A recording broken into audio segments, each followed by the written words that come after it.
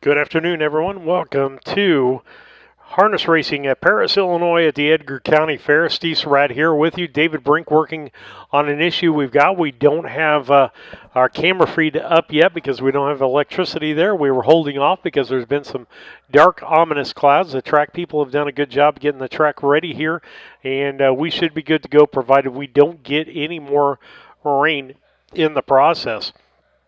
Appreciate you being on board this evening and watching or listening with us. We'll be here at this fair this evening. Tomorrow we will be at Urbana at the fair in Urbana tomorrow. Post time tomorrow is 5 p.m. there for the Urbana race. Then Thursday we'll be in Lewistown at 1 p.m. for racing at Lewistown. Then the next week, it's a busy week. We're in Charleston on Monday, Tuesday, Altamont. Wednesday, we're in Altamont for noon and Charleston for a 5:30. Then on Thursday, we're in Altamont, and then back to Charleston again on Friday. The weekend holds something in store. We'll be at the Brown County Fair in Mount Sterling, our hometown. 2 p.m. Start time on both of those races. The Saturday race is a Downstate Classic. And then we take about not quite 2 weeks off there, and we'll go to Morrison for the first time on the 16th. The 30th and the 31st will be at the first 2 days of the Painter race. With that, we're going to take a station break. We'll be back after these messages.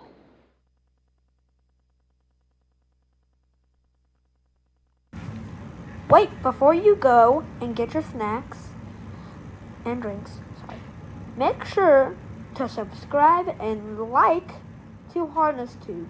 If you can't do that, just give us a thumbs up. Alright, to the show.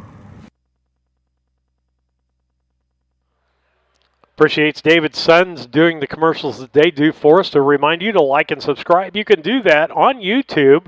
Just help the gentleman here today, the sound guy here at the Edgar County Fair. He got to our page, he subscribed to it, and then you go to the notifications and it will notify you when we are on the air. So we appreciate that. We'd like for you to do that, to like and subscribe us both on Facebook and on YouTube. We're trying to get to 900 subscribers or 1,000 subscribers. That does some things for us on YouTube. That'd be great. Also, if you'd like to advertise with us, we've got a big week of harness racing next week and still a lot yet to come this week. If you'd like to do that, get in touch with David Brink. Numbers on the screen there, or by email, harnesstube@gmail.com.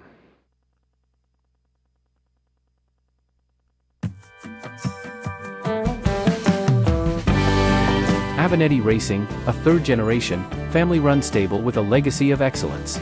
Centrally located between Illinois, Indiana, and Kentucky racing programs, Avenatti Racing specializes in buying yearlings, breaking, training, and racing top-performing standardbreds. Call 217-840-6469 or email avenattiracing@gmail.com today. Avenatti Racing, from yearling to racetrack, we build contenders.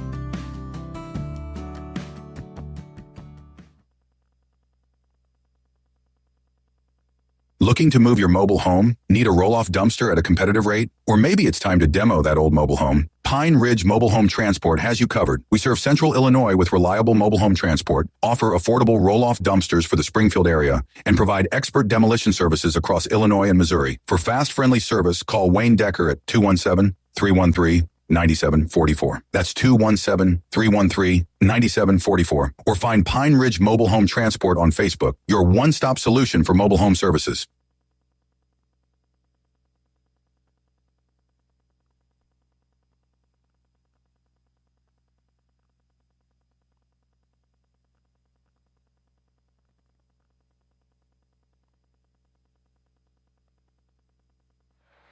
Back with you here on Harness Tube on YouTube. I want to thank all of our donors out there that have donated to help us along with the broadcast.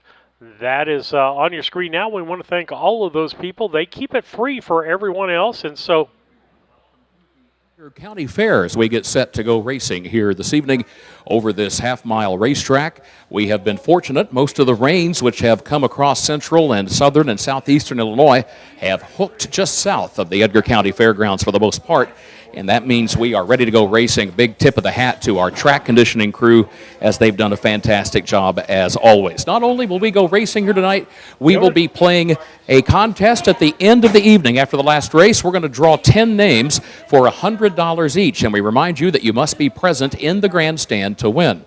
So cash drawings, 10 of them for $100 a pop after our 14th and final race here this evening. 14 races. That is a big card. We went back and looked at the record books last night, and in the time since we went to single dashes, you might remember, if you're old enough to remember the days when all of these harness races went 2 heats, well, in 1997 that changed, and beginning in 97, everything shifted to 1 dash only. So in that time, since 1997, 14 races is a record number of races for the Edgar County Fair. 4 times in that time span, we've had 13 races, but we have not. Yoder Custom Woodworking was started in 1995 by the Yoder family as a retail Amish furniture store in Sullivan, Illinois. They offer custom kitchen cabinets, granite and quartz countertops, built-in office and bathroom cabinetry, and offer a wide range of Amish furniture. Their store is located at 1117 West Jackson Street in Sullivan, Illinois, with store hours Tuesday through Friday 9 to 4:30 and Saturday 9 to 3. For more information, contact Yoder Custom Woodworking at 217-728-2166.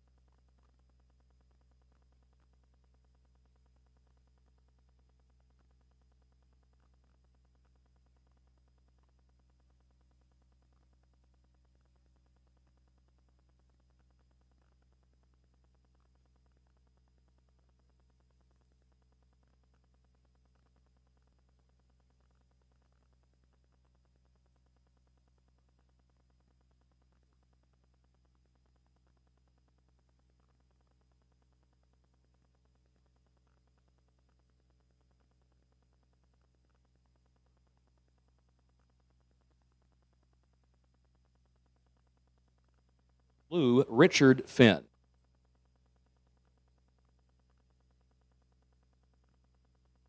Okay, everybody, want to let you know about Kerr Auction. Kerr Auction, I didn't change the slide here. The Adrian, Minnesota auction has already taken place. There will be one the 28th at Timeville, Illinois for the Scott Market retirement sale. But I want to note the 29th, that auction on the 29th, there is storage containers.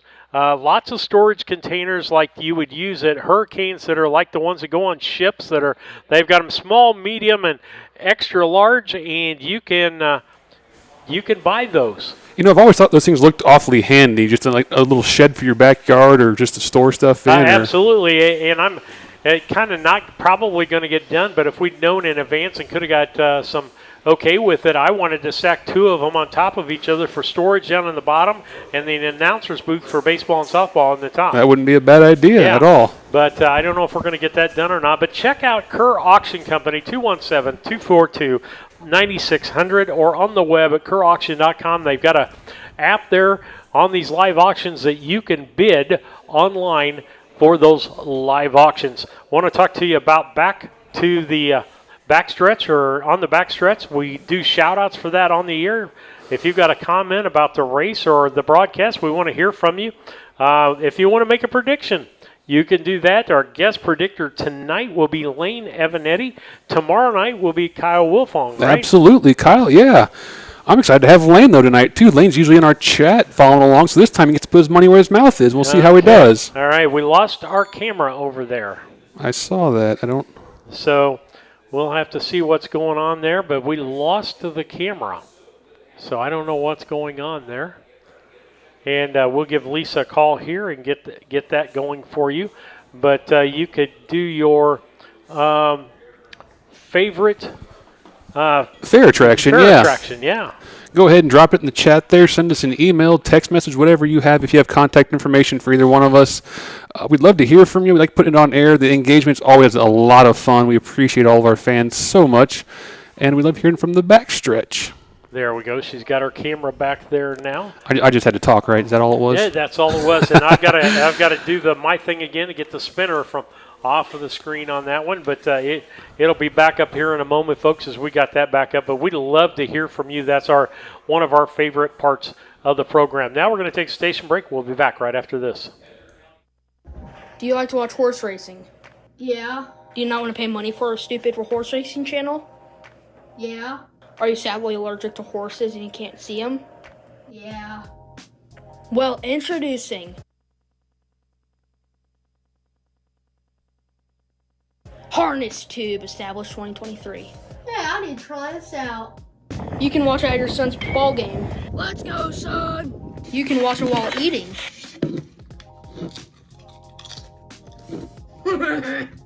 Last but not least, you can watch it while you're sleeping. Yay, my horse won.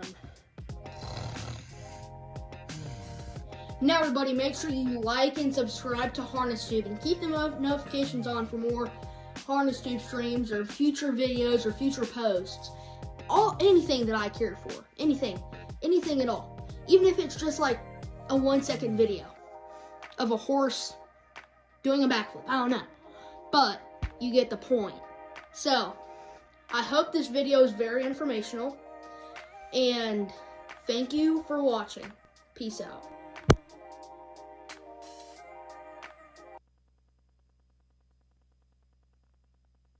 Make plans now to attend the 27th Annual Illini Classic Yearling Sale, which takes place on Labor Day at the Illinois State Fairgrounds in Springfield.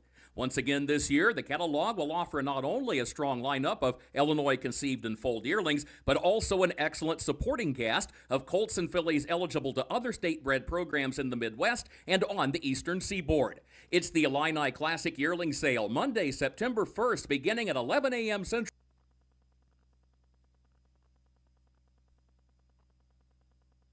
Okay, back with you on Harness Tube. We're glad that you're on board with us today and available for the races. A little cloudy here, David.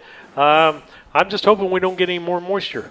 You know what? I think it's just threatening to. I think we're going to be fine. If I had to trust my gut on this one, I'm saying we're going to be good. It missed us. So you're saying this rain is like the parent that says, if you do that one more time, I'm going to spank you. Yeah, it just had to keep us on our toes, right? Yeah. Well, I'm hoping also that happens. That it doesn't rain.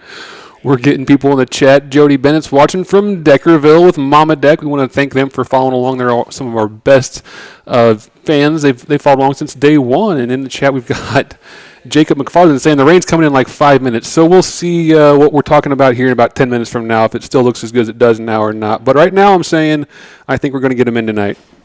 And Lisa's been trying to figure out where she is going to be able to get you pictures on the night because of the trees here. They got lovely trees, but a lot of parking in the first turn area. So you get them going into the first turn. You're going to lose them till about halfway through the backstretch. She's got little pieces, I think, that she's going to get you for that. Lovely picture of the post there while she's trying to probably straighten her cords out or do something over there. But we've got Pete in the chat here asking about if we can talk about the legislation right now, and I think that's a good topic to bring up while we got a little moment here. I think the key moment, the key point to make here is I just heard today that the developer working to build the new racetrack is going to be at Urbana tomorrow at the fair. So that to me says a lot. That to me, he said he's committed to the state. He's committed to that area between Champaign and Decatur area. You know, he went to the Downstate Classic at Decatur. He's going to Urbana.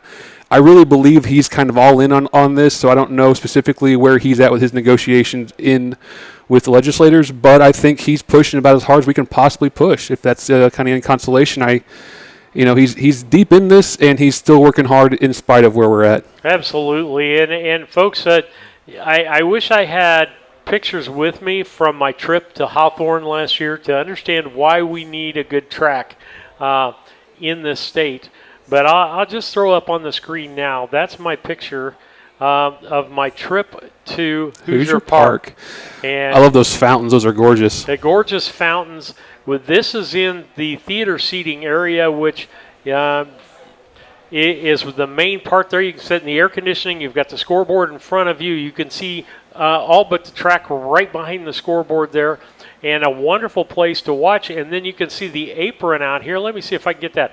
I'll show you the apron down here in front of the grandstands that you can walk. But There's you know what beautiful picnic tables to walk and go right up to the rail. You know what there. that screen tells me? It tells me that the future is the visual component. You know, they're actually blocking at one of the biggest tracks in the country. They're blocking their backstretch because the video feed is so much more important in 2025. And so what we're doing here at Harness Tube and kind of bringing that camera action is kind of what I think is going to have to change in the sport to adapt to our future. Right there on TV, you can see all the screens within 10, 15 feet of every patron there. And this is a restaurant, and in the restaurant at your table, they push a button and a little monitor comes up right there at your table for you to be able to watch it while you're eating supper. Just a wonderful place. But I've got the down along the rail there with Lisa. You can see the picnic tables. I've got umbrellas out there, as you can see the umbrellas. Is that the skyline in the background, or is that a cloud? I can't tell. That is a cloud. But a place down here with couches and so forth for you to sit. Just a wonderful place. And then I do have a picture. This is the theater seating that I was showing you the picture of the track from. You've got that wonderful area to be in. This is what I call this the cigar smokers area. The lounge, yeah. The lounge. A couple of chairs, a love seat, and a terminal at every one of those for that and the watching. And then, like I said, here's Lisa in the dining room again. We had a wonderful meal at the dining room. There's your picture of the horses right from the rail down there. And then for you sports guys that want to go in and watch multiple screens and do that, you can don't do miss that. the game going on, right? You can see everything that's going on. For all of your parlays and all of your... at Hoosier Park. And I don't know who that couple is, but we had a great time there. And, folks, the thing that we talk about coming home is that being able to watch that from our home area, to be able to watch that. Right. You know, we're so lucky that we have someone willing to build a track in this area because we have so many good horsemen. You know, we're donating horsemen to different programs across the Midwest right now, and we can support our own, and we want to show that off here in Illinois. And so it would be pretty exciting to have all the local guys stationed year round right here in the back, our backyard, not have to travel all across God's green earth like some of them are doing right now. But we appreciate all their hard work, and we're pulling. Our fingers are crossed for them anyway. Yeah, and we talked about this. We go through Decatur a lot to go to different places, and it would be a nice stop for us to stop on our way through to be able to go through and watch our horsemen, like you said, and have a place for our local horsemen to be at. I was looking at centrality of the Decatur location, and really it's within about, we're about as far west as any horseman would get over in Mount Sterling, and it's a couple hours from us. This is about as far east as a horseman can get in the state, and it's only a couple hours this way or whatever. Even a couple hours up to where like Casey Leonard's from, up in Harvard area, maybe a couple and 2.5, but the furthest travelers would be the ones from DuQuoin still, and they're kind of used to it because they're, they've been driving. But their trip would be, 3 hours? 3 instead of 5 or 6, yeah. And so look forward to that. David, let's go ahead and take a look at this first race that we've got coming up here. I'll make sure that I get him back in our headset so we know when Kirk comes back on. And Tyler's making a good point about the traveling being tough on the horses, and any horseman knows that some horses shit better than others, but none of them really like it that much. It is tough. They're standing on their feet, rattling around, going down the road odd hours. It's tough. And expenses. And expenses. The expenses of traveling. Judge has just relayed word that we are awaiting the arrival of the ambulance on the grounds, but we understand that it is en route and should be here very shortly. Of course, we can't go racing until we have the ambulance, so horsemen stand by, and they are here. So now we're good to go. Judge just looked out the window, and he gestured, and he said, yep, there they are. In fact, right now, the Horizon Health EMS ambulance is parking into place up on the north end of the grandstand. Well, folks, once again, good evening and welcome to the Edgar County Fair. We welcome you on behalf of our board president and superintendent of speed, Mary Lou Wright, to a big evening of horse racing. 14 races lined up for your entertainment, and of course the 10 cash drawings for $100 each at the end of the night. A reminder, you must be present to win. Horsemen, you may come to the track with that first race, the first division of the open pace. At this time, we will have our pre-race ceremonies. We ask that you would please rise as you are able. And here to join us on the infield and the judges' stand to present our national anthem, here is Paris's own Olivia Farrell.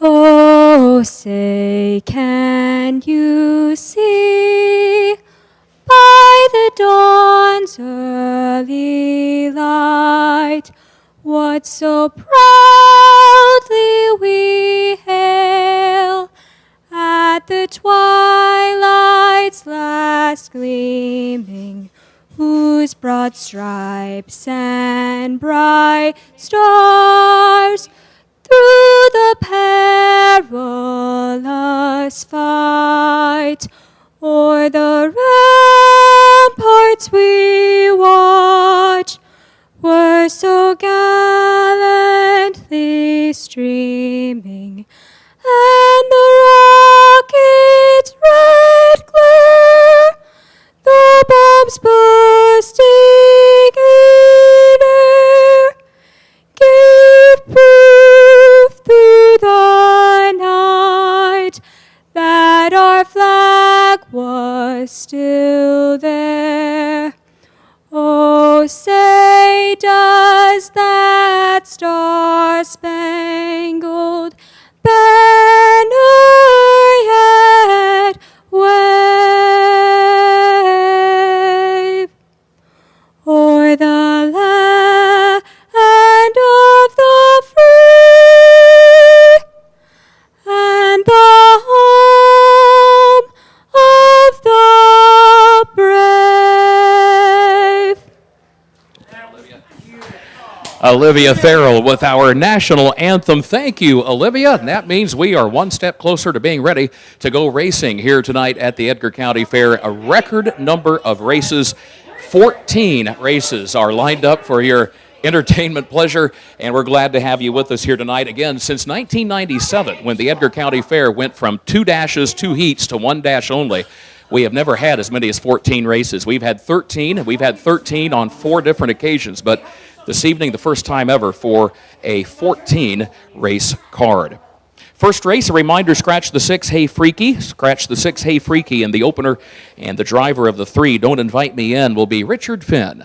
First race, number 3, Don't Invite Me In, Richard Finn will be the driver.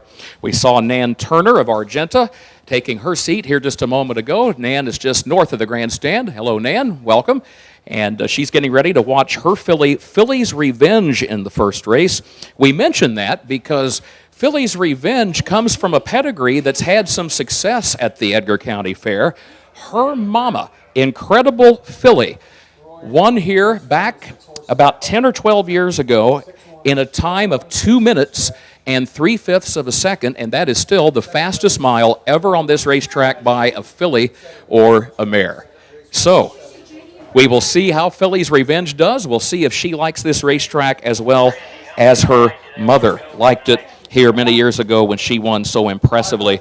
Philly's Revenge comes into tonight's card 33 career victories. Already this year, she broke the record for the fastest filly or mare ever at the Martinsville Agricultural Fair in 1:56 and 4, and she also broke the record for the fastest filly or mare at Farmer City at the DeWitt County Fair with a win there 1 week ago tonight in 1:59 and 2. First race getting set to go. All right, David, let's handicap this real quick while Kurt is out, and we'll stop when he comes back in. Sure. Today's first race is the open pace, the first division. I went 2-1-4 in this race. Kurt just talked up Philly's Revenge. I don't have to do it myself. I think we know why I went there. My second choice, used the 1 on top, Matty Shark. That horse that shows a 55-mile, 2 starts back, a couple seconds in a third. inside post. I'm using that one for my second choice. My third choice went to the 4, Quajavian Carter, JJ, on Ashley's Little Angel. Hasn't missed the board in the last 4 starts. Throwing last quarter is better than 28 and 9. I think this horse should be a player. All right, it looks like Lane and Elisa went 2, 4, 3 on this race. Again, the 2, kind of a no-brainer for some of you, 2, 4, 3. But I went differently. I went with Ashley's Little Angel. I think that horse is getting ready to come break out of where it's at, and I think it's going to be an upset. You think JJ's Mr. Track Record is going to get up and upset, going to liven this horse a little bit? I think so. I think that could happen, and so then I'm going with the 4 horse to win this race. The 2 I put in the second slot because I think it's going to be a close race. I think either one of those horses could win this race. And then I went with the 5, Dash Around, Clark Farley's horse. As I look at it, it's been very, very, I'll call it consistent other than the 1/5 place where it was 13 lengths back, but seemingly fairly. Yeah, that horse has been around forever. Clark's had that thing, 137 starts lifetime. I mean, he knows that horse inside and out.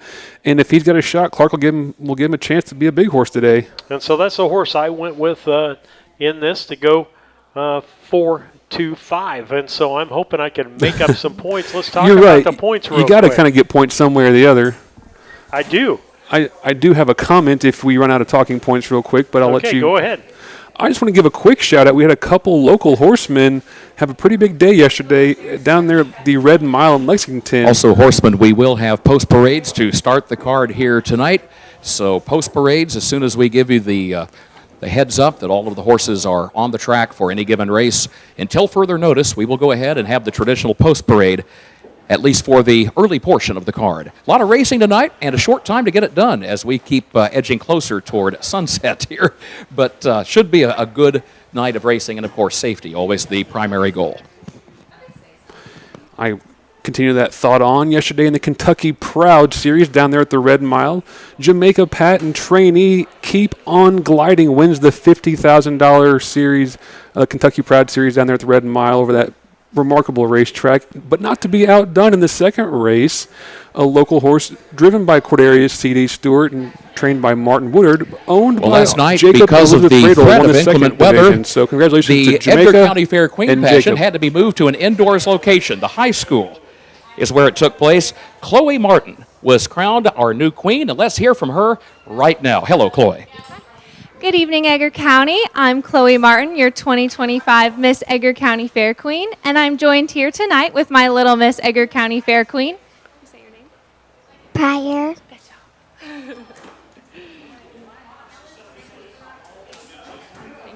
Thank you, ladies. Good to have you with us here tonight. 3, 1, How about 2, a nice round of applause for our new queen 3, and 2, 1, excuse me. also our little miss here, and they will be trackside in just a moment to congratulate the winner 3, 2, of 1. the first race. Field continues to assemble over on the back straightaway of this half-mile racetrack. In fact, the last horse is coming to the track right now. So first race, the horses are on the track.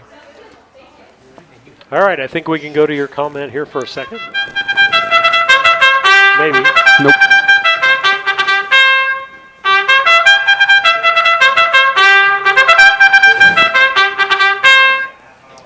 And there's the call to the post as we get ready to go for the first of our 14 races here this evening. A reminder, Richard Finn will drive number 3, Don't Invite Me In, and scratch the 6, Hey Freaky. Post parade will form up, and they are doing so over on the backstretch right now as we get ready to go here. First division of the open pace. Open pace just means this race is open and available to any registered standardbred pacer. At the parimutuel racetracks, there's an age limit. The oldest a horse can be is age 14. It's still raced at the parimutuels. But the way the USTA rule book reads is that limitation does not apply to the county fair circuit in the United States. Nonetheless, no horse older than 10 years of age in this first race here tonight. A lot of veteran campaigners you might have noticed in your track program, a 33-time winner, an 11-time winner, 13 wins, 19 wins as you look down the page. So some battle-tested horses right now working their way around the south end of the racetrack. Let's meet the starters. Number 1 is Maddie Shark, owned by Jacob Radel of Edgewood. He's also the trainer, and Freddie Patton Jr., a native of Clinton, Mississippi, is in the race bike. 2 is Philly's Revenge, owned by Nan Turner of Argenta, trained by John Fletcher, and the driver from right here in Edgar County Wyatt Avenatti. 3, Don't Invite Me In, owned by Orion Bud Phillips of Brookport, Illinois. He's also the trainer, but contrary to the program, the driver is Richard Finn. 4 is Ashley's Little Angel, owned by the Flacco family farms of Alexis, Dr. Richard and Arlene Flacco, and Rick and Tabby Flacco, and owned also by trainer Roshan Trigg of Brandon, Mississippi. Kajavian Carter, fresh off his first career victory 1 week ago tonight at the Farmer City DeWitt County Fair. Kajavian, known better to his friends as JJ, is in the bike. 5 is Dash Around, owned by Clark Fairley of Lerna, Kay Fairley of Charleston, and also Liz Fairley of Lerna, trained and driven by Clark Fairley. 6, Hey Freaky is scratched, and 7, Cosmic Mega Playboy, owned by Betty Landman of Charleston, trained by Stan Swisher and the driver Harold Finn Jr. Headed to the gate for the first of our 14 races.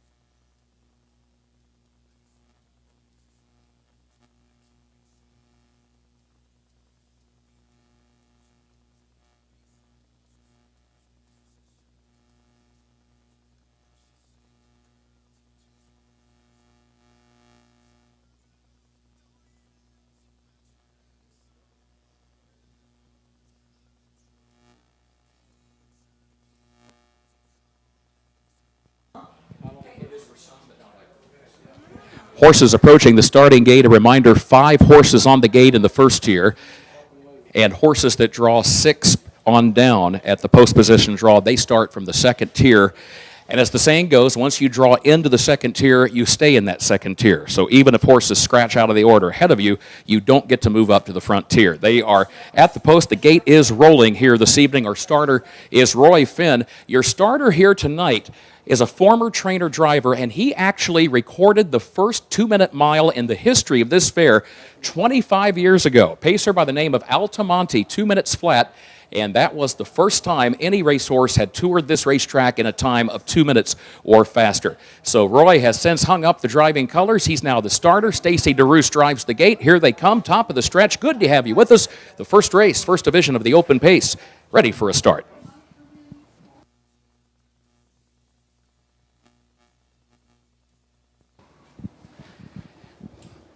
They are off and pacing. There goes Don't Invite Me In, along with Philly's Revenge. They both have some early speed. Dash Around comes away in third. Maddie Shark is out racing in the fourth position. Cosmic Mega Playboy is in fifth as they drive down into the first turn, with Ashley's Little Angel, sixth and last here early on, racing nearly 10 lengths off the lead. Onto the backstretch, Philly's Revenge, your leader. She's on top by a length and a half. Don't Invite Me In will draft right in behind the leader in second as they sweep past the backstretch stable area, past the quarter-mile mark. Dash Around in good position third. Maddie Shark is in fourth as they move on to the north end of the course. 30 and 2/5. Thank you, Diane Boyer. 30 and 2/5 of a second for that opening quarter. Further back, Cosmic Mega Playboy is in the fifth position, and Ashley's Little Angel last to the sixth after 3/8 of a mile. Philly's Revenge is the leader. Philly's Revenge owner Nan Turner seated just north of the grandstand, keeping a watchful eye on her homebred pacing mare, who leads the field down to the halfway point, with Don't Invite Me In still right there in second and Dash Around in third.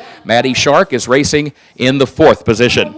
101 for the first half mile, 101 flat. So back into the south end of the course they go, with Philly's Revenge, the leader, everyone lining up behind her as Wyatt Avenatti checks over his shoulder, just waiting for the challenge. Dash Around is the first up to move out of third, up now to challenge for second. You still have Don't Invite Me In there second to the inside, only by a half length. Dash Around third on the outside by 2 lengths. Maddie Shark is racing in fourth. She's 4 lengths off the lead, and then a gap of 4 more lengths back to Ashley's Little Angel.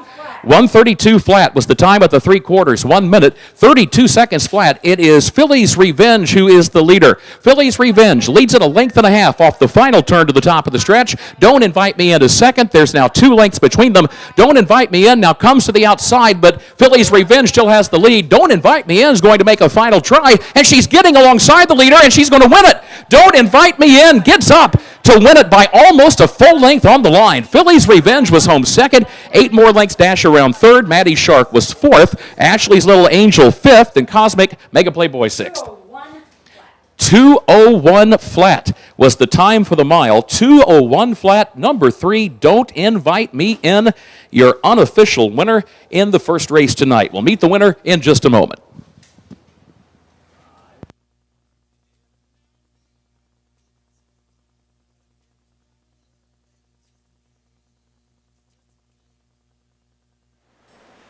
Good race, David. Right to start things out with.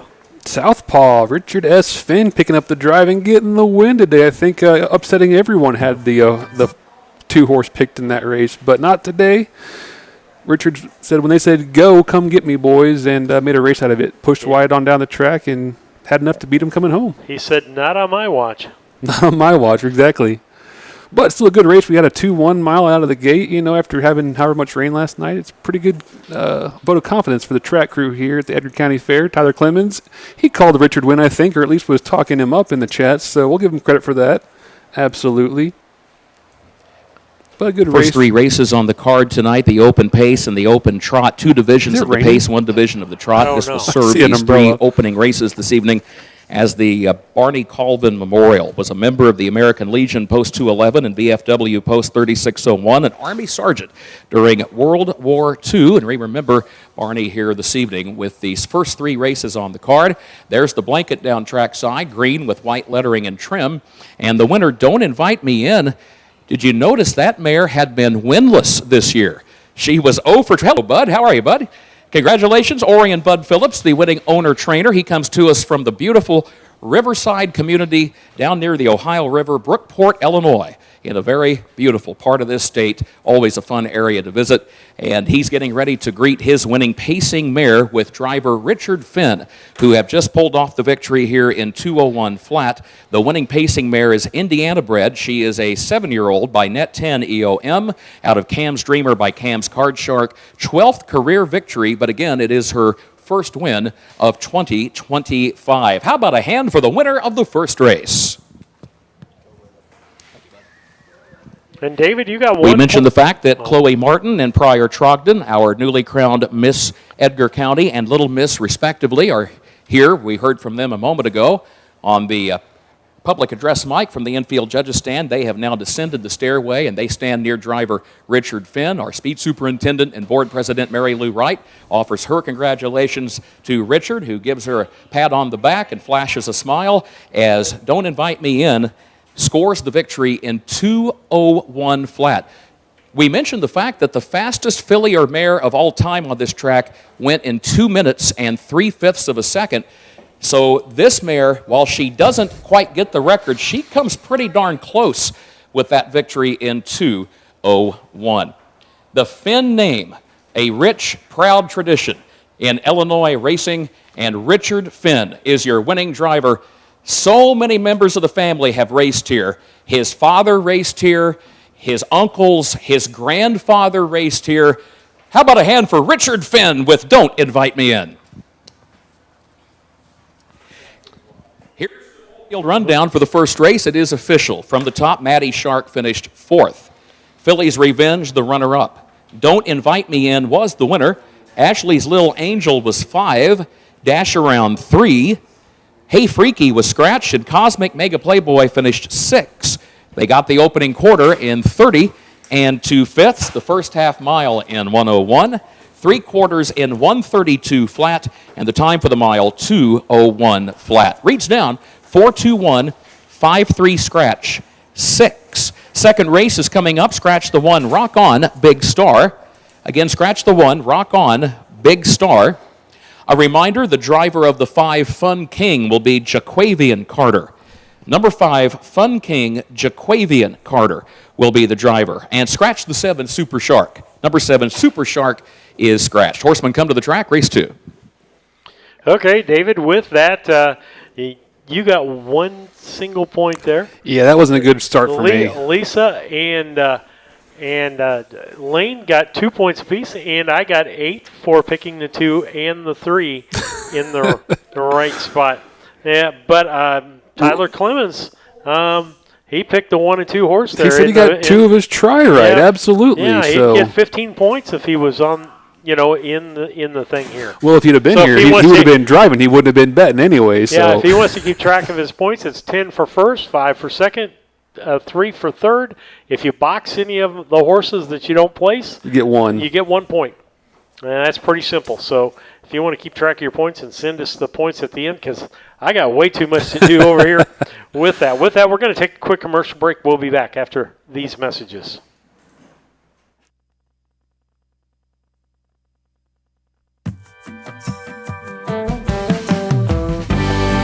Avenatti Racing, a third-generation, family-run stable with a legacy of excellence. Centrally located between Illinois, Indiana, and Kentucky racing programs, Avenatti Racing specializes in buying yearlings, breaking, training, and racing top-performing standardbreds. Call 217-840-6469 or email avenattiracing@gmail.com today. Avenatti Racing, from yearling to racetrack, we build contenders.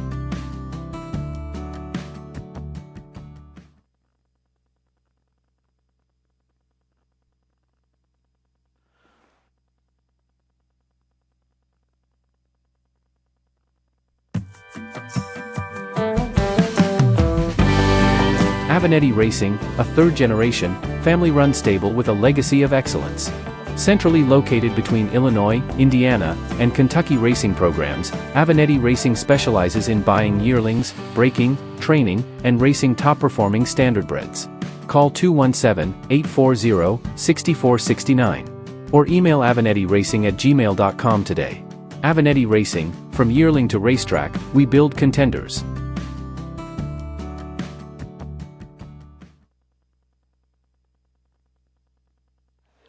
Okay, David, let's talk about our schedule a little bit. Hey, we've got tonight 14 races tonight. What do we have, 13 or 14 tomorrow night? We got 14 tonight, 14 tomorrow, 12 on Thursday. We're going to be racing. 12 on Thursday, okay. Yep. Okay. All right. Did you send me the files yet? No. I'm just kidding. I got them as I was driving over here today. Yeah. No, we'll get those done. But just kidding. So we got 12 on Thursday. That's a good 3 hours of racing. Yep, and we get to see the locals make the start. Doug's Who horses are going to be making their first lifetime start at Lewiston. I think that's where Doug got his first win with Bombay Parkway, so that'll be kind of fun to see him get these two started over there at the Fulton County Fair. So okay, so we've got that going on for you. Lisa and David and I will be at all those spots the next couple of days. And then when we talk about, as pastors, Lent week is a busy week. Well, the last week of July for Harness Tube is a heavy week, 8 cards in 7 days. Yeah, and I mean, you have some heavy hitters between Charleston, Altamont, Mount Sterling. Those fairs all have traditions and programs and horsemen, for generations and generations, and put on good shows. So be a lot of fun coming in that next couple of weeks, so stay tuned. Yeah, absolutely. If you're looking for a place to see a lot of county fair harness racing, you can just do like we're doing. Get you Airbnb somewhere between, and just shuffle between the two tracks. You know what? It'll be fun, and if you do, come say hi to us. We know we go out and eat there, Mexican places and stuff. It's fun to meet fans and talk with them and have that experience. So we like that downtime when we're not all busy bustling around on the air. Well, I can guarantee one place we're going to be at in Charleston is Dirty's. Dirty's Bar and Grill. I follow them on Facebook, I get their advertisements. And the only sad part about Dirty's is the food is great, but they changed their menu. Well, that so happens. Then you have to find a new favorite food. I don't know about you. I like it when I find something, I go with it. I'm usually the same way too, but we enjoy being down there. They've treated us very well. Mexican restaurant there in Charleston. Yeah, the Coyote. Yeah, we'll have to figure out some place to eat tomorrow morning for breakfast here in Paris. And then the Altamont Fairgrounds is a really, really nice county fairgrounds. I'd say one of the nicest in the state. It is, and they have a lot of horses there, between Dean Weatherall and, Kurt's from that area. All Darla trains there. There's a lot of horsemen that come off that Altamont Fairgrounds, that oval there, and they have a lot of pride in their racing there in Effingham County, and it shows. Yeah, Kurt will be at that track. We'll be over at the other track. I think Scott has to cover Friday for Kurt. I think Kurt's got to dip out of Altamont early, but it's still it's a great program. They have every day of their fair. They have racing at noon or 1. That's just a tradition that people who are locals can predict, and they show up because they know when the racing's going to be. If they can't catch it every day, you can catch 2 of the 5 days or whatever. And it's a really nice short card of about 6 races. They have a lot of fans in that area because of that, because they present their program really well. And during the heat of end of the week, July, that's a good thing. Having a short card for people if you're going to run during the day. Absolutely. So we invite you to come out to one of the fairs that we're at. Come see some horse racing, say hi, ask us questions. We want to meet all of you if we can. Absolutely. So we get ready going down here.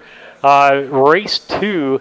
David is coming up. You want to handicap it? Yeah, let's go ahead and handicap it. We got time. Turn it over to Kurt. Today's second race is the second division of the open pace. We have 2 scratches, the 1 and the 7, making this a 5-horse field. One of mine got scratched. I went 2-6 scratch. So on top, I used vertical speed for Wyatt and Kevin. That horse is 3 for 3 the last 3 starts. Getting around better than 30 seconds last quarters, using it on top out of the inside post here. My second choice was the 6. Scrappy Coming Up was my second choice. Hasn't missed the board on the card here. Pretty impressive there. My third choice was Super Shark, who didn't make the trip, so I'll get 1 point for that one. And where is Lane at? Lane went 2.75, so he went also vertical speed on top. He's going to get the point for Super Shark, and then he went. We'll move the 5 up into 5. The 2 spot. Excuse me. Then he gets Fun King for Tanner Saltzgaber. Going to get Fat Man Jaquavian Carter in the bike for that one, and he gets the freebie, right? Well, it looks like for Lisa, again, the 7 got scratched for her, but both of us went with the 6 horse, Scrappy Coming Up. That's a horse that we really like. Went with that horse first. In the second spot, I went with Vertical Speed with Wine Evanetti on that Kevin Miller horse, and then Jaquavian Carter on Stellar BB Quajavian. That's who I went in the third spot. Lisa went 6-5. She picked Jaquavian Carter on Fun King is what her second choice was. And again, her third was a scratch there. So a little bit different here. We'll see maybe some more point spread going on here. Just to let people know, we've had a running total for the 3 of us since we do all the races, and then we try to have a guest pick. But coming into this, David was ahead 1,324 points to my 1,206. And Lisa was in second place at 1,218. I dropped to third place after the last one.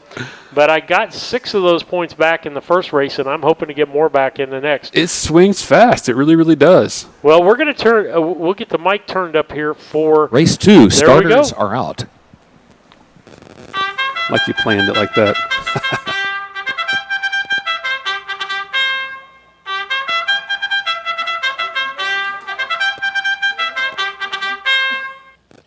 Right to the starting gate we go with race number 2, second division of the open pace in the Barney Colvin Memorial here at the Edgar County Fair. Number 1 is Scratch. Number 2, Vertical Speed, owned by Kevin and Daryl Miller of Arthur, trained by Kevin Miller. Wyatt Avanetti drives a horse that comes in with a 3-race winning streak by a combined margin of over 20 lengths. Number 3, Stellar BB, owned by Edward Earl Thomas of Pulaski, Mississippi, the trainer Roshan Trigg and the driver Kajavian J.J. Carter.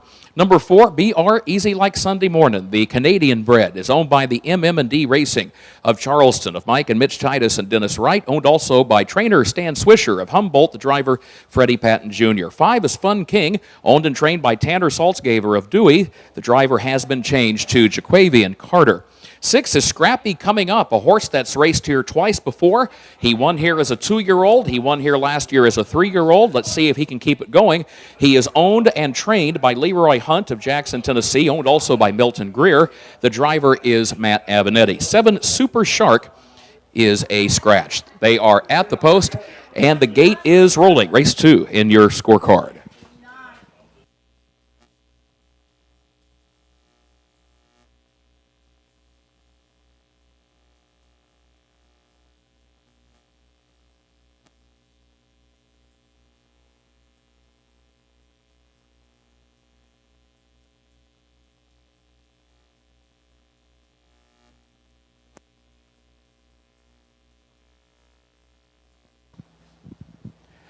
Top of the stretch. Here they come. Race 2.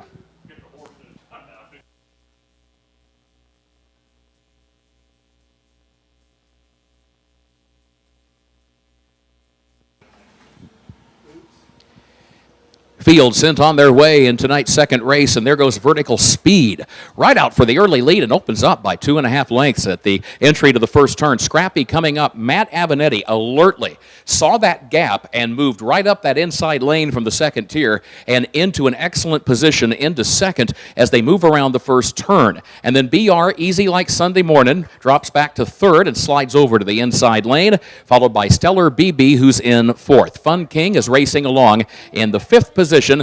Last, but just 5 lengths off the lead. They go on by the quarter. Vertical Speed is on top here. Vertical Speed leads it for Wyatt Avenatti. Past the opening quarter, 33 and 1. 33 and 1/5 seconds, the time for the opening quarter. Vertical Speed leads by 2 lengths now. As Scrappy coming up goes second. The brothers Avenatti go 1-2 as BR, easy like Sunday morning, takes a look to the outside and starts moving up from third position. It is Stellar BB who's back toward the inside in fourth, and Fun King is fifth as the field approaches the halfway point here in tonight's second race, and it's side by side for the lead. BR, easy like Sunday morning from the outside, puts ahead in front. Vertical Speed is still there. 106 flat for the first half mile, 106 flat. So Vertical Speed will benefit from 2 things. One is the fact 106, a fairly leisurely first half. The second, he saves the ground along the inside lane of the racetrack. BR, easy like Sunday morning. That's the horse who's got to work harder going the wider route around the turns, and now it's still there, puts ahead in front once again as Freddie Patton Jr. urges that pacer on at the 3/4 mile mark. The lead's a half length. Vertical Speed, though, is still there to the inside. 136 flat. The time at the 3/4, 136 flat. Scrappy coming up is third and shifting lanes to the outside, but has lost ground 5 lengths off the lead. In the meantime, as they turn for home, it is Vertical Speed fending off the challenge of BR, easy like Sunday morning. Opens back up. Vertical Speed does by a widening 2-3 length margin in the stretch. Wyatt Avenatti of Chrisman, your winning driver with Vertical Speed, who wins it by 3.5 lengths. It was BR, easy like Sunday morning, second. Then it was Scrappy coming up third out on the grandstand side by a half length across the wire. And we'll check the time. 2:05 and 1. 2:05 and 1/5 of a second. Your winner, number 2, Vertical Speed.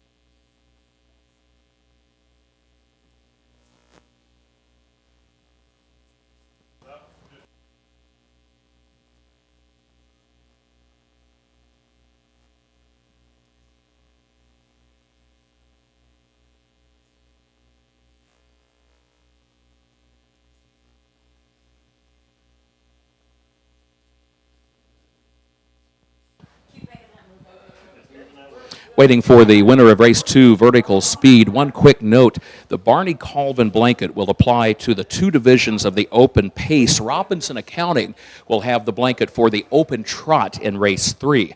Appreciate the clarification on that. So it'll be Robinson Accounting for the 3rd race. The Barney Colvin blanket, when you have 2 divisions, of course, the blanket goes to the horse posting the faster winning mile. So that means the blanket will end up in the hands of the Bud Phillips stable for Don't Invite Me In with the quicker mile in the first race. Nonetheless, the Colvin Memorial blanket is trackside for ceremonial purposes here in race number 2. Well, when we checked through the record books last night, we learned that Wyatt Avenatti has the longest active winning streak of any driver at the Edgar County Fair. What do we mean by that? Well, to be specific, he has won at least one race at this fair every year from 2021 now through 2025. How about a hand for Wyatt Avenatti?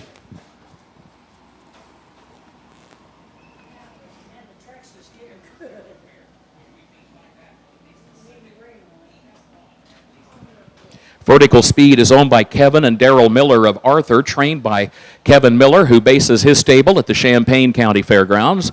The winner bred by Victory Lane Standardbreds of Arthur, Illinois. 23rd career victory for Vertical Speed, who wins for the 4th consecutive time. And this mile tonight in 2:05 and 1/5, as once again Chloe is trackside along with Pryor, our queen, and Little Miss to congratulate our winning connections. And Wyatt Avenatti, he's got some precious cargo of his own right there, tucked safely under his left arm. Wyatt, that's a nice win streak. Congratulations.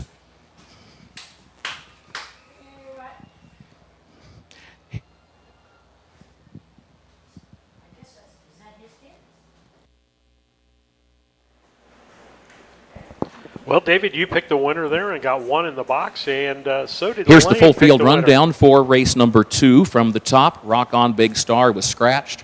Vertical Speed was the winner. Stellar BB finished 5. BR Easy Like Sunday Morning, the runner-up. Fun King finished 4th. Scrappy coming up was 3rd.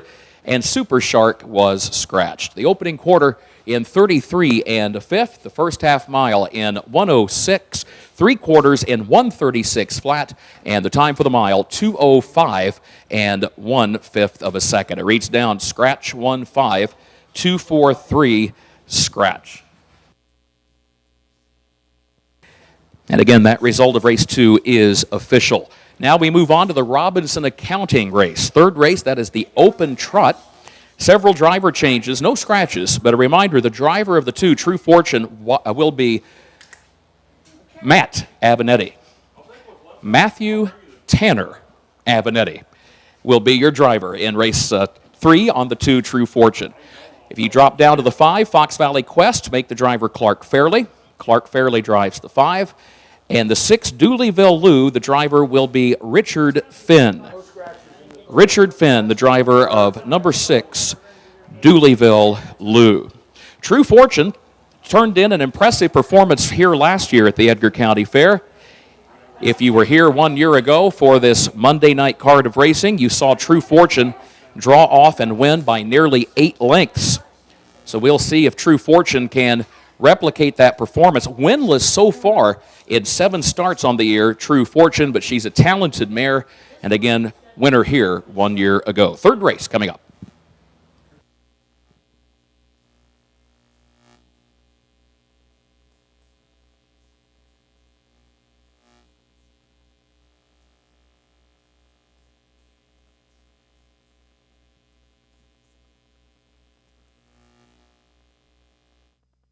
Looking to move your mobile home? Need a roll-off dumpster at a competitive rate? Or maybe it's time to demo that old mobile home? Pine Ridge Mobile Home Transport has you covered. We serve Central Illinois with reliable mobile home transport, offer affordable roll-off dumpsters for the Springfield area, and provide expert demolition services across Illinois and Missouri. For fast, friendly service, call Wayne Decker at 217-313-9744. That's 217-313-9744. Or find Pine Ridge Mobile Home Transport on Facebook, your one-stop solution for mobile home services.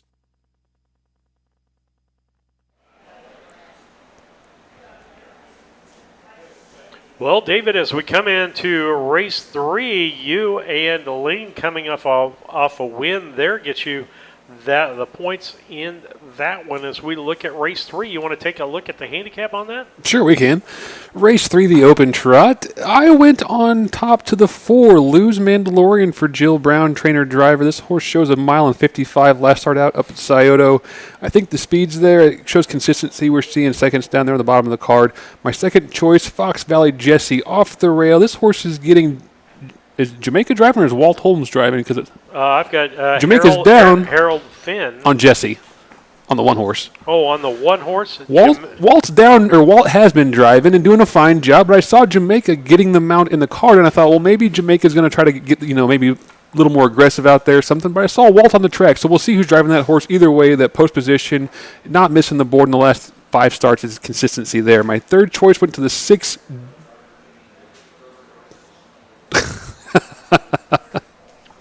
You can't hear that, folks, but we're getting that in our headset. Yeah, Walter Holmes is on the 1. But I'll go ahead and finish handicapping now. Walter's on the 1, so I went 4-1-6. My third choice of the 2 Harold Finn Jr. horses, I went with the one that Richard's driving. Richard got a win tonight already, so I like my odds there. We're looking at Lane went 4-2-1. So he went Lose Mandalorian, then Matt with True Fortune, and then Fox Valley Jesse for third. Where are the Surratts at? The Surratts are sitting where everybody else with the 4-horse Loose Mandalorian to win this race. But we both went with the 1-horse Fox Valley Jesse.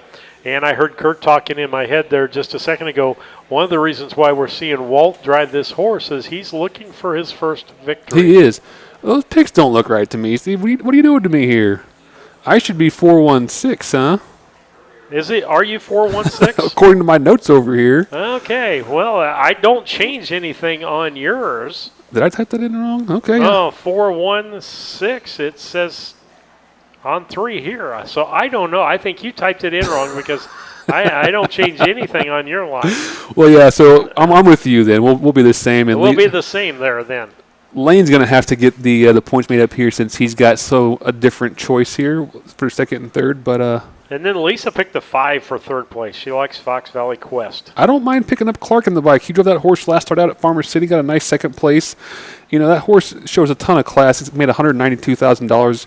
Was the cream of the crop when he was a 2-year-old, I believe, here in Illinois, Fox Valley Quest for Tom Simmons. So that horse is definitely capable, and Clark is definitely a capable driver.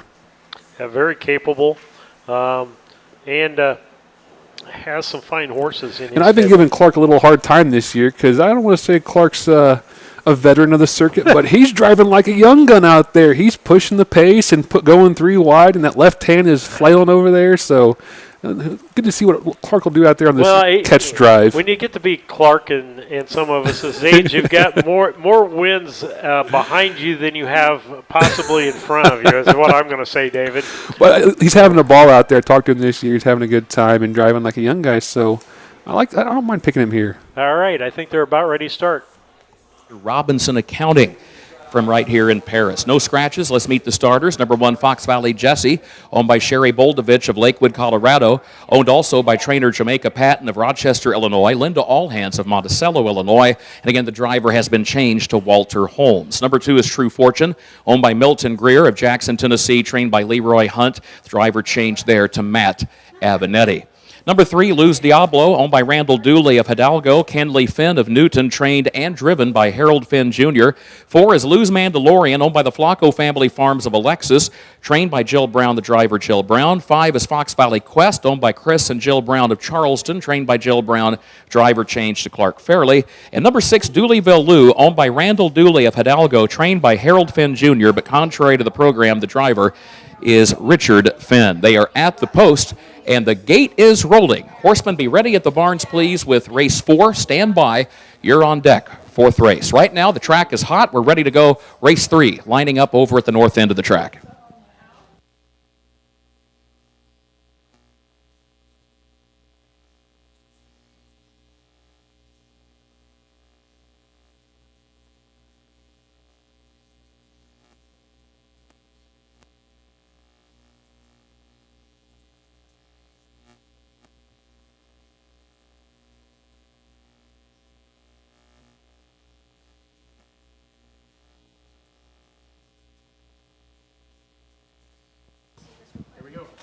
Here they come.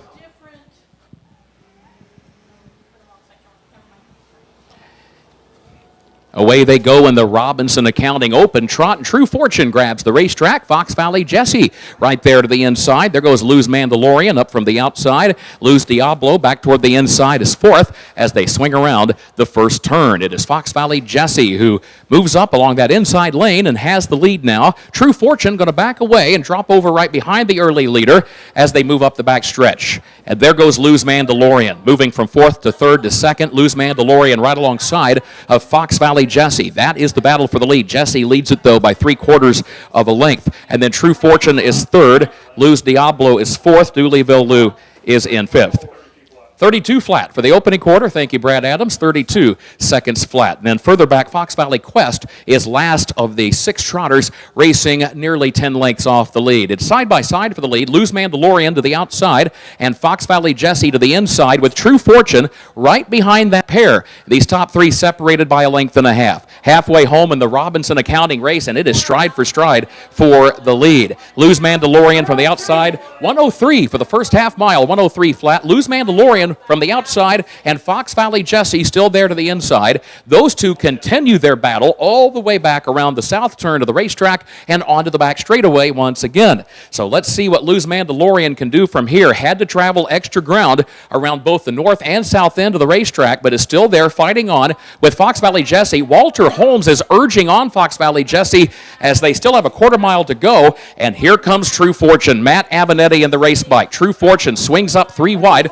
134 and 4 for 3/4, 134 and 4. True Fortune trying to mow them all down on the far outside around the far turn. Has to go widest of all, but has a head in front. Lou's Mandalorian racing a huge journey and is still fighting for the lead and for the win as Fox Valley Jesse has lost ground to the inside. Lou's Mandalorian to the inside with a head in front, and now True Fortune now takes the lead in deep stretch. True Fortune by a half length. True Fortune wins it by a neck.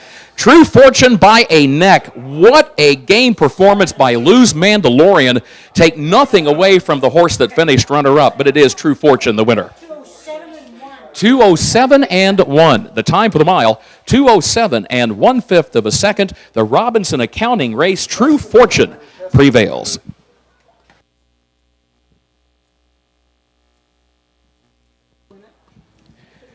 Horsemen, you may come to the track with race 4.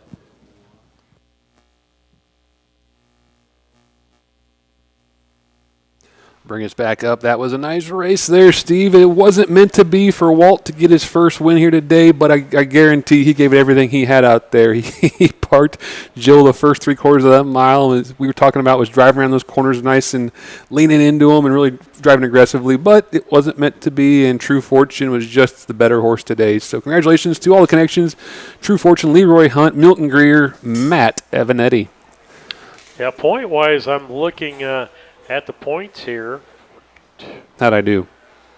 You got 4 points. I got 4 points. Lisa got 1 point. Lane got 2. These are like soccer scores. I don't like it. Yeah, we got the last horse right. Mm-hmm. So they got us 3 of our 4 points right there, and 1 in the box. So, we're not making a lot of way here. You're ahead with 16 points. I'm in second with 14. Lane with 12, and Lisa has struggling today with 4 points as she scored up at Farmer City. I won't send the picture Lane sent me today. That one doesn't need to go on the air. Oh, really? The one I showed you, remember? Lane sent me a picture. Oh, yeah. We have a number of photographers trackside tonight, which is always good to see. We have spotted a couple of folks, in fact. Saw Tom Lasella. There he is. Hello, Tom. Joins us this evening. Always a fan of racing and of fairs, and he is here taking pictures that you will see later on the WMMC 105.9 FM Facebook page. Also, our thanks to our official trackside photographer, Caroline Smith, former Miss Edgar County Fair, as she has been taking pictures as well during the Winter Circle ceremonies. You can find her Facebook page at Caroline Behind the Camera at facebook.com. Well, we saw Wyatt Avenetti win a minute ago, so fair enough. Here's his brother, Matt. How about a hand for another member of the Avenetti family, Matt Avenetti?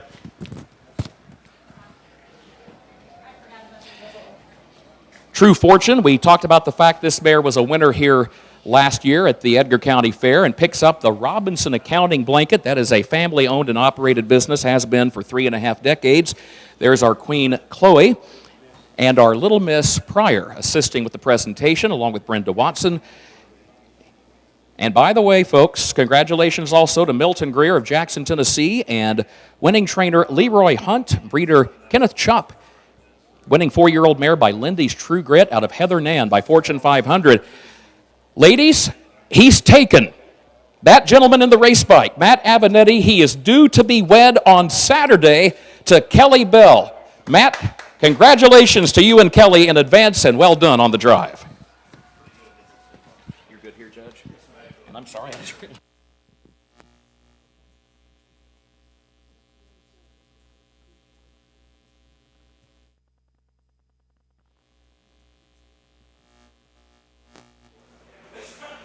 As we couple of weddings coming up in that Avenatti. Here's the full field rundown. It's official for that third race. Fox Valley Jesse finished 6th. True Fortune was the winner. Luz Diablo finished 4. Luz Mandalorian was the runner-up. Fox Valley Quest finished 5, and Dooleyville Lou finished 3. They got the quarter in 32 flat. They got the first half mile in 103.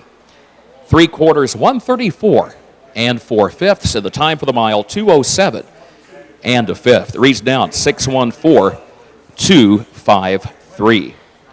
Fourth race is coming up. The Edgar County Community Foundation, the blanket sponsor for the 2 divisions of the ISA, Illinois Standardbred Association 2-year-old filly pace. No scratches, but a lot of driver changes, so let's review those changes at this time. On number 1, Obligate, Cornelius Cavett. Number 1, Obligate, Cornelius Cavett will be the driver. On number 3, April Sunlight IYQ, Demarius Wakefield. Number 3, April Sunlight IYQ, the driver, Demarius Wakefield. The 4, Super Sage, it'll be Wyatt Avenatti. The 4, Super Sage, it'll be Wyatt Avenatti. And on number 5, Bet on the Jet, Freddie Patton Jr. Number 5, Bet on the Jet, Freddie Patton Jr. Horsemen come to the track, race 4.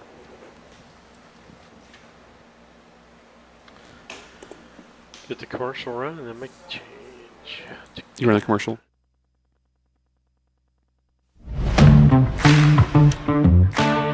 Kerr Auction is your trusted source for ag equipment, attachments, construction gear, trucks, trailers, and hard-to-find parts. With live and online auctions at kerrauction.com, you can bid from anywhere, field, job site, or front porch. From big equipment to small parts. If you need it, Kerr Auction has it. Don't miss your next deal. Check out kerrauction.com today. Kerr Auction, built for the working world.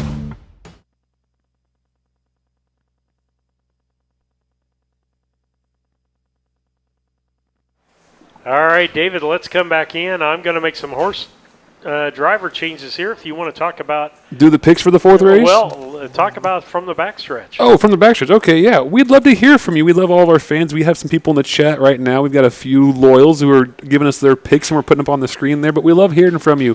If you have any stories about the Edgar County Fair or any stories about any horse racing or fair-related or what have you, we'd love to hear it. We'd like to share in our fan stories so that all of our viewers can participate and experience that with us. So send us an email at harnestube@gmail.com. Drop a comment in the chat. Send a text to 312-772-5122. Or like I said, the chat and the YouTube usually works pretty well, but the backstretch is what we call our fan base and all you guys that follow us along this crazy little endeavor we have here called Harness Tube. We've got several driver changes coming up here, David. In the next. I don't know if Jordan's listening or not, but Jordan didn't make it down here up here from Oak Grove, and so that's quite a few changes in this race out of that barn. So Boo's going to drive the 1 Obligate, and Freddie Jr. is going to drive Bet on the Jet. Bet on the Jet. Okay. You can't. And sometimes at these races, you can't tell who the driver is until you get there. Nope. We were talking, as Kurt was talking about earlier, though, Matt Avenatti getting married next weekend to Kelly Jo Bell. She's from down around this area, too. I want to say, I'm going to get that town wrong if I try to say it out loud. But Steve and I were talking here about how Lane and Emma are getting married in September, so there's a lot to celebrate in the Avenatti family. Not just big wins on the racetrack, but big wins in the church and at the altar as well. Yeah, absolutely, and looking forward to those and celebrating those with them. I found Jordan. Jordan Patton. He's at the Red Mile. Okay, glad to have you on board. Wish you were here, bud. Let's hope your Freddie can do the job here for you. Exactly. Jody Bennett's in the chat. She said the track crew did an amazing job because she knows on Saturday they had to put straw down for the concert. Several Macoupin County board members assist Edgar County on the concert night, and I tell you what, it must have worked because the track sucked up that moisture, and we're racing on a fast track tonight.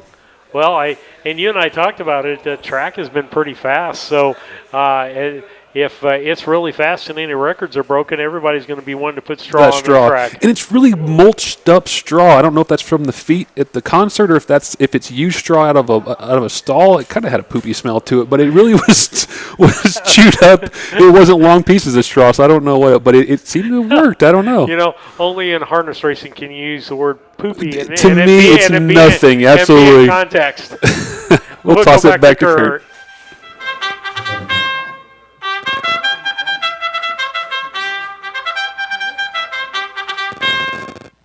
Race 4, the Illinois Standardbred Association 2-year-old filly pace, first division, a purse of $1,676. Headed to the gate. Number 1 is Obligate, owned by Bart Seals of Altamont, trained by Cornelius Cavett, and it will be Cornelius Cavett in the race bike. 2 Captain's Box, owned by Kelly Bell of Windsor, Matt Avenatti of Crispin, trained and driven by Matt Avenatti. 3 April Sunlight, IYQ, owned by Milton Greer of Jackson, Tennessee, trained by Leroy Hunt. The driver is Demarius Wakefield. Number 4 is Super Sage, owned by Nan Turner of Argenta, trained by John Fletcher. The driver will be Wyatt Avenatti. Number 5, Bet on the Jet, owned by Christopher Spann of Canton, Mississippi, trained by Freddie Patton Jr., and Freddie will also be the driver. And number 6, Streakin' at Midnight, fresh off a first career win in last to first fashion 1 week ago tonight at Farmer City. Streakin' at Midnight is owned by T. Tetrick of Jeff and trained and driven by Clark Fairley. They are at the post, and the gate is rolling.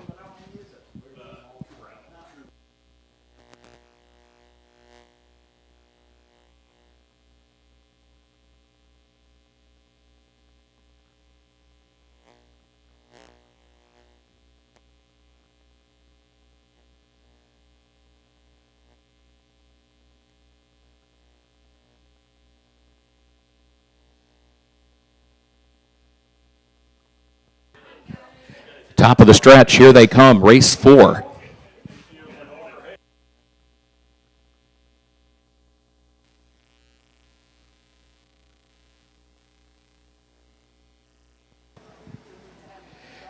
They are off and pacing. April Sunlight, IYQ, and Super Sage both have early speed as they head down into the first turn. Obligate is away in good order down toward the inside as they enter the first turn and race toward the quarter-mile mark. It is April Sunlight, IYQ, the leader by just a length. Obligate is right behind the leader in that second position. Captain's Box is racing in third as they straighten out and go single file up the backstretch. Super Sage is right toward the center of the pack in fourth. Bet on the Jet is fifth, and Streakin' at Midnight is last. So if Streakin' at Midnight is going to win again, well, she will have to once again pass every horse on the track in order to do it. 34 seconds flat for the opening quarter. 34 seconds flat. April Sunlight, IYQ, is the leader by a length and a half, with Obligate racing in second a length and a half, and Captain's Box is traveling in third position. Nobody stepping out of line just yet after 3/8 of a mile, as Super Sage is still fourth, and Bet on the Jet is fifth, and Streakin' at Midnight is still last of the six. So they approach the halfway point. Again, this is the Edgar County Community Foundation race, 2 divisions, races 4 and 5. At the half-mile mark here in the fourth race, April Sunlight IYQ is the leader by a length. It is Obligate who is second. 1:08 was the time for the first half mile, 1:08. Back around the south end of the racetrack they go. It is April Sunlight, IYQ, who leads it as they race toward the three-quarter mile mark and is still on top by just a length. Obligate's been there since the start and is still there second. Here comes Streakin' at Midnight from the back of the pack. There goes Super Sage in the center of the pack. It's still 5 lengths front to back, and they still have to catch April Sunlight IYQ, who leads it by a length and a half. Obligate is second by a length. length. Bet on the Jet is racing in third toward the inside. 140 and 1/5 of a second. 140 and 1/5. Around the final turn they go. April Sunlight IYQ opens up on a 3-length lead. Bet on the Jet has snuck up the inside, has passed a couple of horses into the second position now. Super Sage is way out on the grandstand side. It is April Sunlight IYQ the leader. April Sunlight IYQ the winner for Demarius Wakefield by 3/4 of a length on the line. Super Sage was in that crowd of horses for second and did grab second position. Then it's going to be a photo to separate third, fourth, and fifth. 2:12 flat was the time for the mile. 2:12 flat.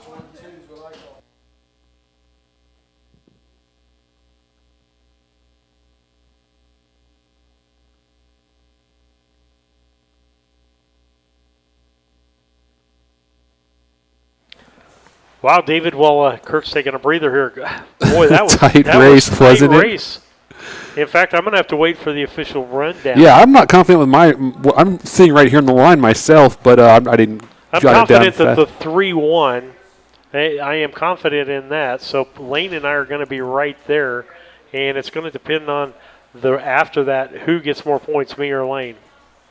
Are you going back to watch it, are you? I was going to. I went to stop it, and I didn't have the button pressed right, so we'll see what happens if I figure this out. Technology is a great thing. Horseman first checks for the first I got it right 3 here. races are complete and are ready and waiting here at the racing office, which, remember, this year is located on the infield first floor of the infield judges' The stand. 6 and 1 look First tight checks, to first 3 separate. races are ready, and they are available infield judges' stand, first floor. Time for the mile, 2:12 flat here, as April Sunlight IYQ has picked up a first career victory. Bred by the Watson stable of Fairfield, and that's why It might Brenda cut loose Watson, who's been anytime. assisting trackside in the winner's circle, is applauding. She applauds every winner, but she is especially excited because she is part of the Watson family that bred and raised this filly. She knew her from the time that filly was born, and then eventually sold that filly at the Illini Classic yearling sale Labor Day last year. And no doubt it's fun to see a young horse come full circle and make it to victory lane. How about a hand for number 3, April Sunlight IYQ? Milton Greer of Jackson, Tennessee is the owner. That is back-to-back wins for Mr. Greer as owner. That is back-to-back wins for Leroy Hunt as trainer. Sire of this filly is Revenge Shark. ICIYQ is the first dam, she in turn by Western Ideal. The Edgar County Community Foundation, among our annual family of sponsors for harness racing. You can visit them on Facebook or at edgarcountyfoundation.org. The Edgar County Community Foundation to build a steadfast tomorrow. Congratulations, Demarius Wakefield, your winning driver. Here's the full field rundown. It is official for that 4th race. From the top, Obligate finished 5. Captain's Box was 6. April Sunlight IYQ was the winner. Super Sage, the runner-up. Bet on the Jet was 3rd. And Streakin' at Midnight was 4th. They got the opening quarter in 34 seconds, the half in 1:08. 3/4, 1:40 and 1/5. The time for the mile, 2:12 flat. Reach down, 5:61. 2-3-4. Race 5 is on the way. Something that is different at this year's Edgar County Fair Harness Races, the heading ISA at the top of the page, the Illinois Standardbred Association. That is the all-new statewide organization which oversees, in partnership with the Illinois Department of Agriculture, the county fair racing circuit. For many years, we had the Illinois Big Ten. Years ago, we had the Egyptian Colt Stakes here at the Edgar County Fair, but at the end of last season, as the business continues to evolve and change and be reshaped, folks said, you know, maybe instead of having different colt associations across the state, we could streamline everything into one colt association, and that is what we have done under the banner of the Illinois Standardbred Association. Race 5 coming up.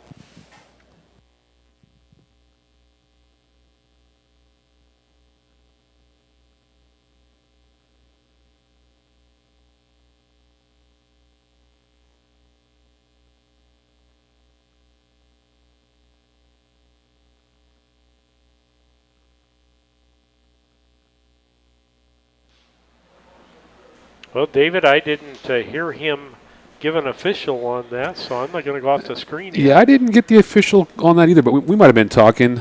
Deb Ham's in the chat saying she hopes we don't get rained out. Well, we hope too. And Jacob McFarland saying we hope we don't get rained out. We're looking all right now, but there's some dark clouds and it could happen. It's summer racing. It's in Illinois. It could rain any time, right? Yeah, that's why they put 10, 15, 20% chance rain in the forecast for every hour of the day, because a pop-up shower can happen at any time. And we've had a lot of those. The crops coming here, though, looked really good. They're tall, man. Green, lush. Tell you what, I'm going to take it to commercial and go see if they got a final rundown on that race. Works for me.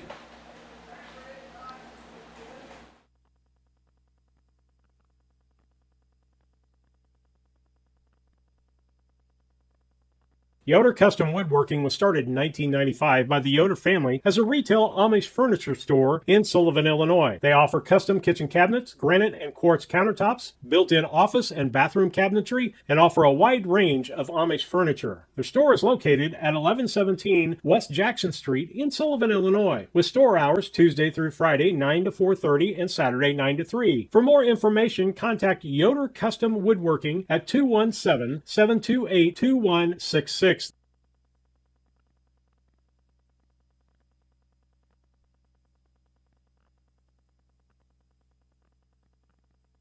I'll bring myself back up while we're waiting on Steve to get the official results for the last race, because we didn't get those on our end. But I hear Steve coming back down now. Are we official? Are we good? Looking good?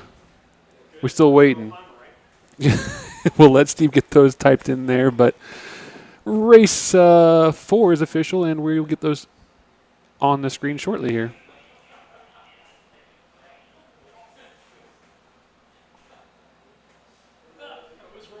Okay, that's always good.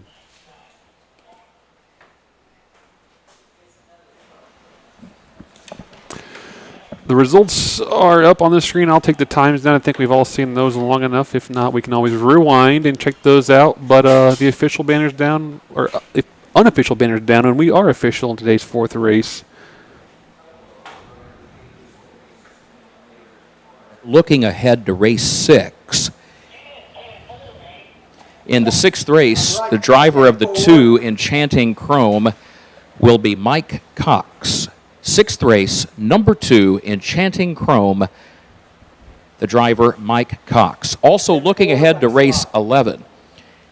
In the 11th race, the driver of number 3, Winning T-Bone, again, Mike Cox will be the driver. That's the 11th race, number 3, Winning T-Bone, the driver, Mike Cox. Talked about the fact earlier that Jamaica Patton fast approaching 1,000 career wins as a driver, but he would love for it to work out to get that milestone at the Illinois State Fair at Springfield. You will see Jamaica in action with a lot of other men and women from the harness horse industry on the racetrack beginning August 7th, Thursday, August 7th. Remember, special post time, 11 a.m. each racing day at the Illinois State Fair at Springfield. They race Thursday, August 7, Friday, August 8, Saturday, August 9. They take a break, and then they come back on Wednesday and Thursday, August 13 and 14. And again, new post time, 11 a.m. each day.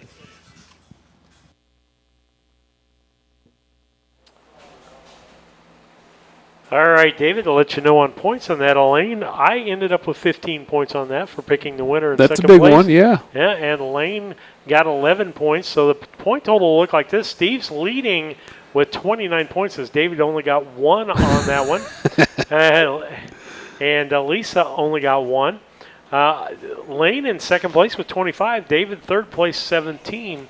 And 5 for Lisa on the night. As long as Lane doesn't win, that's all I care about. Okay, all right. Well, that's always a good thing there. But as we get ready for race 5, maybe we can handicap that one real quick, David. Sure, we got some time, I think. Ooh, this will be a fun one. Race 5 is it?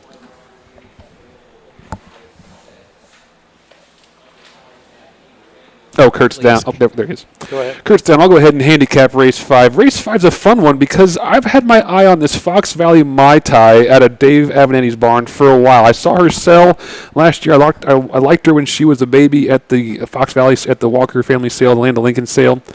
I watched her go home with the Avenettis and talked to Wyatt. He said she's kind of coming along. In the last 3 starts, she's 3 for 3, so she's definitely coming into her own.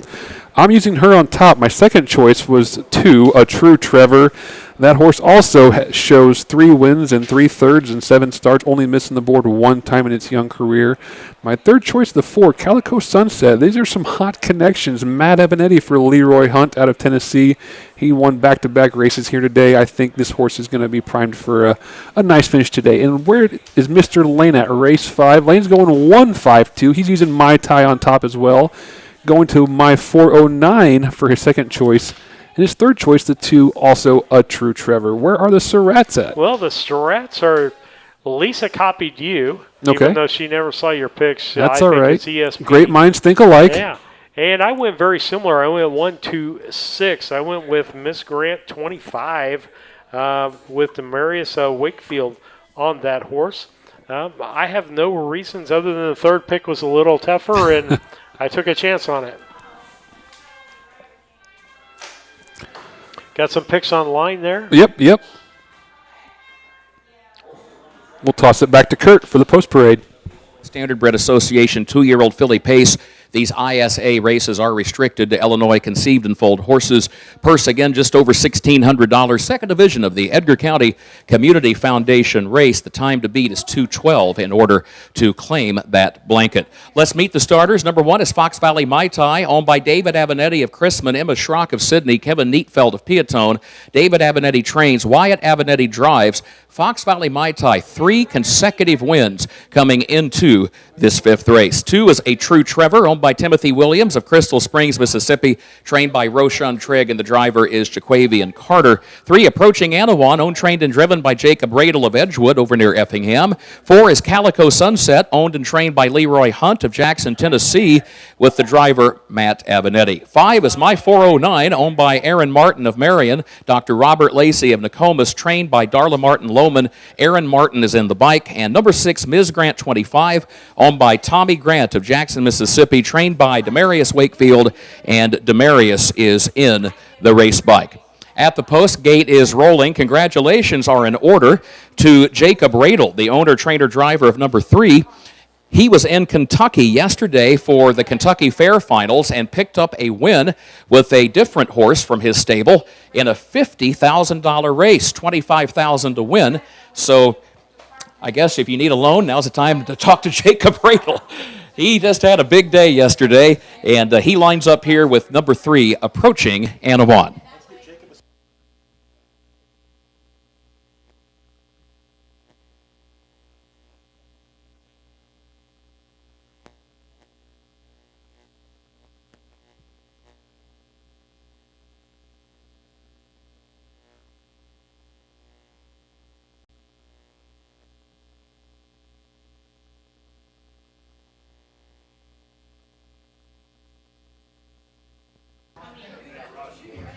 A True Trevor off stride behind the gate. A True Trevor has broken stride and will have to spot the field about 15 lengths. They are often pacing here in race 5. There goes Calico Sunset out for the lead. Fox Valley Mai Tai comes away second. Ms. Grant 25 is out racing in third. My 409 is away in fourth. Approaching Anawan is fifth, and a True Trevor, after breaking stride prior to the start, is the distant trailer in sixth, about 20 to 25 lengths off the lead. Onto the backstretch they go. And so far, it is Calico Sunset dictating the tempo here. They're at the quarter-mile mark and leads it by a length and a half. Fox Valley Mai Tai is racing in second by 3. Ms. Grant 25 is in third. A gap of 5 more lengths to My 409 in fourth.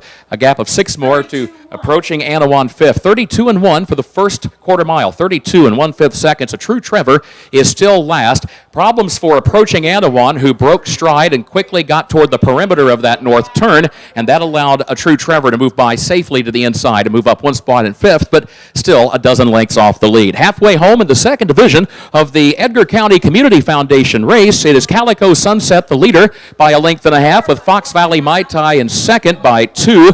Ms. Grant 25 is racing in third. 105 flat for the first half mile, 105. A gap of 3.5 more lengths. A True Trevor picks up another spot, moves up into fourth, getting around My 409, who is now in fifth position as they head on to the 3/4 mile mark. and approaching Anawan is the distant trailer. Back up front, Calico Sunset is the leader. A winner a week ago this evening at the DeWitt County Fair at Farmer City. Calico Sunset lead by 3 lengths, a quarter mile to go. Fox Valley Mai Tai, that win streak is in jeopardy. That's the filly that's won 3 in a row, and she is 3 lengths back of the leader with under a quarter mile to go as they work their way around the final turn. Calico Sunset, 3/4 and 137 flat. 3/4 and 137. Calico Sunset, the lead's out to 4.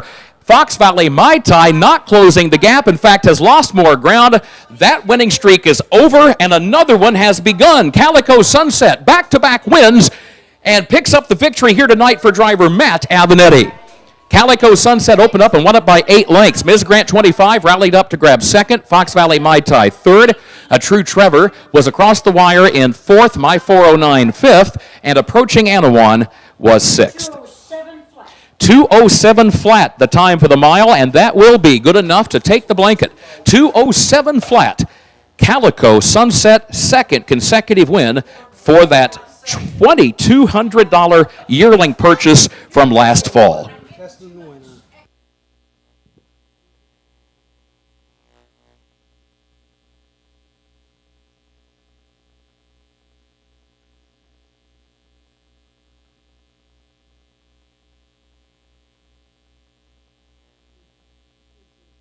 All right, David, the results are unofficial out there, but upset. And Matt Avenatti getting a win. Leroy Hunt is having a monster day here at the Paris Fair. Congratulations to all the connections, and Matt's doing a clinic out there in that race bike. So congratulations to everybody.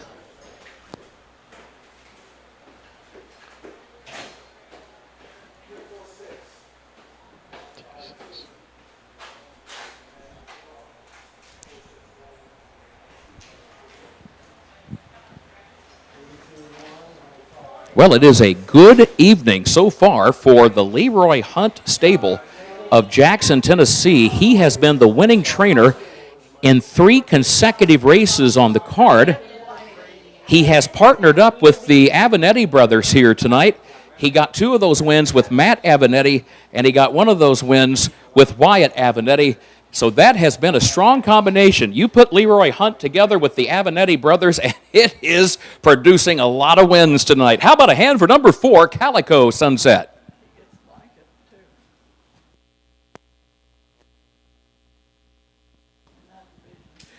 Calico Sunset will get the Edgar County Community Foundation blanket with that win in 2:07. Second career win for this 2-year-old Kronos filly, bred by Brian Chupp.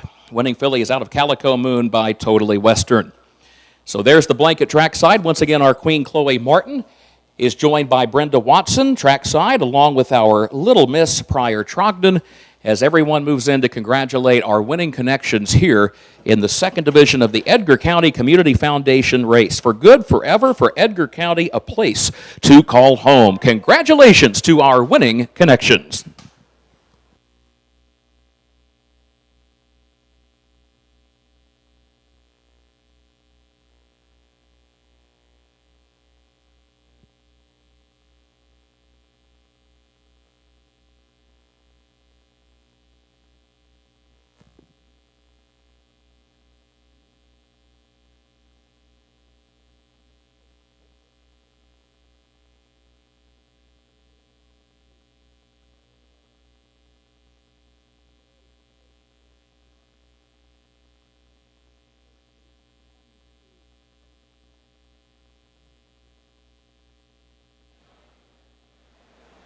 Well, an upset in that race, David, as we wait for the final rundown. Well, when you're hot, right? When you're Matt and Leroy, you just go ahead and win all the races. Yeah. Leroy Hunt hot tonight. How many races is that for? Here's the full field rundown for race number 5. From the top, Fox Valley Mai Tai was third. A True Trevor finished fourth. Approaching Anawan, 6. Calico Sunset was the winner. My 409 finished 5. And Ms. Grant 25 was the runner-up. Opening quarter, 32 and 1/5 seconds. The first half mile in 1:05. 3/4 in 1:37 flat. And the time for the mile, 2:07 flat. Reach down, 3:46.152.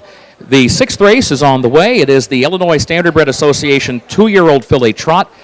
Longfellow Farm of nearby Crispin, the 2-year-old trot blanket sponsor here this evening. Our thanks to Don Longfellow and his entire family, annually one of our blanket sponsors here at the Edgar County Fair. A reminder, in race 6, the driver of the 2 Enchanting Chrome, Mike Cox, will drive. 6th race, the 2 Enchanting Chrome, Mike Cox, and the driver of the 5 Daphne Durango, Cornelius Cavett. 5 Daphne Durango, Cornelius Cavett in the race bike. A lot of driver changes here tonight, but a lot of drivers are trying to cover a lot of territory around the Midwest at both county fairs and pari-mutuels as we are. Make plans now to attend the 27th Annual Illini Classic Yearling Sale, which takes place on Labor Day at the Illinois State Fairgrounds in Springfield. Once again this year, the catalog will offer not only a strong lineup of Illinois-conceived and foaled yearlings, but also an excellent supporting cast of colts and fillies eligible to other state-bred programs in the Midwest and on the Eastern Seaboard. It's the Illini Classic Yearling Sale, Monday, September 1st, beginning at 11 a.m. Central.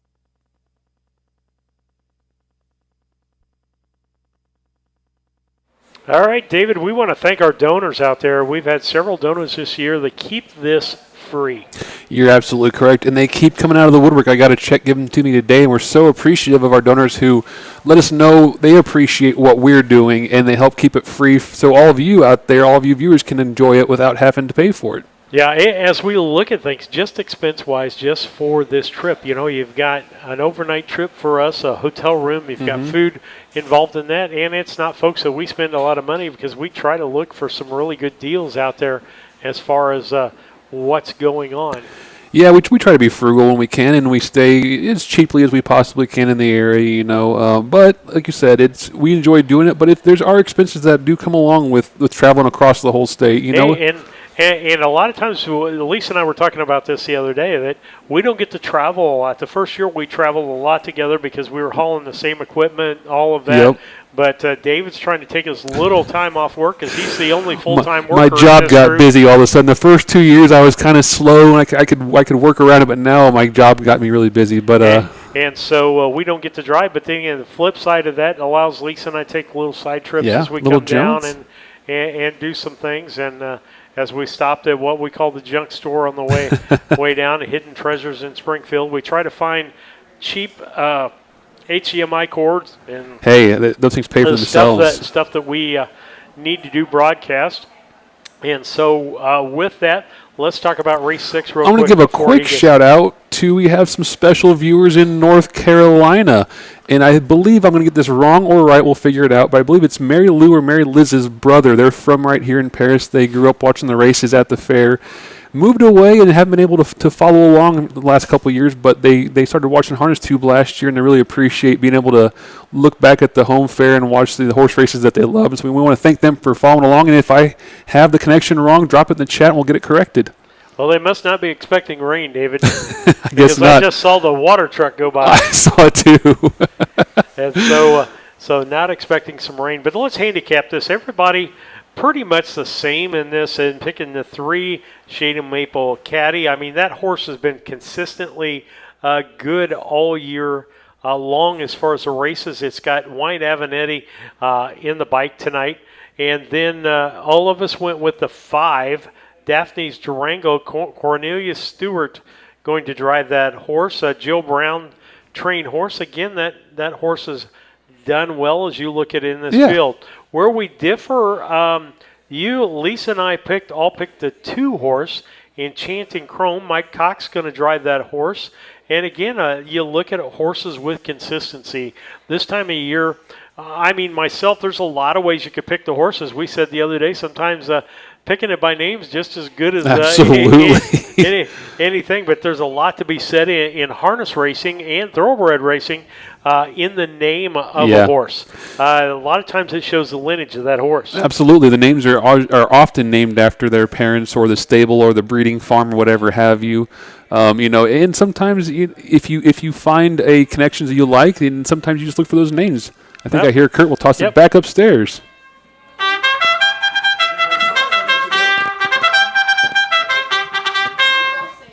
Horses are on the track for race 6, the Illinois Standardbred Association 2-year-old filly trot. The blanket sponsor for the 2-year-old trot tonight is Longfellow Farm of Crispin. Let's meet the starters. Purse of $2,755. Number 1 is Tough Class, owned and trained by Jacob Radel of Edgewood. Freddie Patton Jr.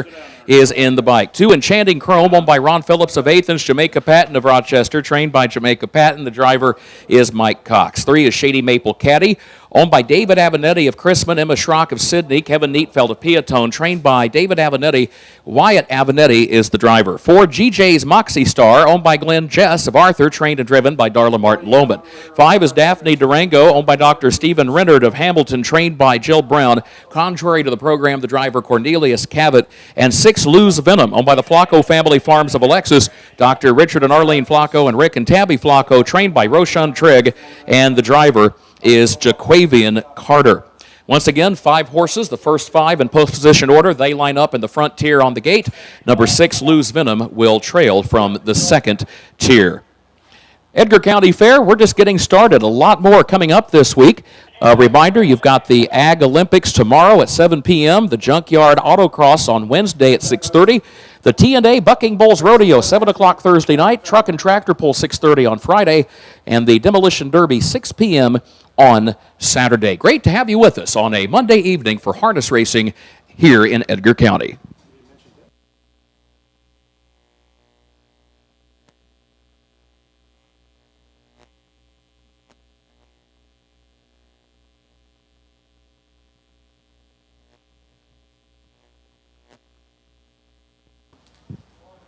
A number of the horses in race 6 have the lowercase letter T in parentheses behind their name, the designation for a trotter that wears the trotting hobbles that are draped around the front legs. I never realized until recently how controversial trotting hobbles are. There were some horsemen on a Facebook discussion about a week ago that got into quite a tense exchange. There were some that said trotting hobbles are great and others that said, nope, I'm old school. If a trotter's got a problem, you fix it through horseshoeing and toe weights, and I mean, it was intense. Never knew that was so controversial. Here they come, race 6.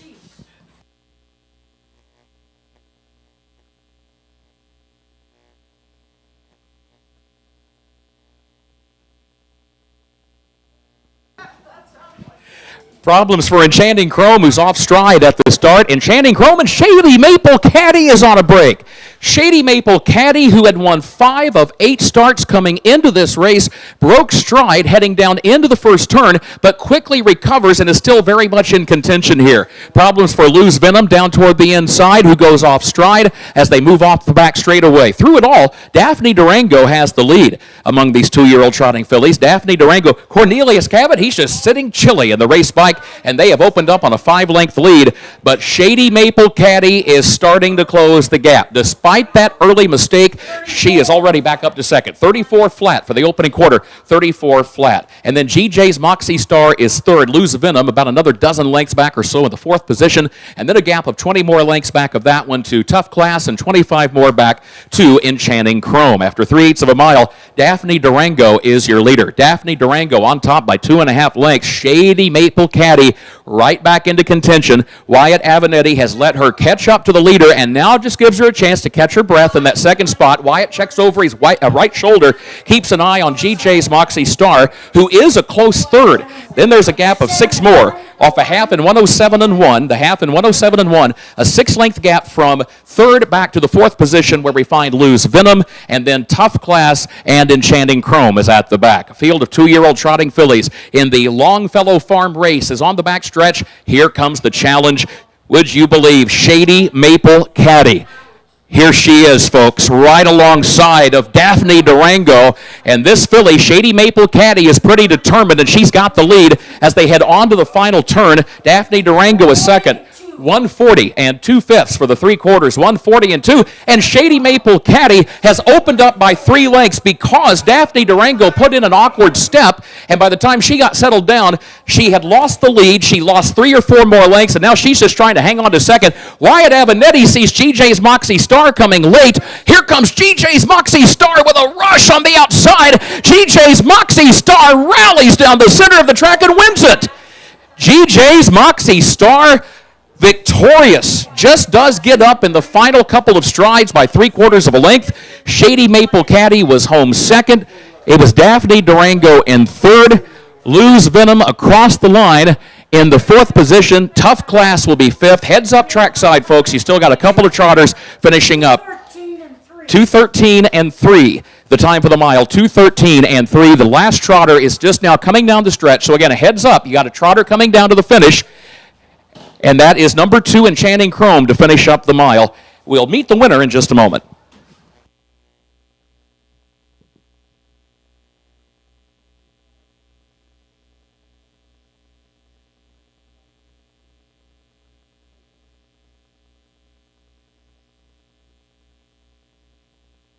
Oh. Got our mics up at what, the miniature pony? Yeah, it was on the screen. That miniature pony's fat. I was laughing at it. Okay, 435. We got some of our fans in the chat. Jordan says we need some helmet cams and hot mics, and I would love to get those guys. The only problem is getting them live into the feed. Technology, we can always record it, and we can edit the video and post it later. But to get them live into the feed, it takes the wireless signal, and it's possible. We're talking about maybe getting one on the starting gate, possibly by the end of the year. So yeah, we're working on it. We're working on it. We're talking about what it's going to take to do it and how we can make it happen. But we do have one. I want to put up here one chat. We got Larissa Spillman from North Carolina. Said, hey, from North Carolina, you got it right. Dan is Mary Liz's brother, and he just made his night twice. First, because he's able to watch, and second, because he gave him a shout-out. Well, we appreciate you watching, Dan. This is why we do it. Well, it's been a night for some surprises at the Edgar County Fair. 6 races are in the books. 2 were won by horses that had never won in their life. 2 others won by horses that had been winless in 2025. And that trend continues. GJ's Moxie Star was beaten 9 lengths, 2 starts back. She was beaten 11 and a half lengths in her last start at Fairfield at the Wayne County Fair. But this is that point of the season where horsemen tell us, sometimes, especially with a young horse, the light bulb goes on, as horsemen say, and it's like the horse wakes up and realizes what he or she is supposed to do in terms of going out there and winning a horse race. That light bulb has gone on big time tonight for number 4, GJ's Moxie Star. How about a hand for the winner?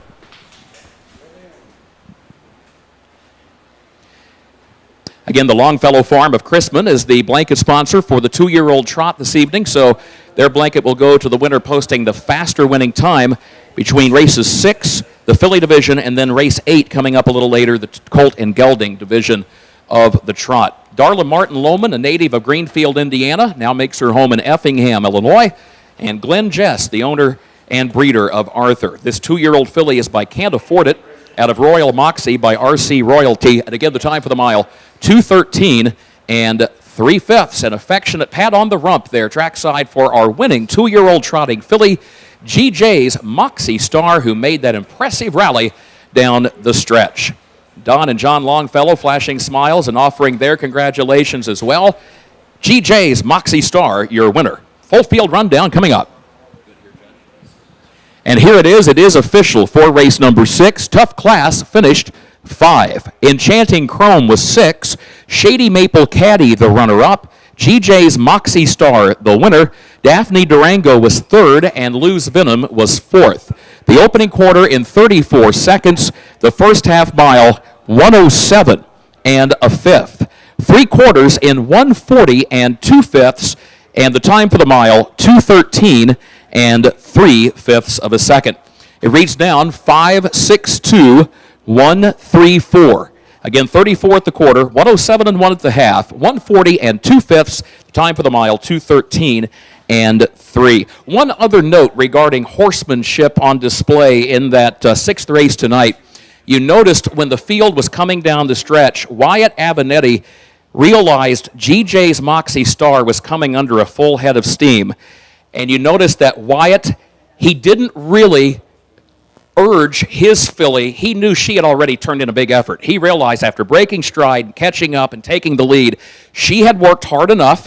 So Wyatt, you always want to win the race if you can, but he absolutely erred on the side of caution in that final 8th mile down the stretch because he knew Shady Maple Caddy had already turned in a huge effort just to get where she was. Race 7 is coming up. Scratch the 2, Miss Tootie. Number 2, Miss Tootie is scratched. Horsemen come to the track. 7th race, the 3-year-old pace, the Longview Bank race.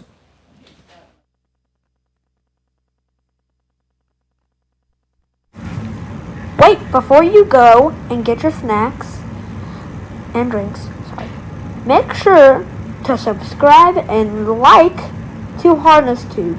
If you can't do that, just give us a thumbs up. Alright, to the show. That's right, David. We want people to like and subscribe. And how many subscribers are we up to? We're at 929. We're slowly climbing. I think we can hit that 1,000 by the end of the year. 71. I'm really confident. 71 more. I'm really confident. So, yeah, don't forget to like, subscribe, tell your friends, use your burner accounts, what have you. We want to hit that 1,000 by the end of the year. If we do, maybe there'll be a giveaway of some sort. All right. As we get ready for race 7 here, coming up on the card. Race 7, David, do you want to go ahead and handicap your picks? Sure, we can handicap race 7. I went in this 3-year-old filly pace. I went on top to the 3. Little Old Me for Clark Fairley. That horse shows 2 wins, a couple starts back. My second choice went to the 6, Truly a Winner. Again, we got Wyatt and Kevin at the fairs. It's hard to overlook that horse. My third choice, the 4, Frontier Fantasy. That horse has been second or better the last 5 starts out, so it's hard to not put that one somewhere in the mix here. And Lane went, race 7. Lane went 5-6-1, so he used Sleazy Little Darlin on top, the family horse. Truly a Winner second, the other Avenetti driven horse, and the 1 on top, right? Is that what I said? 5-6-1, yep. Yeah, now Lane just kind of reversed my picks around. I went with 1-6-5. I went with Shady Maple Bridget, the Kevin Miller horse, with Mikey Rogers driving that horse. And then everybody was consistent putting the 6 horse into second place. All 4 of us picked different horses. This is going to be an interesting race because I picked the 1, you picked the 3, Lisa picked the 4, and Lane picked the 5. We will have some shakeup of points. So the 2 and the 6 did not get picked for first place, but the 6 was unanimous. Was nailed, yeah. For a second place horse. Good to see Don Longfellow stop in the broadcast booth. He's a breeder, and he always sells a nice small consignment at the yearling sales every year. And I tell you what, his horses are always bred well, and they look real sharp. So good to see Don pop his head in here and scope out the Harness Tube broadcast setup. And I made a misstep there on thing. I said nobody picked the 2 because the 2 is a scratch. That's why. And so with that, and then we had go ahead. What were you saying? Ahead. We had a couple good comments in the chat. Dell said a couple. Yeah, a couple. Dell said the old saying goes with 2-year-old trotters, you don't have to be the fastest, you just have to stay trotting. And that was exactly echoed by Tyler Clemens. Said he was always told that 2-year-old trotters, it's not about speed, it's about staying flat. And I think if you follow the sport at any time at all, you can understand why it's so important to just be consistent to get that horse's confidence built. The speed will come. Well, and we've seen it.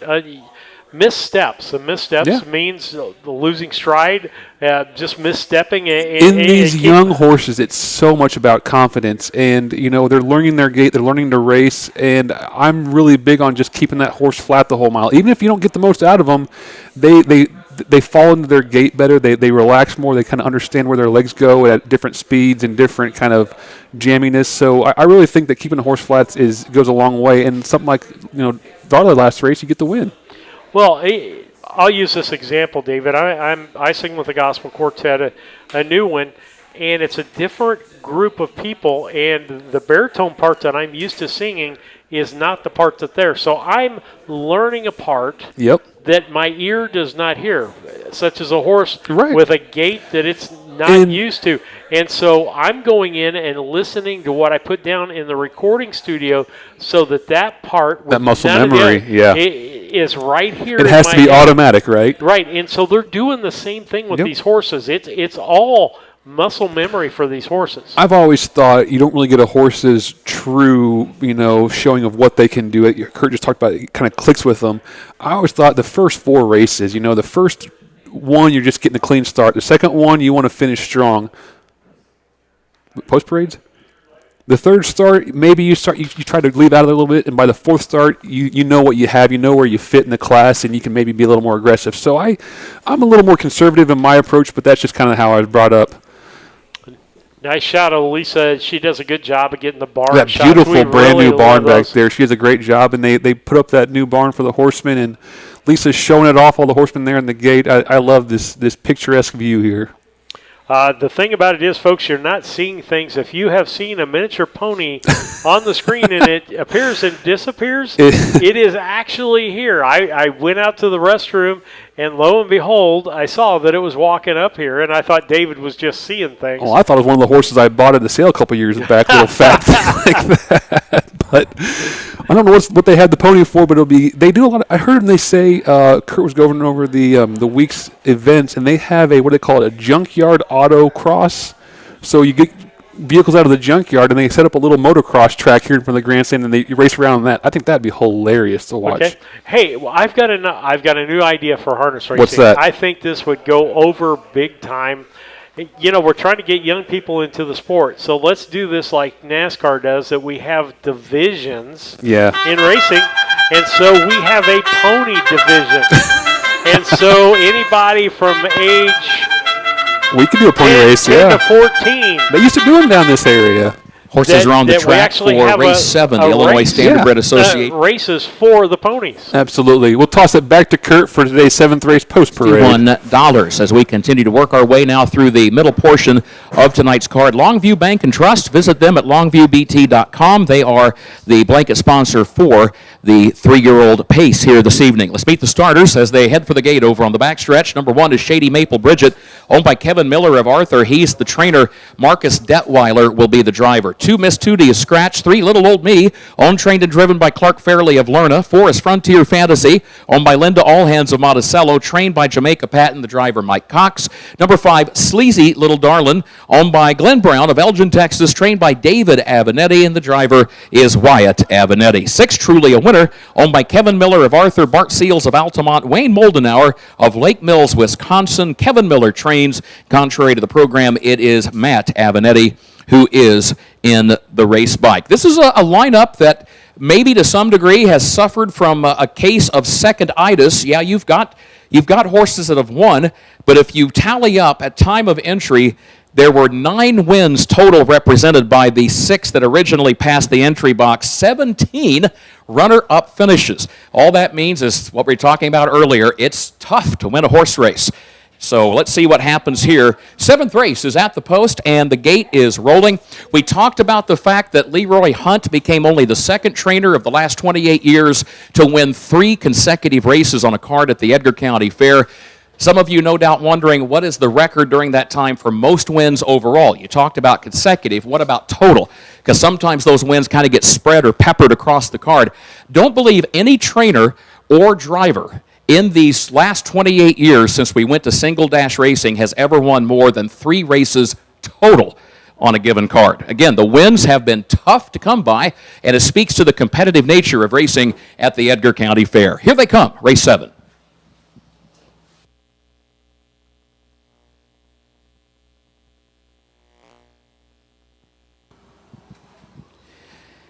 Off and pacing they go in the Longview Bank and Trust race, and Little Old Me grabs the racetrack, goes out of the early lead. Shady Maple Bridget is there to the inside in the 2nd position. Sleazy Little Darlin moves out wide in 3rd around that first turn. Truly a Winner is back toward the inside in the 4th spot as they head off the turn and move up to the backstretch, and Clark Fairley and Little Old Me from the outside have the lead. They're trying to clear, and they will do that now. They make the top at the midpoint of the backstretch, clear by a length and a half. Shady Maple Bridget is 2nd. Frontier Fantasy settles to the middle of the pack in 3rd. Sleazy Little Darlin is racing in 4th, and Truly a Winner is 5th.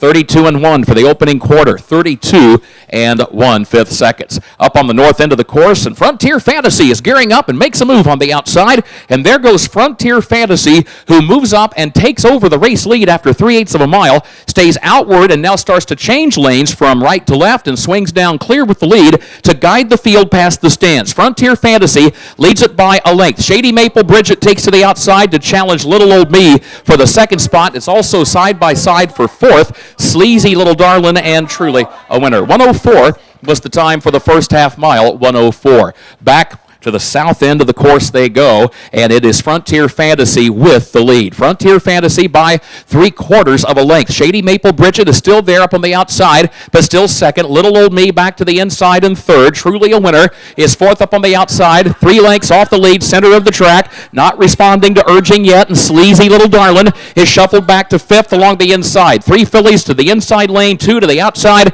They move past the 3/4 Frontier Fantasy, the leader, 135 and 4 at the 3/4, 135 and 4. Little Old Me is moving back up the inside second. Shady Maple Bridget has lost some ground and is now third as they turn for home. Frontier Fantasy leads it. Here comes Little Old Me to the outside. Let's see if she can catch Frontier Fantasy. Little Old Me is second. There's a length between them.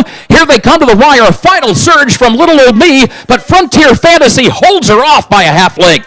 Frontier Fantasy by a half length on the line over Little Old Me, who gave it a good effort but came home second. 2:06 and 1, the time for the mile, 2:06 and 1/5 of a second. Frontier Fantasy, number 4, your unofficial winner.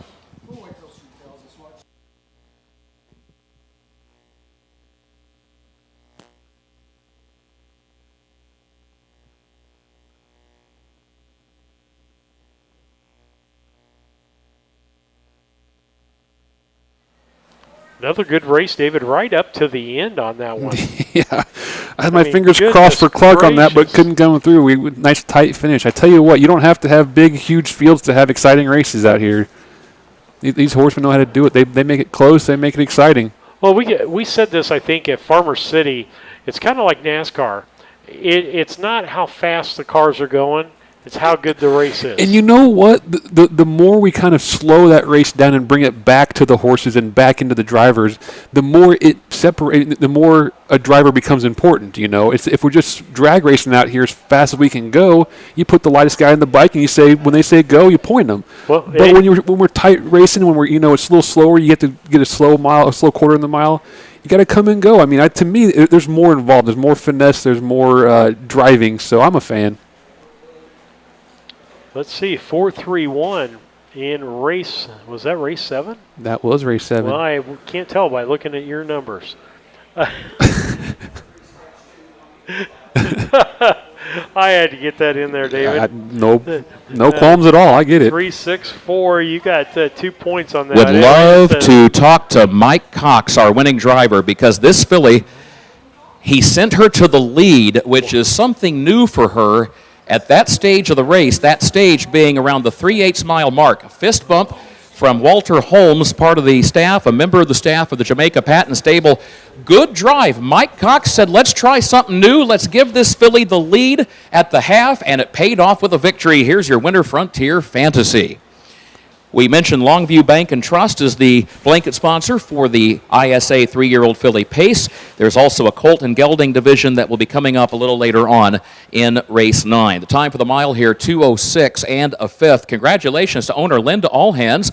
She is trackside with her friend Sherry Boldovich, and there is the blanket for picture purposes. Thanks again to Queen Chloe and our little Miss Pryor as they also offer their congratulations. This filly's been a winner before, but she had been runner-up in 4 of her last 5, and sometimes a change in strategy will do a racehorse good. And Mike Cox said, you know what, we're not going to sit and wait and race from off the pace tonight. We're going to go for the lead a little earlier. Paid off. Congratulations. Mike gives us a nod and raises up his right hand. Congratulations.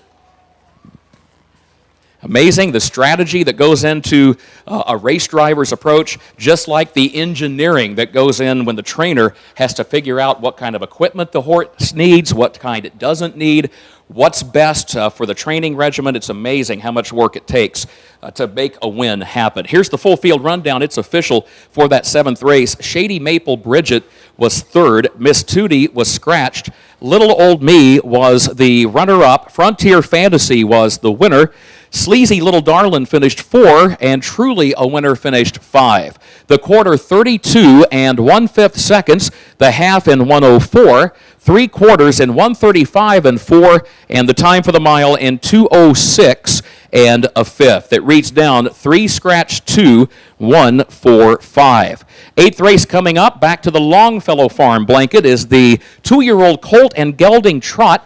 in the ISA Series. No scratches and no driver changes to report, at least at this time, in race number 8. The time to beat, 2:13.3, to claim that blanket. More in just a moment. Well, Lisa Surratt, the big winner in our picks here, as she picked the first and the third place horse there.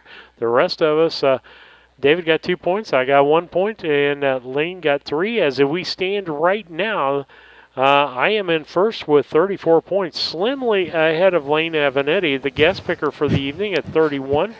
David has 23, and Lisa has 22. We give out points like this: 10 for first, 5 for second, 3 for third, and then 1 if you get it in a box and didn't place that horse in the right position. So that's what's going. I know Kurt Becker going out on the track right now. I don't know what he's...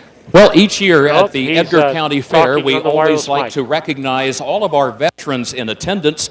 And then we end up at what we wrap up the ceremony by presenting a special gift to the 2 oldest veterans in attendance. So at this time, all of you who either have or are currently serving in the United States Armed Forces, past or present, are veterans. Would you please stand to be recognized? Let's see you. Go ahead and stand up, folks. There we go. There we are.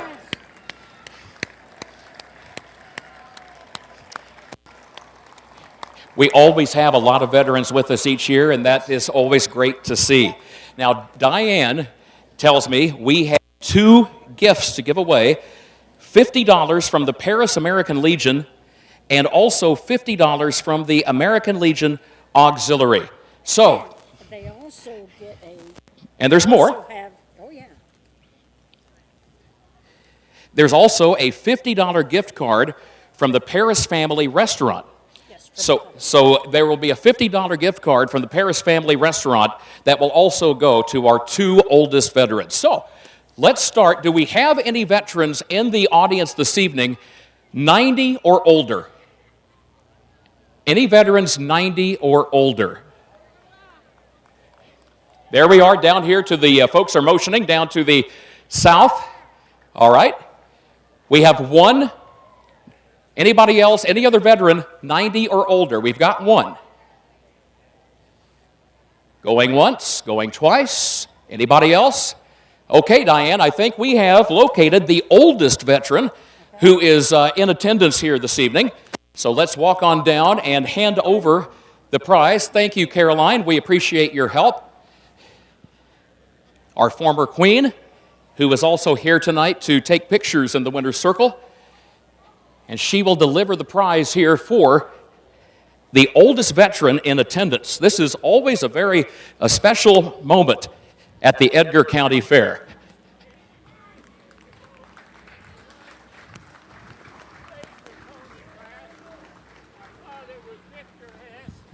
Are you the son of Vic Hess?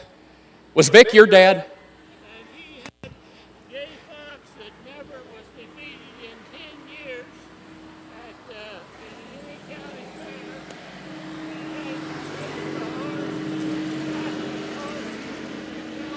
Okay, this oldest veteran with us is the son of Vic Hess. As I recall, Vic, your family roots were Dana, Indiana. Is that correct? Used to be, okay. And of course, your dad, he owned racehorses. He owned draft horses also, didn't he? Yeah. But he owned a horse and he sold him and he went to the Hardin Home Stables in New York. Oh, sure. And he won all of the major trotting races. And sir, what's your name? 5 lengths. What is your first name, sir? Dale. You're Dale. And how old are you? Can't hear what the gentleman's saying, but Lisa's got a good picture of the 89 and a half. So we're going to round that up to 90. That is Dale Hess, ladies and gentlemen. Congratulations. Now, there's one more to go. Awesome. Yeah, that Hess name goes a long way back in racing and draft horses. Okay, Diane, let's see. That's right. We need one that's an even 89, don't we? Well, how many veterans we have? Where are veterans that are, say, 85 and older? Do we have any 85 and up? If not, how about 80 and older? Oh, we've got a wave down once again. Boy, the south end, that's been the hot section down there. Anybody else? We've got at least one. Do I see 87? How about down here? Oh, we've got more down this direction. Well, you know what? We're not going to find out the ages and names standing in the winner's circle, so let's go back up to the grandstand and find out. Okay. Your age, sir? We've got 84. How about over? Hello, how are you? How about down here? Sir, your age? So we've got 81. We've got 84. We got another straightaway center field here in the grandstand. Where are we at here, folks? We got a veteran up here. How old specifically? 80? 80 on the nose. 80, 81, 84. 88 down here. We've got an 81, but I heard an 88. Down here, south end. Sir, thank you. So we have an 88. Well, we've heard 84, 80, 81. I believe 88 is going to win the award for the second oldest veteran. Sir, your name? What's your name, sir? Gary Mosley. Where's home for you, Gary? Gary Mosley of Chrisman, ladies and gentlemen, second oldest veteran in attendance. Always a lot of fun to do this each year. Folks, for what they have done in sacrificing and serving their country, how about one more round of applause for all of our veterans in attendance tonight? Congratulations, one and all.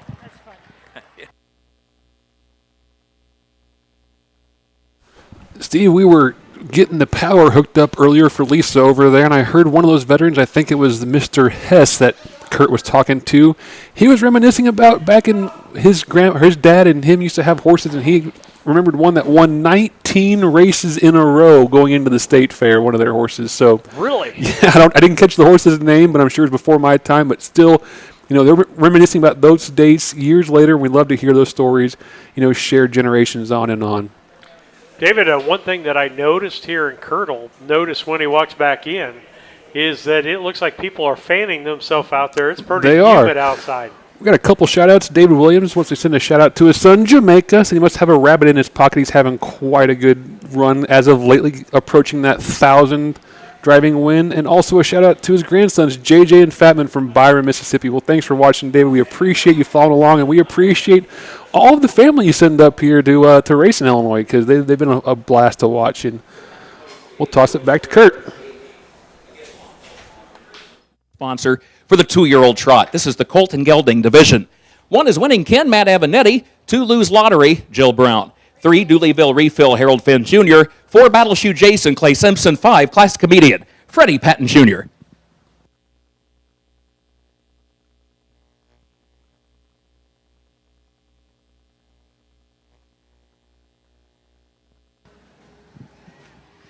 Race 8 in your scorecard. They are off and trotting.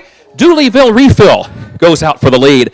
Battle Shoe Jason off stride. Battle Shoe Jason on a break and drops out to the back of the pack. Dooleyville Refill, though, is the leader. Dooleyville Refill opens up on a 5-length lead. Lose Lottery will go second. Class Comedian is third. These 3 separated by 5 lengths. Then a gap of a dozen lengths more back to an off-stride. Battle Shoe Jason, Winning Ken, is last of the 5, and Dooleyville Refill, the leader, broke stride. Dooleyville Refill made a break, drops out from first to third, back trotting, but now 8 lengths off the lead. Lose Lottery, the leader, as they go on by the quarter-mile mark by a length and a half. Class Comedian, second. 38 seconds for the opening quarter, 38 seconds flat. They move up to the north end of the course. Lose Lottery is your leader. Class Comedian is right there second, a length and a half separating the top 2. Then a gap of 3 back to Dooleyville Refill, who is beginning to catch back up to those top 2 after that break in stride. A gap of 10 more lengths to Battle Shoe Jason, 4th, and 20 back of that one. Winning Ken is 5th. Approaching the halfway point and moving by the stands in race 8. Lose Lottery continues to lead by a length. It is Class Comedian second by a length and a half. Dooleyville Refill third. 1:13 and 1 for the first half mile. 1:13 and 1/5 of a second. Back into the south turn they go. It is Lose Lottery, the leader. Class Comedian second. Dooleyville Refill is trying to move back into contention. Has caught the top two, moves up into second. Class Comedian has broken stride. Now it's side by side for the lead. Dooleyville Refill to the outside, Lose Lottery to the inside. These two stride for stride as they move on to the final turn past the 3/4 mile mark. Dooleyville Refill has the lead now by a half length. 1:47 and 2, the time at the 3/4, 1:47 and 2.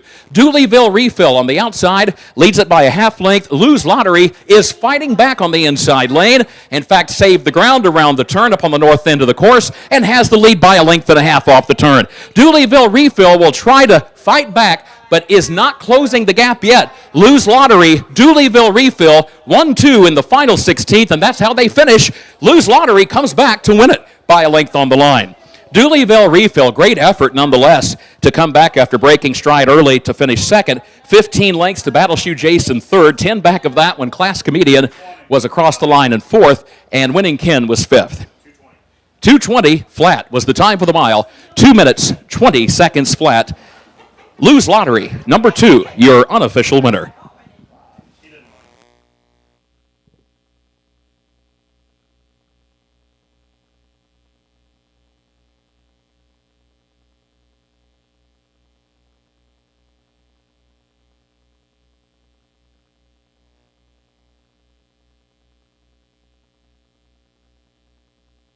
Another close finish there, Steve. That horse, Lose Lottery, 8 starts, 5 seconds, 2/3. Only missed the board There's a one vehicle time. parked toward the north end of the grounds that needs to be moved. It is blocking other vehicles. The license plate, Indiana plate, TCQ 832. Vehicle parked on the north end of the fairgrounds. It is blocking other vehicles. Indiana plate, TCQ 832 needs to be moved, please. We'll meet the winner for race 8 in just a moment. We had Debbie Ham in the chat asking where Mike Cox was from, and I had to remind her, I think she was thinking of Matt Cox from Huntsville, and he trained at Mount Sterling for years, but Matt Cox has been in our chats and followed along this year a little bit. We've seen him making comments in the chat, talk with some of his old friends, so we like having Matt follow along, and his parents, Ron and Carol, trained at Brown County and Mount Sterling for years and years and years. But yeah, good memories there for sure. The Longfellow Farm blanket will go to the winner of race 6, GJ's Moxie Star, faster time of 2:13 and 3/5. So a heads up to the Darla Martin Lohman stable. The blanket will go to GJ's Moxie Star, but nonetheless, it's good to have the blanket trackside for ceremonial purposes here in race 8 as the winner, Lose Lottery, is about to return to the winner's circle. That 2-year-old trotter winning for the first time in his career. We talked about it earlier this evening. We have seen any number of horses here tonight win either for the first time this season or for the first time in their career. That is the third horse, this trotter in front of us, the third horse tonight to come into the race's winless lifetime and post a first career victory. How about a hand for number 2, Lose Lottery? We talked about it earlier. So often you get to this point late July, and that becomes the turning point, especially for a lot of these young up-and-coming racehorses. Congratulations to the Flacco family farms of Alexis, the owner-breeder, Dr. Richard and Arlene Flacco, and Rick and Tabby Flacco, who I would bet are watching the live stream brought to you by our friends from Harness Tube. This evening, Chris Brown trains, Jill Brown drives the winner, a 2-year-old gelded son of Lou's Legacy, Lose Lottery out of Casino Royale by SJ's Caviar. Jill Brown, her late father, Jack James, wearing those same red, white, and blue colors, won a lot of races here over the years at the Edgar County Fair, and Jill carries on the family tradition. Congratulations. Here's the full field rundown for that 8th race. Thanks again to everybody with Longfellow Farm. Been good to see Don and John Longfellow. There is Lynn Good walking back across the racetrack. Thank you, gentlemen, one and all. We appreciate it. Here's the full field rundown. It is official for race 8. Winning Ken finished 5. Lose Lottery, the winner. Dooleyville Refill, the runner-up. Battle Shoe Jason was 3rd, and Class Comedian 4th. The quarter, 38 seconds. The half in 1:13 and 1. 3/4, 1:47 and 2, and the time for the mile, 2:20. Reads down 5:12.34. So that brings us to the 9th race. A reminder, scratch the 2, I'll Decide. Scratch number 2, I'll Decide. Race 9, the first of the 3-year-old colt and gelding pace divisions. Again, back to the Longview Bank and Trust race.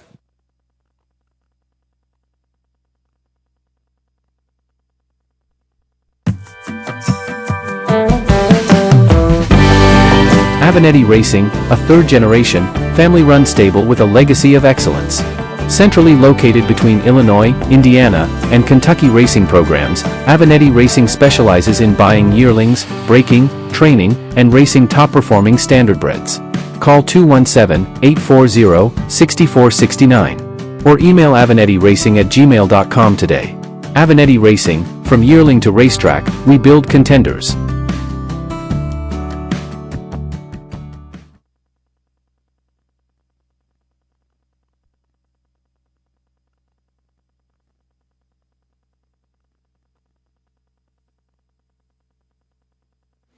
All right, David, as we get ready here for race 9, moving right along. We are over here. 14 races this evening in that. I'll let people know David did get 15 points in the picks last time and moved himself from third into first place with that. Overtook me by 2 points. Overtook Lane now by 5 points. Lisa with 24 points on the evening. And so David, with being in the lead, is going to keep the lead in the overall. Unless I have some big changes here on the end, you're going to be the big winner. Well, we shall see. We shall see. But guess what? Nobody in this race is going to make up anything. We're all picked the same. Because the 2 is scratched, so that means a 4-3 move up, and we're all guaranteed 1 point. And so the 4 and the 3, Jimmy D. Shark will be in that lead spot. And I honestly think everybody is a sentimental pick. Would have picked that horse to win, but if the two had not been in the race. Yeah, for sure. But we'll take what we have and we'll race what we have here. We'll not going to separate any points, but we'll still have a good race to watch. I'm sure it'll be competitive out here. And I just happened to pull out some fluff filler if you. Well, I got a real quick one. Okay, here. Go ahead. In this race is Aaron Martin. He's already raced tonight, but he raced this horse in Farmer City and got his horse, you're right. First victory, and he did it in 2:07 there. And he had to sweat it out. They made him wait for it. That photo finish was awfully tight. Yeah. But a big first win for Mr. Martin. Okay, now, what do you got for filler there? My filler, I've been on the Chat GPT lately, I told you that. So I had Chat GPT come up with some horse names that I thought would be amusing. And before I even say any, I want you to look at 29 on the list. 29 on the list. Horsey McHorseface. Does that sound familiar? Was that in... That was my horse's name at night of the races. The last 2 years. So that's a thing out there. It's not just me. But what about May the Horse Be With You? Okay, for Star Wars fans. Yeah, how about that? Or a little Mary Antoinette. MARE-Y. I like that one. I like that. The Daily Trot. Although that could be bad. I don't know about that. I don't know. About Hoof-Hearted. Who what? Hoof-Hearted. Hoof-Hearted. Like Hoof-Hearted. Ah, okay. All right. Usain Colt. Nah, pass that one. Yeah. Naysayer. Ah, that's funny. That's a dad joke course name. Those are the best, aren't they? He'll toss it back to Kurt. I hear the post parade.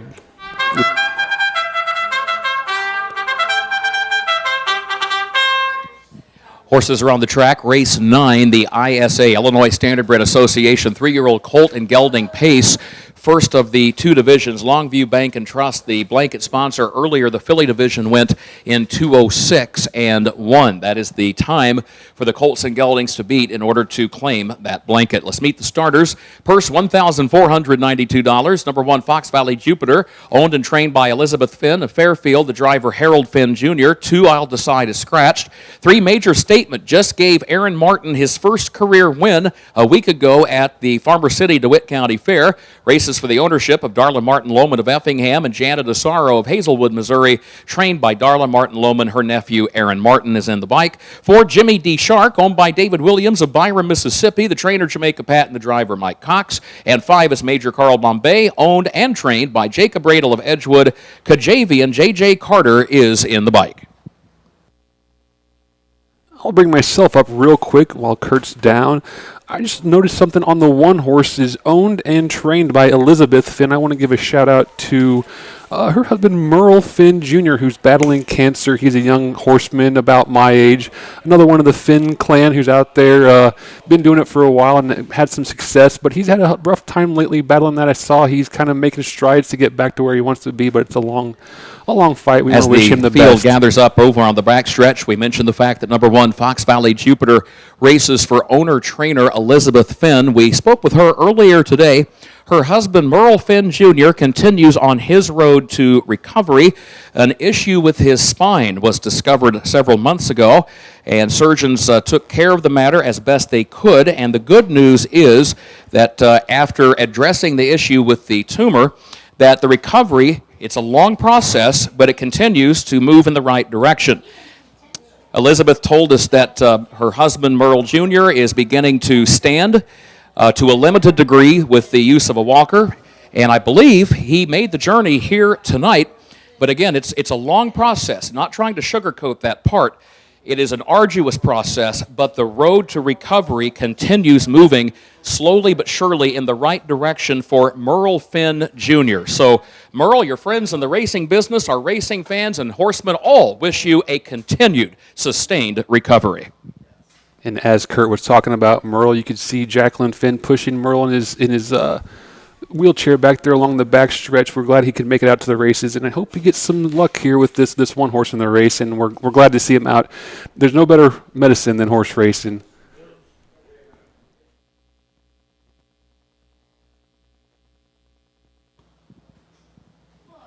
Checking around the racetrack, one horse finishing up a warm-up mile. That horse will exit through the draw gate over in the north turn. That's why that gate is currently still open.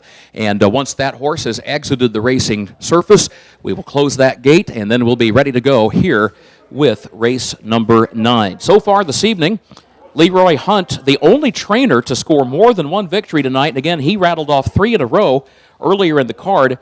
The only driver to have a driving double so far is Matt Avenatti.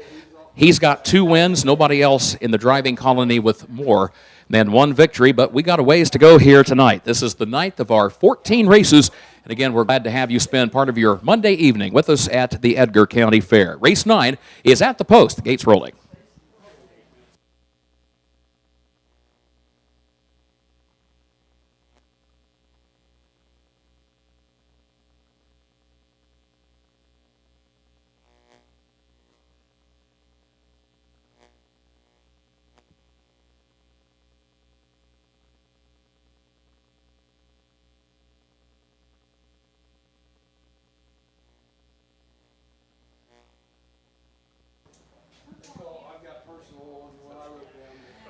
Eighth of a mile from the start. Here they come.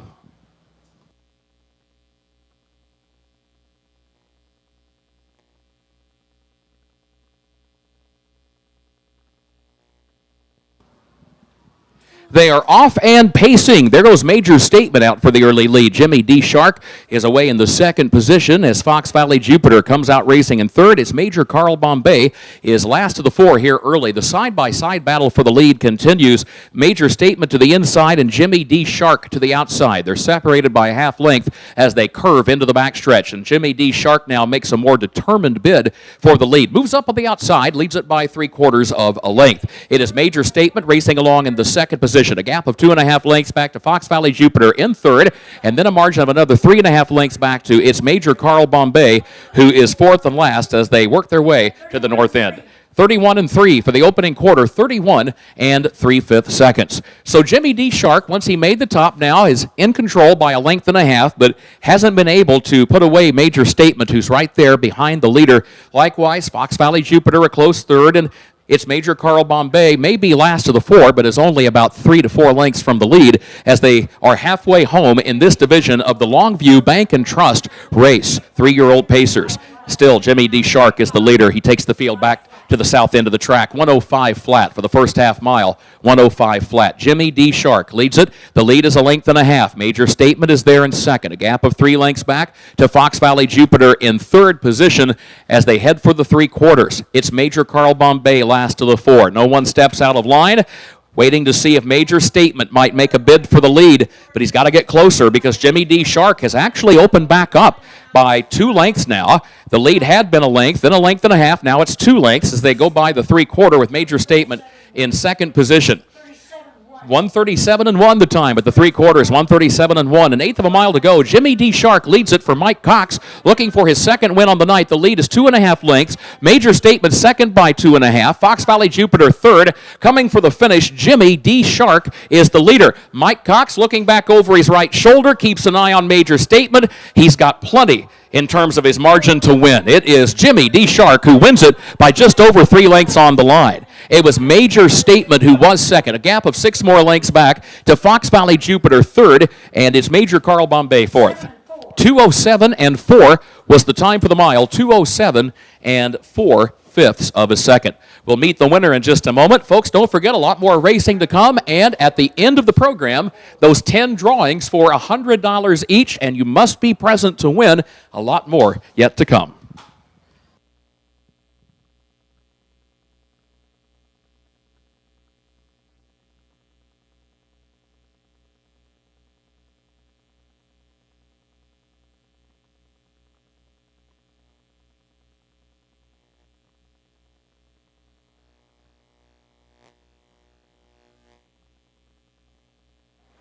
Well, David, we'll wait for Kurt to get back on there, but 4-3-1, so all of us got 16 points on that one. I'll take it. And we'll take the points, but doesn't really change the scheme of things as we've made it through 9 races here on the evening, 14 in store for you as we're moving right along here. Moving right along. There's still water in the track. We haven't had any showers pop up. It's been, I tell you what, it's a pretty good night for the weather's. And we've had some pretty ominous clouds. I've been looking out this window toward the. I don't look that way. I still keep looking that way. The way I want to look. There's little spots of sunshine in what you're looking. So you're being the half full guy, and I'm being the half empty guy based on what I'm seeing here. And you're the yin to my yang, right? Yeah. Yep. Again, folks, there's Walter Holmes trackside. We talked about, hello, Walter, gives us a nice wave. Talked about the fact that he is a member of the staff for the Jamaica Patton Stable based in Springfield. And we talked earlier about the fact that Walter has also begun driving and has been looking for his first career win, and we know that will come in due time. And in the meantime, Walter continues to be. Jamaica has told us, he has said, I don't know what I would do without this young man on my staff. Jamaica talks about the fact that he cares deeply about the horses. He's got a work ethic that lasts all day long. So, Walter, keep up the good work. And how about a hand for number 4, Jimmy D. Shark? That's a driving double for Mike Cox, who makes his home in Sherman. He's a native of Missouri and came to Illinois with his folks back in the 1980s to begin racing in the Illinois bred program, and again now makes his home near our state capital of Springfield. There is Linda Allhands down trackside offering her congratulations, and again, the trainer Jamaica Patton. This is a training double for Jamaica here tonight. So training double for Jamaica, driving double for Mike Cox. Jimmy D. Shark, owned and bred by David Williams of Byron, Mississippi. 10th career win for this gelded son of Revenge Shark, pulling that green race bike with that inner green wheel disc. Very sharp-looking operation Jamaica Patton puts together every summer. Mike, congratulations to you, Walter, the whole crew. Here's the full field rundown for the 9th race. It is official. Fox Valley Jupiter third. I'll Decide was scratched. Major Statement was the runner-up. Jimmy D. Shark was the winner. Its Major Carl Bombay finished fourth. The opening quarter, 31 and 3/5 seconds. The first half mile was 1:05. 3/4, 1:37 and 1/5, and the time for the mile, 2:07 and 4/5 of a second. Reads down 3 scratch 2, 1 4. 10th race is on the way. The second division for the 3-year-old colt and gelding pacers. So far, that time for the filly division of 206-1 continues to hold for that Longview Bank and Trust blanket. We'll see if anybody in race 10 can go a tick faster. There are no scratches. A reminder.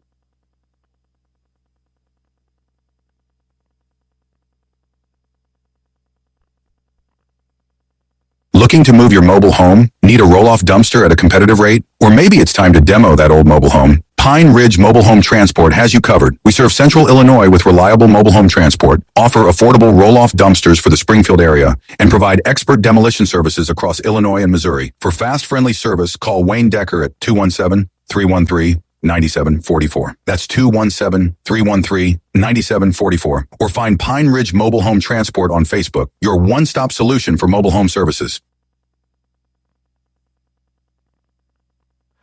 All right, David, there's still plenty of time. I mean, we've got a busy next week. You can be in 8 sessions in 7 days next week, plus the 3 days that we have after that. So 10 days of racing left, plenty of time to get some advertising in if you'd like to do that, or even make a donation. Absolutely. If you want more visibility, we've been talking about, if you notice where the picks are on the screen whenever we're doing our selections and it has the horses' names and drivers, there is a Harness Tube logo right next to our 4 picks. That is for sale. That was just there to kind of show you that it was a space that we could put an advertiser. So if you have a logo you'd like to put on that screen, that's up quite often through the broadcast. It gets a lot of screen time. Well, let's talk about danger of coming to an end. Roshan Trigg, very accomplished trainer. He's got several horses in here tonight. We found through our research yesterday that Roshan Trigg has trained the winner of at least 1 race at the Edgar County Fair from 2015 through 2024. That is the longest active streak of any trainer at this fair. And again, he's trained a minimum of 1 winner each year at the fair, 2015 through 2024. He has sent out 4 horses so far tonight, finishes of 4th, 4th, 5th, and 5th, but he still has a couple of more chances. We were just looking ahead. He's got an entry coming up later on tonight in race 12. He will send out Captain Better, and that's a horse that comes in off a win last week at Farmer City. And then Roshan also has a horse entered for the 14th and final race, Goldie's Louise. So Roshan Trigg, that winning streak is in jeopardy. Already tonight, we saw Wyatt Avenatti among our driving colony keep his annual win streak alive. We told you that when Wyatt won earlier tonight, that it marked the 5th consecutive year, 2021, 22, 23, 24, and now 25, that Wyatt has had a driving win at this fair. Roshan Trigg, his streak is longer among the trainers, but again, Roshan only has 2 more chances tonight to try to keep that winning streak alive. All right, coming back to us for a little bit. They can advertise with us, like you said, our picks. And guess what? If you'd like that, you're saying, well, but the year's mostly over. No, we got 10 races left. Yeah. Get it this year. And get in a cycle for next year. And have it already in place, because we go to our advertisers on those things that do it. So we'd like an advertiser for the picks. We may even have a pre-race sponsor next year. And we'll mention you throughout the whole pre-race of what we do, and we could have a closing person, or you could be the sponsor of the schedule. Or anything. I mean, if you have an idea, something that you really like, maybe the starting gate, whenever it's on the screen, we could throw up a little tag or something like that. I've seen that at some fair, at some tracks. If you'd like to be the spotlight of the fastest trot and pace for the night, we can keep track of that, and then we'll put your logo around it. We'll give you a spot in front of it. We're open to anything like that for sure. But, yeah, we have the ability. We just come up with an idea. We'll talk to us, and we'll talk through it, and I think we can make a lot of stuff happen. Want to give a quick shout out to the winner of the last race. David Williams is in our chat, and as we're talking about him, he gets a big win with Jimmy D Shark. So I want to congratulate him on that mile. We're getting some driver changes. It sounds like. Yeah, I got it, but. We'll go ahead and you can go over the picks here. Sure, why not? Get ready. Race 10. We have a short 4-horse field. I went on top to the 2-horse. Tonto returns for the Avenatti barn. Wyatt in the bike, contrary to the programming saying boo, make that Wyatt. That horse is fresh off 3 second-place finishes, due for a big win here. My second choice went to the 3 RK's Captain for Stan Swisher, MM&D Racing LLC of Charleston. Mitch and Mike Titus and Mitch's father-in-law. We got Freddie Patton in the bike. That horse has 2 wins, a couple starts back, and another win just 5 starts back. So that horse knows how to find the winner's circle. And my third choice, I went to the 4. Life Turns. We don't have Jordan, who's driving this. We have Boo on this one. So Cornelius Cabot driving the 4. Lane went 2, 3, 4, so just the same as I did. And where are the Surratts at? 2, 3. We split different. We are 3. Okay. I am 3, 2, 1. I'm looking at RK's captain to keep its consistency. He's got 3 wins on the year going for that. So I did pick a little bit of chalk just to let Randy Callahan That's know all right. that. And the 2-horse in the second spot, you all picked that to win.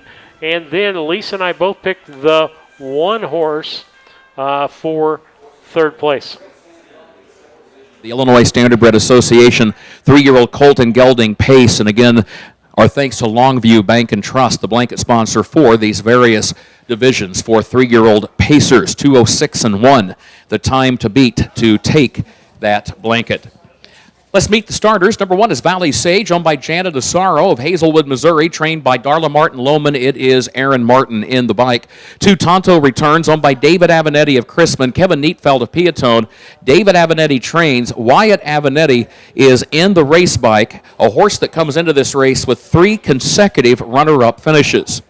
Number 3, RK's Captain. That's a horse who's won 2 of his last 3, owned by the MM&D Racing LLC of Charleston, Mike and Mitch Titus and Dennis Wright, trained by Stan Swisher and the driver Freddie Patton Jr. Number 4, Life Turns, owned by Albert Player of Starkville, Mississippi, trained by Chris Brown. Contrary to the program, the driver Cornelius Cabot, ready to go here in race number 10. Tonto Returns is a horse that has developed into a pretty good racehorse for trainer and co-owner David Avenatti. Of course, Kevin Neatfeld, as we mentioned, also owns an interest in Tonto Returns. That is a pacer that did not start his racing career until about a week after last year's Edgar County Fair. So if that name, Tonto Returns, sounds new, it is new as far as racing here, because he saw the starting gate for the first time about a week to the day after we wrapped up racing here 1 year ago. He has not only racked up 4 wins, but 16 other top 3 finishes, and we'll see if he can snap that string of runner-up finishes and maybe get back to the winner's circle here tonight. They are at the post. The gate's rolling.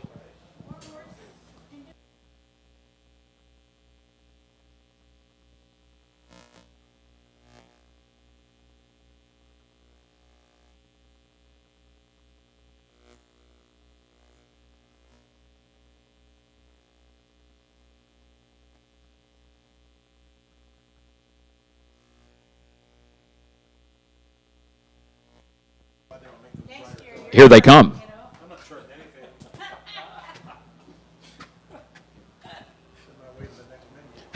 They are off and pacing. There goes Life Turns, firing out for the lead from that far outside starting spot, and will clear the inside traffic by the time they move midway on the south turn. Life Turns was determined to have that lead, has it by just a length. RK's Captain is second, but had to go the long way around the turn, parked to the outside of Tonto Returns, who now moves up in second. So RK's Captain going to back up to third and find a spot there along the inside lane of the racetrack, just over 2 lengths off the lead, as Valley Sage brings up the back of the pack, but is right there with the other 3 as they go on by the quarter. 30 flat for the opening quarter, 30 seconds flat. So they work their way around the north end of the course with Life Turns, the leader, only by a length. Tonto Returns is traveling in second by 2 lengths. RK's Captain is third by 2 lengths, and Valley Sage is last of the 4. Approaching the halfway point here in race 10 in this division of the 3-year-old pace, brought to you by our friends at Longview Bank and Trust, and it is Life Turns, the leader. And here comes RK's Captain, and he's moving fast. RK's Captain takes to the outside, was third, and now second. 1:02, the time for the first half mile, 1:02 flat. So back to the south end of the course they go, side by side for the lead. Life turns to the inside, RK's Captain to the outside. So Cornelius Cavett is going at it for the lead with his dad, Freddie Patton Jr., right alongside. They glance over at each other, and neither one willing to give. Those two pacers are still on even terms, and they're joined by Tonto Returns, who's third, right behind the front pair. Then there's a gap of 8 more lengths to Valley Sage. 1:33 flat. The time at the 3/4, 1:33 flat. Life turns, saving the ground on the inside lane. Can Tonto Returns get some room? Yes, here he comes. Tonto Returns swings to the outside. It is Life Turns the leader. Tonto Returns just off his flank. He's at his saddle pad. He's at his neck. They're stride for stride. Tonto Returns has the lead, and Tonto Returns wins it for Wyatt Avenatti by a length on the line. Life Turns was second, a gap of nearly 10 more lengths back to RK's Captain third, and 5 back of that when Valley Sage was fourth. 2:03 and 4/5 of a second. 2:03 and 4, and that will be good enough to take the Longview Bank and Trust blanket for the 3-year-old pace.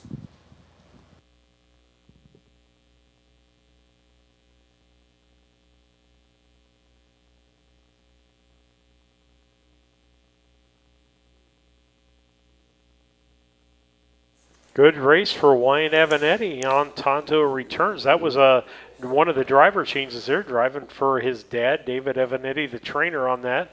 As Cornelius jumped off of that. Boo was supposed to drive that one and ended up driving the 4-horse and getting beat. So that's his luck on that. But Wyatt squeezed out in the last turn there, got the right angle, and just shot on by the 4-horse to win today's 10th race. Well, David, you came close there. You did 2.34 and a 2.43, so close only counts in horseshoes and hand grenades. Well, that's 12 points, though. On a night like tonight, if you get double figures of points, and I went 3, 2, 1, so I only got 2 points, and Lisa went 2, 3, 1, so she got 11 points. And Mr. Avenatti, 2, 3, 4. So he got 12 points like you did. So everybody, except for me, in double figures there. 12 points for David, 12 points for Lane, 11 points for Lisa, and 2 measly points for Steve. So tonight's stats look like this so far through 10 races. David back on top is 66. Lane 61, Steve 54, Lisa 51. It got tight. It's tightening back up. See, no matter what, we have good races and good selections, good pick'ems. I was watching all the Avenattis coming out here. Callie had her arms full, getting off the golf cart, but good to see all the family out there. Lane's in his colors. Result is unofficial for race 10. A claim of foul has been lodged by the driver of number 3, RK's Captain, against the unofficial winner, number 2, Tonto Returns.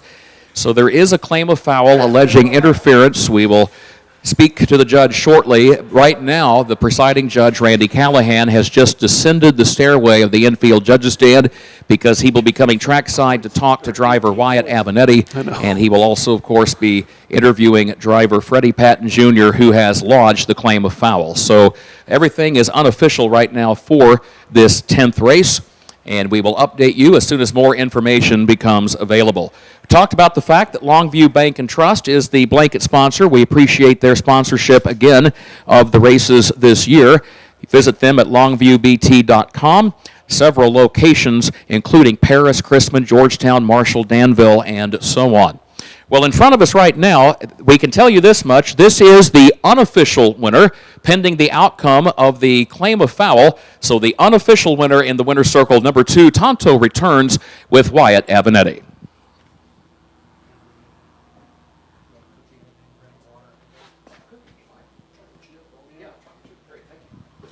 Tonto Returns, the unofficial winner, is owned by David Avenatti of Chrisman. He's the trainer, and his son Wyatt, the driver. Kevin Neatfelt of Piatone, the co-owner. The winner, unofficial winner, a 3-year-old gelded son of Fort Knox. Out of Strings by Hi-Ho Silver Heels, bred by Little Bappa LLC. But again, objection is pending. So stand by.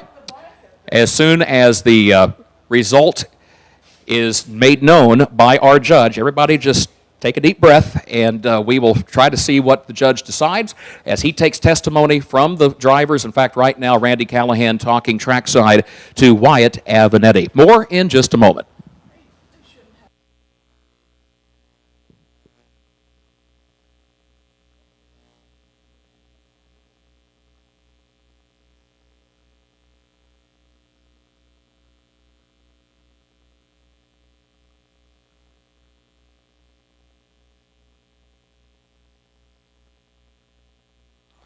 Steve, I don't know if it's good racing or it's the $100 giveaways, but the crowd's kind of hanging out through 10 races. I'm glad to see him still there. But it's a great idea, isn't it, though? The fair's giving out $100, 10 $100 bills at the end of the race.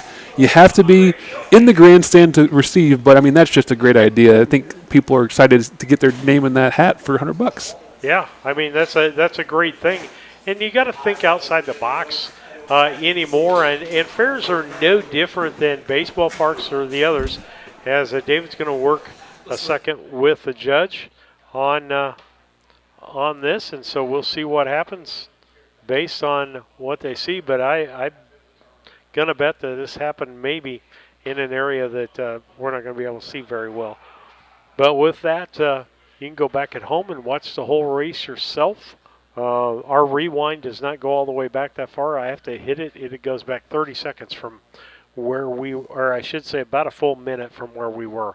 So I can get about from the 3/4 on in, usually if I'm quick enough, maybe a little bit more than that. But as we finish up here, I want to let you know about one of our sponsors. We'll do that while they're sorting this out. We'll go to our side-by-side. Once again, presiding judge Randy Callahan is in the... And so let's take a look at that. The 28th is the next one coming up. Timewell, Illinois. Scott Markert Farm Retirement Sale coming up on the 29th. The 29th, another equipment, a sale and a tool auction going on at the same time. And I saw some what I call portable buildings or shipping container buildings. Shipping containers have been converted to buildings. They look really, really nice. So they had a whole bunch of those coming in all kinds of different styles and links. But check it out at kerrauction.com.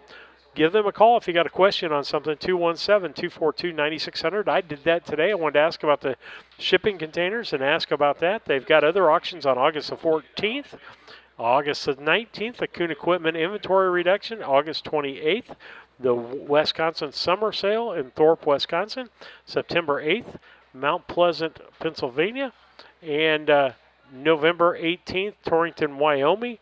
Then December is still full, folks. You think it's cold, but there's still auctions going on in Timewell, McLeansboro, Illinois, the winter auction in Mount Sterling, and then winter Wisconsin auction coming up in December. Again, Kerr Auction Company, they've got an app. The auctions are live, but you can bid on the app and take a look at those things and look at those auctions.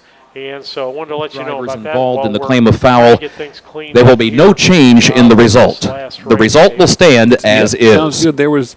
So here is the full field rundown for the 10th race. And by the way, that Longview Bank and Trust blanket has already gone back to the barn, and it will stay with Tonto Returns and his connection. So from the top of the page, Valley Sage was 4th. Tonto Returns the winner. Arcase Captain 3rd. And Life Turns was the runner-up. They got the quarter in 30 seconds flat. The half in 102. 3/4 in 133 flat, and the time for the mile in 2:03 and 4/5 of a second. Reads down 4, 1, 3, 2. Race 11 is coming up. That's why I keep turning over this way, like getting out of the way. Luger is Demarius Wakefield.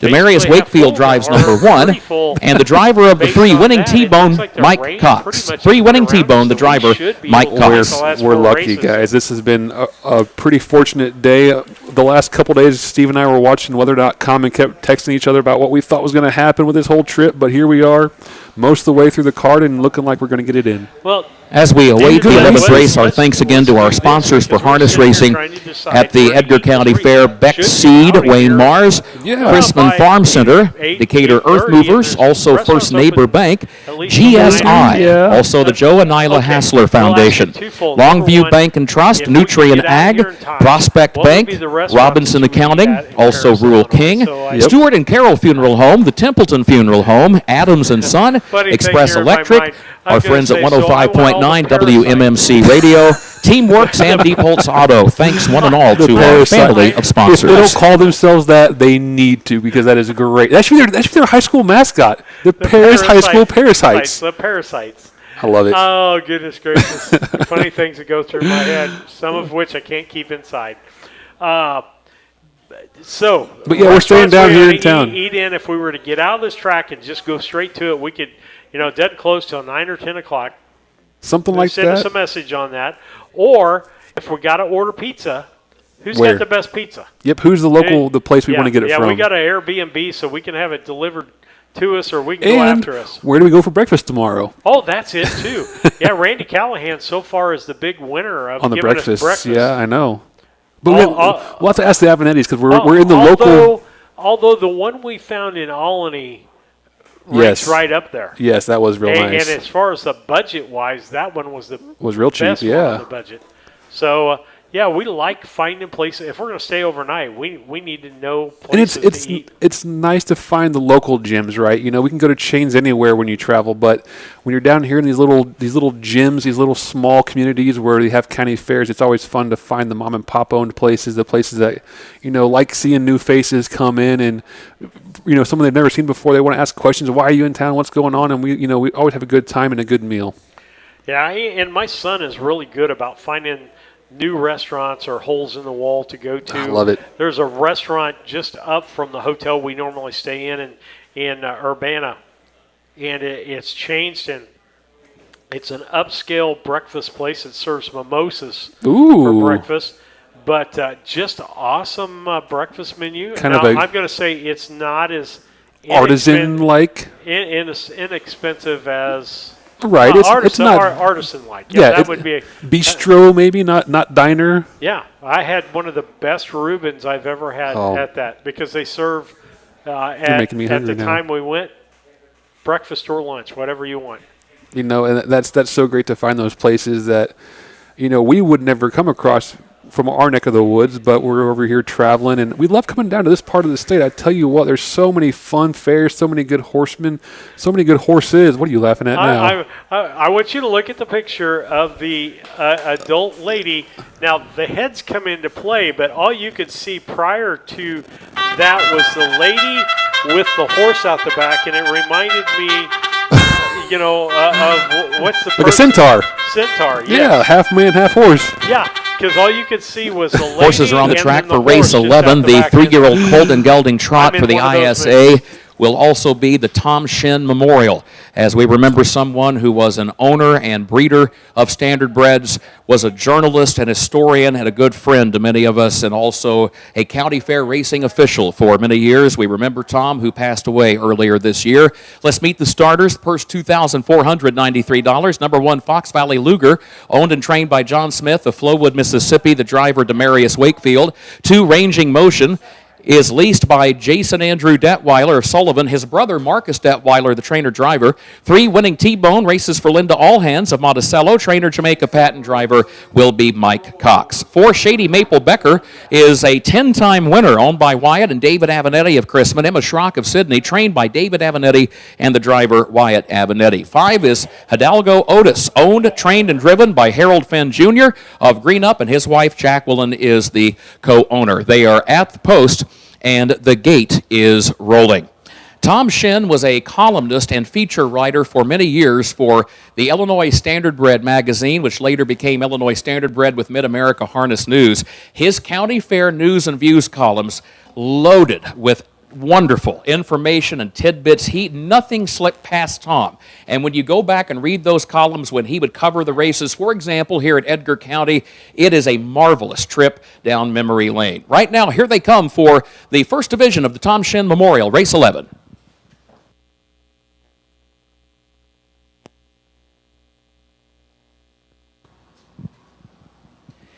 They are often trotting, and there's Fox Valley Luger from the inside and Shady Maple Becker from the outside. These two come out to contest the early lead. Winning T-Bone gets away in third, followed by Ranging Motion in fourth. Hidalgo Otis last of the five as they swing down into the south turn.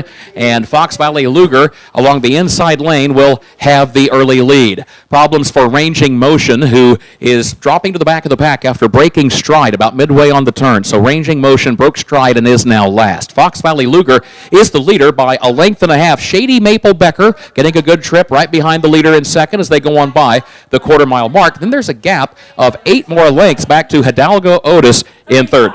35 flat for the opening quarter, 35 seconds flat. Winning T-Bone further back is in fourth, and Ranging Motion is last of the five. Swinging down the north side of the course, Fox Valley Luger continues to lead. Shady Maple Becker still a couple of lengths back in that second position. Then a margin of some 8 more lengths, now at 7, now at 6, back to Hidalgo Otis, who continues picking up those top two. Moving by the stands here in race 11, first division of the Tom Shin Memorial, and Fox Valley Luger leads by a length.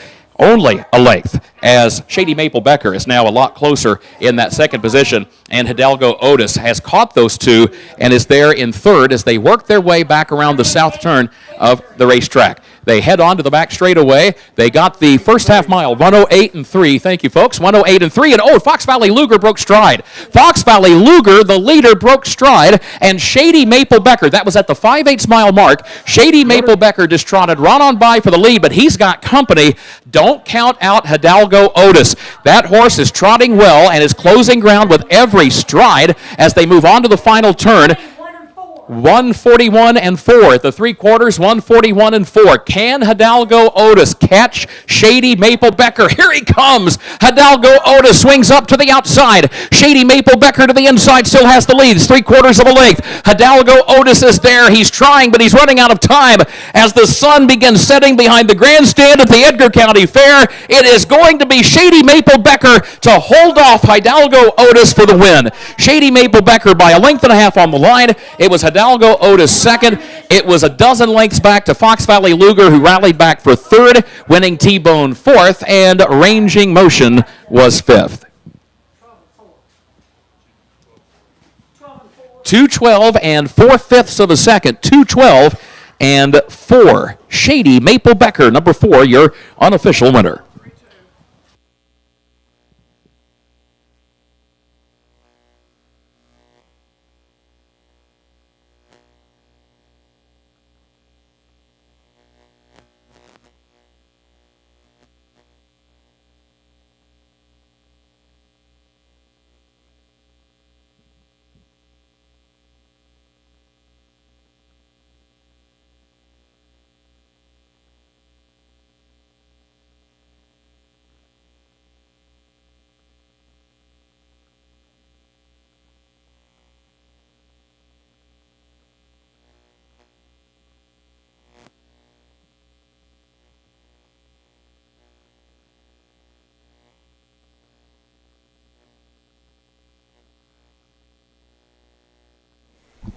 Change in that one, we talked about it earlier, a change in stride. Yep, you have to stay flat to win the race. Well, you don't have to, but it really helps, it seems like. And you know what? You think you might have things wrapped up and something could go wrong, and next thing you know, takes you right out of it. So yep, you go from first place money to third place exactly. money. Trainer David Avenatti and son Wyatt team up to go back-to-back on the card. That will give David a training double on the night and Wyatt a driving triple. First driver on the evening to score as many as 3 wins on this card. Also, the ownership, David Avenatti, the winning owner for the second straight race here on the program. Freeman Mast and Chester Mast bred the winner, which is also owned in part by Emma Schrock of Sydney, Illinois. The winning trotter, a 3-year-old gelded son of Can't Afford It, out of Charlotte Alber by Muscles Yankee, 11th career victory. Of course, the Avenatti family is a well-known family in Illinois racing. We were talking a moment ago about the surname Avenatti. If you ever watch and listen to the Chicago races from Hawthorne Racecourse, longtime track announcer Peter Galassi, like the Avenatti family, is also of Italian ancestry. And if you notice, Peter will pronounce the name Avenatti. And we asked David about that one time. David smiled and nodded his head. He said, technically, in the old country, Peter Galassi is correct. Back in the old country, it would have been pronounced Avenatti, back in Italy proper. But it's kind of become slightly Americanized over the years to Avenetti. And folks, here they are, the Avenetti stable in the winner's circle with Shady Maple Becker. Shady Maple Becker, 212 and 4th, 4th win of the year, 11th win lifetime for this $9,000 yearling purchase that came from the Land of Lincoln sale and now has earnings right at $70,000. There's Mary Lou Wright, our board president and speed superintendent, offering her congratulations. Brenda Watson of Fairfield assisting in the winner's circle, and our queen, Chloe Martin, and our little miss, Pryor Trogdon. A driving triple on the night. Congratulations to Wyatt Avenetti.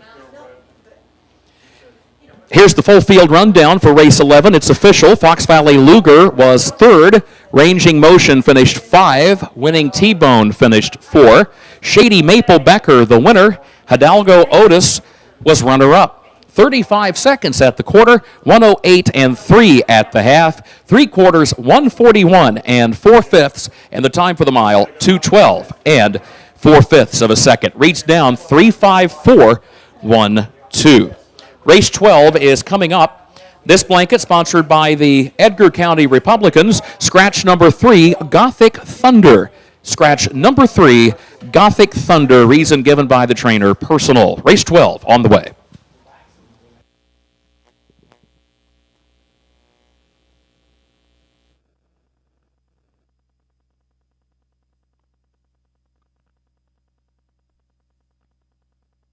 Yoder Custom Woodworking was started in 1995 by the Yoder family as a retail Amish furniture store in Sullivan, Illinois. They offer custom kitchen cabinets, granite and quartz countertops, built-in office and bathroom cabinetry, and offer a wide range of Amish furniture. Their store is located at 1117 West Jackson Street in Sullivan, Illinois, with store hours Tuesday through Friday 9 to 4:30 and Saturday 9 to 3. For more information, contact Yoder Custom Woodworking at 217-728-2166.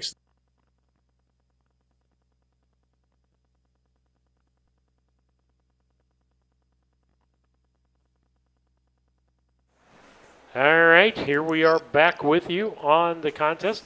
Go to the backstretch. Well, speaking of the backstretch, we have an idea coming right here in the chat. Tyler Clemens says we should send one of our guys to the backstretch to do interviews between races and stuff. And you know what, Tyler? That is totally possible, something we're thinking of.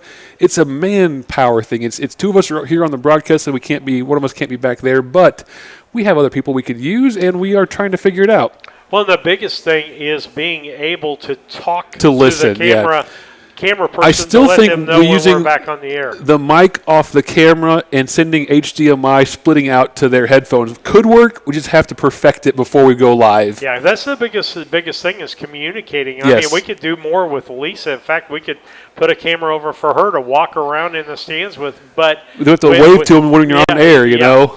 We do have. Well, I guess we could use our intercom headset. To go out there. But we're on the air so much, it's hard for us to communicate while we're talking on live air, so it really would take almost another person to kind of help coordinate and organize. And the other thing, if you look at it, we're not talking a whole lot much more because these races are moving along so fast. We've ran 10 races in less than 3 hours. But if we had it perfected and we could cut back to the paddock, I would love that between races. It's just getting the timing, the schematics of it all, we have to get communication back and forth and communication with the broadcast booth. It's one of those things we're definitely planning on figuring out how to do it. It's not as easy as we thought when we first jumped into it. Yeah. Yeah, personnel is the biggest thing. I mean, even the Meadowlands, these guys that have these bigger race tracks, they have crews of 10 people. Just because you see Jessica Otten or Gabe Pruitt on the microphone, you're not seeing the director, the technicians, the cameraman. They probably have 10 people in a truck and lots of equipment to make that happen. So we're going to get there. We just have to figure out how to do it on our scale. Yeah. Yep. And you keep coming with those ideas. And, yes, they're great. And number one, if you can show us what equipment we need to do it. Well, yeah, we'll figure it out. Or you would like to purchase the equipment that we need to do something. Well, here's an idea. Brady Schrock said it over at Farmer City. He's like, you guys need to do music for every driver when they come back to the winter circle, like a walk-up song. I'm like, dude, that is an awesome idea. I've wanted to do it, but I don't know how to get around copyright issues, because if you play more than so many seconds of a song, then your copyright, infringement. So maybe we can do like 5 seconds, enough to know what the song is, but something like that would be really, really cool. You know. Yep. So I keep those ideas coming. We love hearing from you guys. It's not that we don't want to do them. It's like, how do we get it done? How do we make it work? I mean, we've got the wireless boxes that we can put on battery along with the camera on battery. That's not a hard part. The microphone works really well on the cameras. I guess we could try the other headset, and we'd have to keep that headset on. One of us would have to switch headsets to do that. In order to do that, or the person would have to have their phone on and listen to us on their phone. Yeah, there's the things we can't quite overcome are making it to where it wouldn't be a good product to put it out there with it now. But we are close. We're figuring it out, and I think we have some ideas that might work. Yeah, so the last time I looked, $5 or $6 grand would take care of the whole problem. We yeah, can go if buy someone that, wants to write a grant for us to get that, we would love. Or be the grant. Or be the grantor, yeah. There's unfortunately, that's one of those things that there's not really a consumer option for. It seems like if you want to send audio signal of any kind of distance at all, it requires a pro-level investment of thousands and thousands of dollars. But real quick here, yeah, there's always, I'm going to say, the woman or the person behind the trainer. Okay, I'm going to use the example, and you and I have talked about this. While Gerald Northrup did a lot of the training for the Northrop Barns, the muscle and the gumption behind that trainer was Marcella Northrup. And that happens more than you probably even know. I can tell you, for those horsemen who've been around, they know it. Not taking anything away from him, but Tom Simmons' wife, Bert.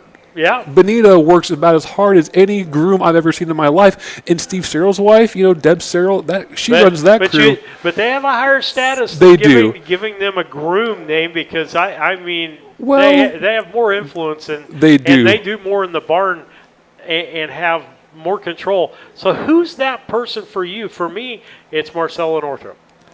You mean just anybody over the course of history? Yeah, over time. Who's that person in the barn, or who's that right hand?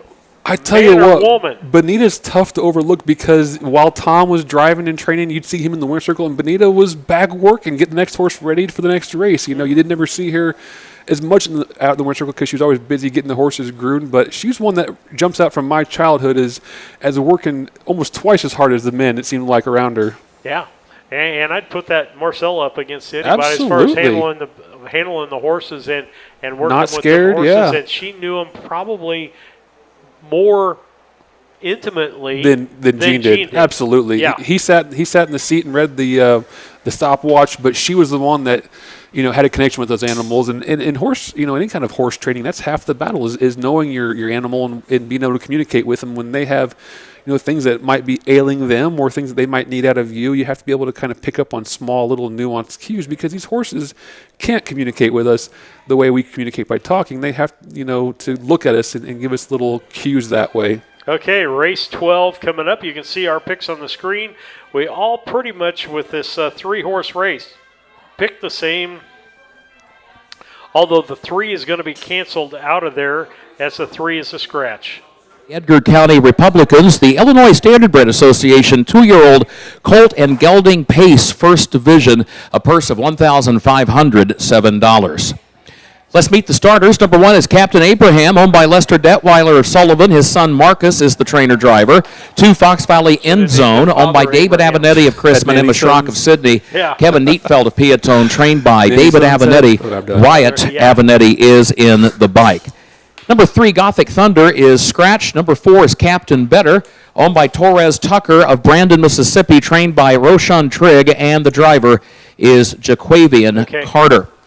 All kinds of scenarios here for a possible milestone of sorts in this 12th race. David Avenatti has trained the winner of the last 2 races in races 10 and 11. And his son Wyatt has driven the winner of both of those races, so they're trying to go for 3 in a row. Wyatt, if he wins this race, would end up with 4 races on the night. And again, we can't find an example in the last nearly 30 years of a driver with as many as 4 wins on one program at the Edgar County Fair. And then you've got Roshan Trigg, who is the trainer of the 4 Captain Better. He's got that string of wins, annually training at least one winner at the Edgar County Fair at each fair all the way back to 2015. So a lot is on the line here as far as personal milestones, but the horsemen will be the first to tell you. They will often kind of roll their eyes and say, look, all I want is for the horse to come back safe and sound.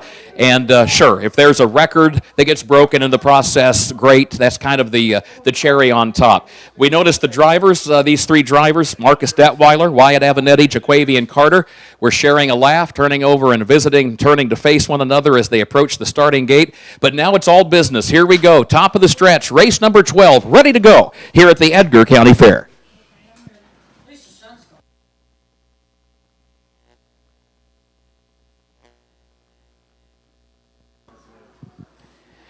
They are off and pacing. There goes Fox Valley End Zone for the lead. Captain Better is right there on the outside, and these two take their speed battle all the way down into the first turn as Captain Abraham is away racing in 3rd position and moves over along the inside lane. Everybody straightens out now, goes single file as Fox Valley End Zone will come away with the lead as they head onto the backstretch and race toward the quarter-mile mark. Leads it by a length. Captain Better, driver Jaquavian Carter, elected to tap the brake pedal, back up and drop over to the inside lane, right behind the early leader in 2nd position, and Captain Abraham is 3rd, and he is a close 3rd, as it's just a length separating each position as they move on by the quarter-mile mark and head up to the north end of the course. Back up at the front of the field, Fox Valley End Zone is the leader by a length. 35 seconds flat for the opening quarter, 35 flat. It is Captain Better who travels in 2nd after 3/8 of a mile. Then a gap of 3 more lengths back to Captain Abraham in 3rd as they work their way toward the half-mile mark in the Edgar County Republicans race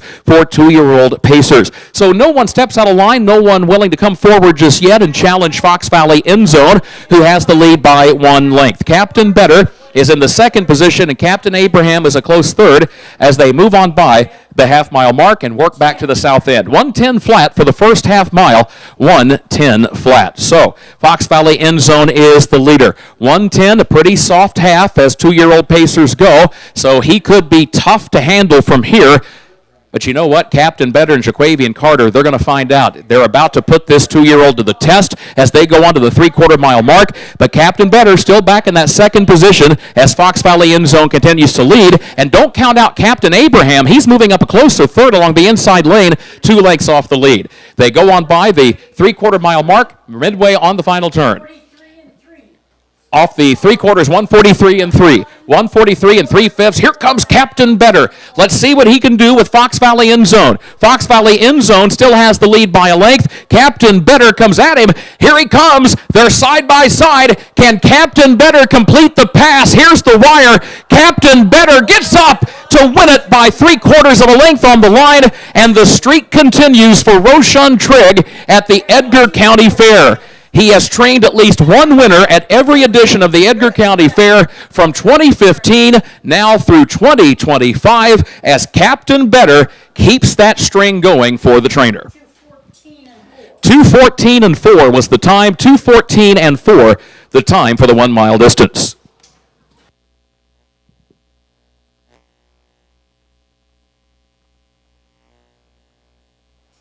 Another exciting race, just a 3-horse race there.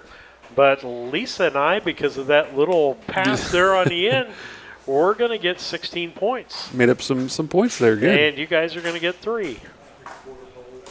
And so as we take a look here at what's going on, let's see, 3 points to the experts, so to speak, and 16 points to Lisa and I. That's going to tighten things up considerably. In fact, that puts me in the lead by 3. I've got 83 points. David with 80.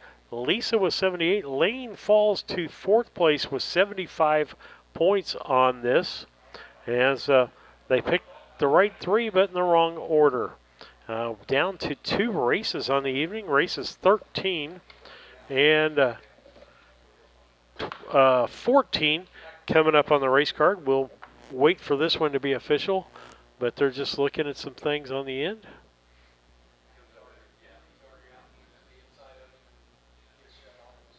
So with that, as they get things checked on the unofficial here. 3-2 scratch 1. That's going to be the official call here. We're going to have it right. And I know that trainer Roshan Trigg is a busy man. He has got horses racing at fairs. He's got horses at the Kentucky Paramutuals. So gentlemen, you gentlemen coming trackside, it will be up to you to make sure you please relay word to Roshan Trigg that in his absence, his string stays alive at the Edgar County Fair. He has trained a winner annually at this fair from 2015 through the present. That is the longest active win streak at this fair for any trainer. How about a hand for number 4, Captain Better? The Edgar County Republicans are blanket sponsor here in race number 12 as they offer their congratulations trackside. The winning owner is Torres Tucker of Brandon, Mississippi. We mentioned Roshan Trigg, the trainer. Jaquavian Carter, 20 years of age, originally from Mississippi. He is the winning driver. 3rd win of the year for Captain Better, a 2-year-old son of Captain Trevor, who wins tonight in 2:14 and 4, bred by Laverne Diener of Indiana. The winner is out of Zaleen Bayama by Better's Delight, as Captain Better just does get up in time to win race number 12. Fellas, congratulations, and again, give our best to Mr. Trigg.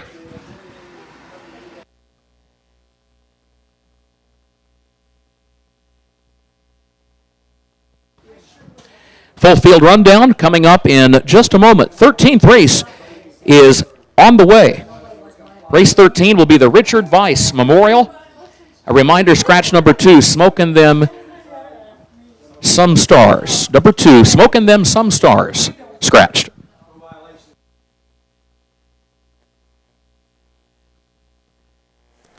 Want to offer a big congratulations to Torres Tucker, owner of that last winner. He was the owner of the... and here is the full field rundown. It's official for race 12. From the top, Captain Abraham, 3rd. Fox Valley End Zone, the runner-up. Gothic Thunder was scratched, and Captain Better was the winner. The opening quarter, 35 flat. The first half mile in 1:10. 3 quarters, 1:43 and 3/5, and the time for the mile, 2:14 and 4/5 of a second. Reads down 3-2, scratch 1. Don't forget to visit the Edgar County Republican stand located below the grandstand. Race 13 is on the way. Again, this will be the Richard Weiss Memorial. Scratch the 2, Smoking Them Some Stars. Okay, go ahead. We're just going to finish up that. Congratulations to Torres Tucker. I said he owned the winner of the other day at Farmer City when JJ got his first driving win in the track record mile. So Torres is having a pretty good, what week here we'll call it. Congratulations to the world-class team down there. And we'll call them the world-class Carters now, I guess, huh? Right? But all right. With that, we'll take a commercial break. Sounds we'll be good. Right back.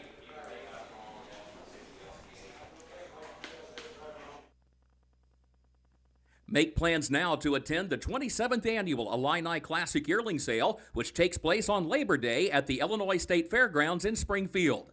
Once again this year, the catalog will offer not only a strong lineup of Illinois-conceived and foaled yearlings, but also an excellent supporting cast of colts and fillies eligible to other state-bred programs in the Midwest and on the Eastern Seaboard. It's the Illini Classic Yearling Sale, Monday, September 1st, beginning at 11 a.m. Central. David, I want to thank our donors that keep it free, our sponsors that keep it free, and they can get in touch with you if they want to donate or sponsor. Either one, they can do that through Venmo. It's at Harness Tube, or PayPal at Harness Tube, or send the old-fashioned check to the P.O. Box 63 in Mount Sterling, or catch Lisa or you in the grandstands like somebody did tonight. it's always fun to get a check handed to you because you get the story with it, Nick, to tell you how appreciative they are of what we're doing and, we know, that our little endeavor we're out here. So, if you have a check, go ahead and give it to us in person because I always like talking to our fans in person.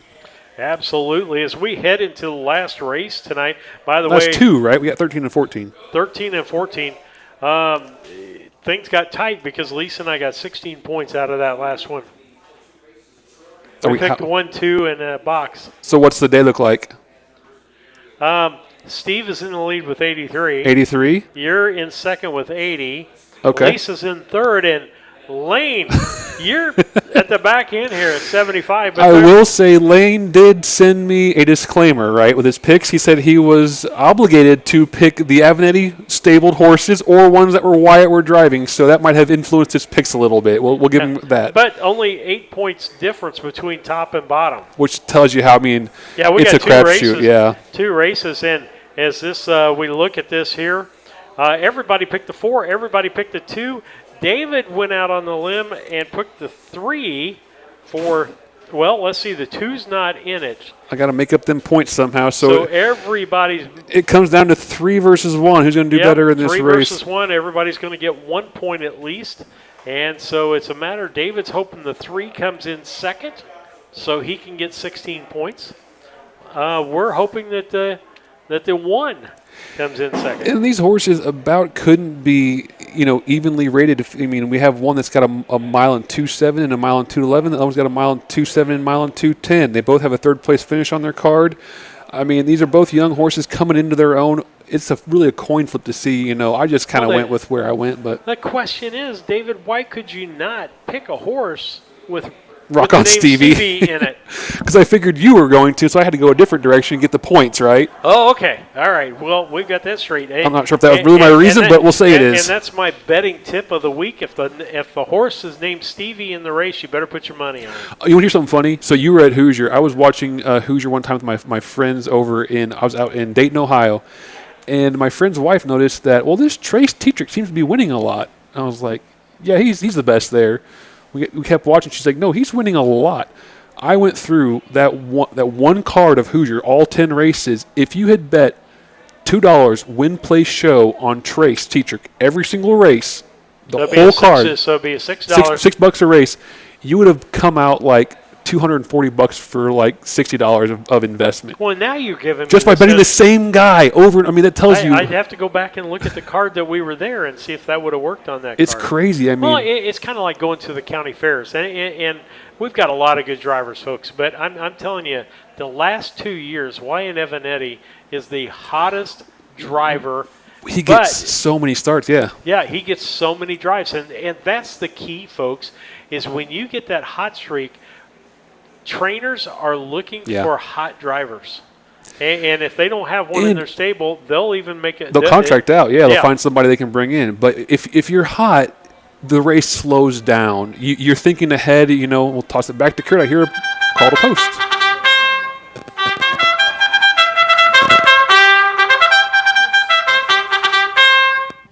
Horses around the track for race 13 for a purse of just over $1,500. Second division of the Illinois Standardbred Association 2-year-old colt and gelding Pace, and the blanket in memory of Richard Weiss to be presented by his family.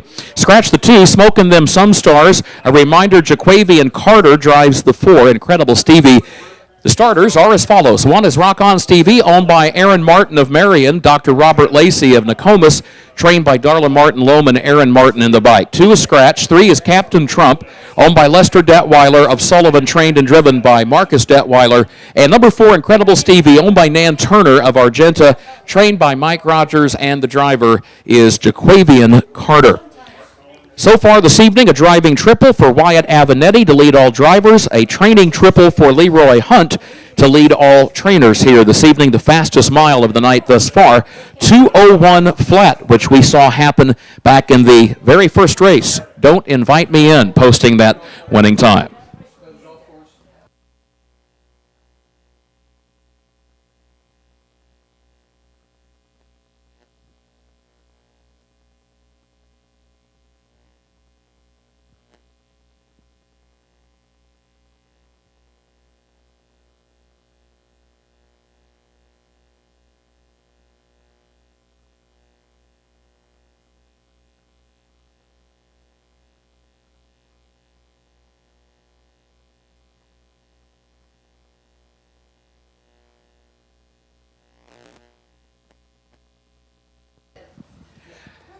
at the post, and the gate is rolling, so race 13 is just about set for a start. Race 14 to follow, and then don't forget, sit tight, because we'll have those 10 drawings for $100 each, and you must be present to win. That'll come up after race 14.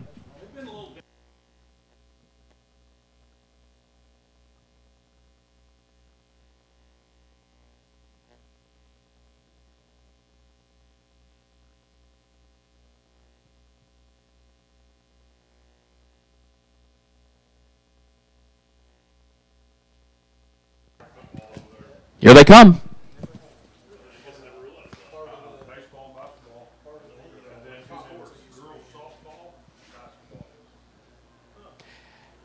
Fields sent on their way in the Richard Weiss Memorial Race 13 in your scorecard, and Rock On Stevie and Incredible Stevie come out to battle for the early lead. Captain Trump is going to drop back into third position and is off stride as they move midway on the first turn. Captain Trump is last on a break as they enter the backstretch with Rock On Stevie, the early leader. Rock On Stevie is on top by just a length. Incredible Stevie is racing along in second position, and here comes Captain Trump. Despite that break in stride, is already closing ground. Moves up quickly to catch up with the other two as they move on by the quarter-mile mark. But it is Rock On Stevie who is the leader on top. A length and a half. 34 seconds for the opening quarter, 34 seconds flat. Rock On Stevie guides the field over to the north end of the course. Incredible Stevie is second and now takes a look toward the outside. And here comes Incredible Stevie beginning to mount a challenge for the lead at the 3/8 mile mark as Captain Trump is still last of the three, 4 lengths from the front pair who are side by side. Rock On Stevie inside and Incredible Stevie on the outside. Both of those 2-year-olds are sons of Stevensville, so because of the sire's name, hence the Stevie nickname given to both of those horses. They go back into the south end of the racetrack. And Incredible Stevie has not only taken the lead, but has opened up off a half in 107 and 2, 107 and 2/5 seconds. Incredible Stevie is the leader at the 5/8 mile mark and has a 3-length advantage. Rock On Stevie is now in the second position, and Captain Trump is once again a distant third, racing now about 25 lengths off the lead. And the leader's already approaching the 3/4 mile mark. It is Incredible Stevie, a widening 5-length lead. Jaquavian Carter seeking to go back-to-back on the card here after winning race 12. 138 and 2, the time at the 3/4, 138 and 2. Incredible Stevie just opening up with every stride. 1/8 of a mile to go, leads it by 5 lengths. Rock On Stevie second, 25 more lengths back to Captain Trump in third position. And Rock On Stevie hasn't given up and is trying to close the gap late, coming after Incredible Stevie. Here comes Rock On Stevie, but the wire is coming. Incredible Stevie hangs on. Incredible Stevie by a diminishing margin of 3/4 of a length on the line. Rock On Stevie made a late bid, but came up just a bit short. Did finish second, though, and Captain Trump across the wire third. 2:11 flat was the time for the mile. 2 minutes, 11 seconds flat. The Richard Weiss Memorial to Incredible Stevie.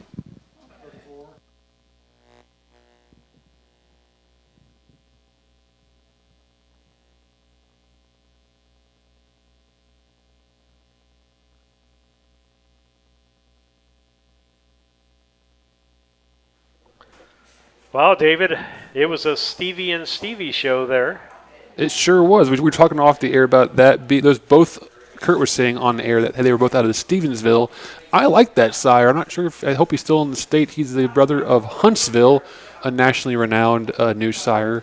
He's kind of making his mark on the sport, so we might be lucky to get some Stevensvilles racing here in Illinois for quite some time.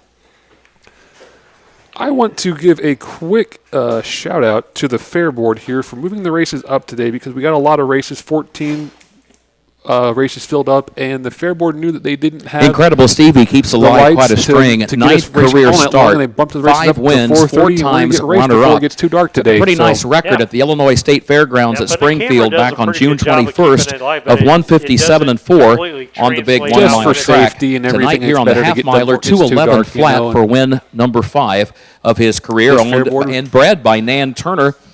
This is a 2-year-old son of Stevensville out of Incredible Filly by Sagebrush. We talked about this earlier tonight.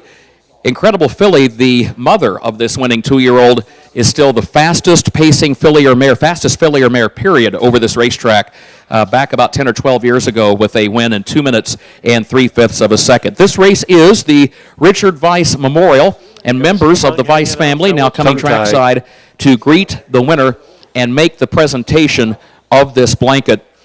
Richard, he attended something like 70 consecutive fairs and around 80 overall. I think the only years he missed in there were the years that he was away during the Korean War time period serving in the U.S. Navy. He could pick a racehorse also, pretty darn good at picking winners. He was one of those people that could just look out and take a look at a horse and say, you know, I like the way that one looks, I like his gait. Quite often he was correct. So here's the winner of the Richard Weiss Memorial. Back-to-back wins for Jaquavian and Carter, and how about a hand for the winner, Incredible Stevie.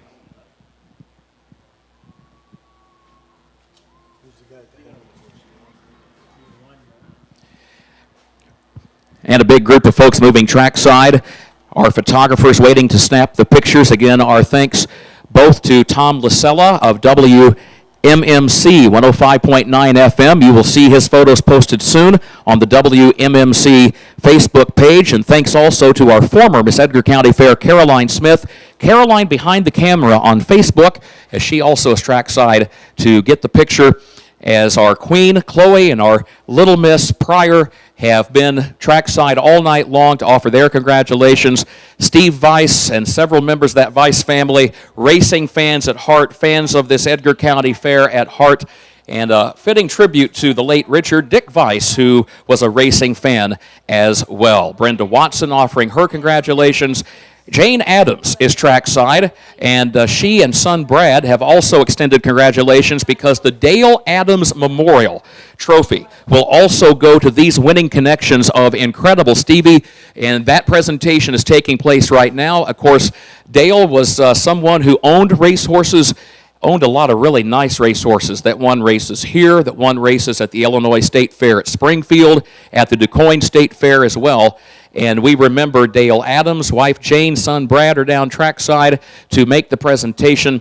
More folks being waved in now as well.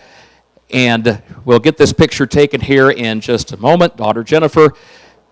And we appreciate the Adams group, always faithful to support racing at the fair. Of course, Jane and Brad continue on as racing officials. There's trainer John Fletcher.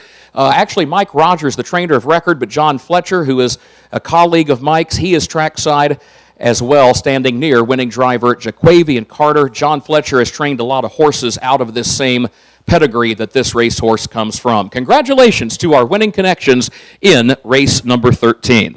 The full field rundown is official. Here it is for that 13th race. From the top, Rock On Stevie was the runner-up. Smoking Them Some Stars was scratched. Captain Trump was third. Incredible Stevie was the winner. The opening quarter, 34 seconds. The first half mile, 107 and 2. 3/4, 138 and 2/5. And the time for the mile, 2:11 flat. And it reads down to scratch, 3-1. Don't want to neglect to mention Nan Turner. After all, she is the winning owner, and she is the winning breeder of the winning 2-year-old pacer by Stevensville, out of Nan's great filly, Incredible Filly, who John Fletcher trained to those many, many victories. Nan, thanks for making the trip from Argenta, and congratulations to you as Nan and John Fletcher and Mike Rogers, the trainer. Congratulations also Jaquavian Carter, our winning driver. 14th and final race is on the way. There are no scratches and no driver changes. Been quite a night of racing. We mentioned the fact that Leroy Hunt leads all trainers with a training triple, and to our knowledge, he's only the second trainer since 1997 to get 3 wins on one card at the Edgar County Fair, and only the second trainer to win 3 races in a row at this fair in that time period. And 3 wins tonight for Wyatt Avenatti. And again, based on our research last night, yesterday afternoon, we believe that Wyatt has tied the record since 1997 when we went to single dash racing. 3 wins, the most that we can find for any driver on a Edgar County Fair program in that time. Good.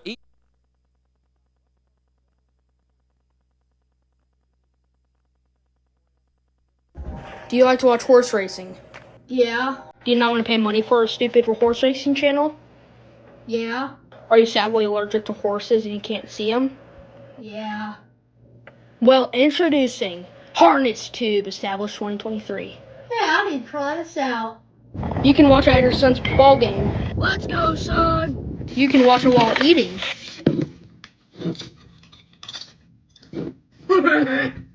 Last but not least, you can watch it while you're sleeping. Yay, my horse won. Now, everybody, make sure you like and subscribe to Harness Tube and keep the notifications on for more Harness Tube streams or future videos or future posts. Anything that I care for. Anything at all. Even if it's just like a 1-second video of a horse doing a backflip. I don't know.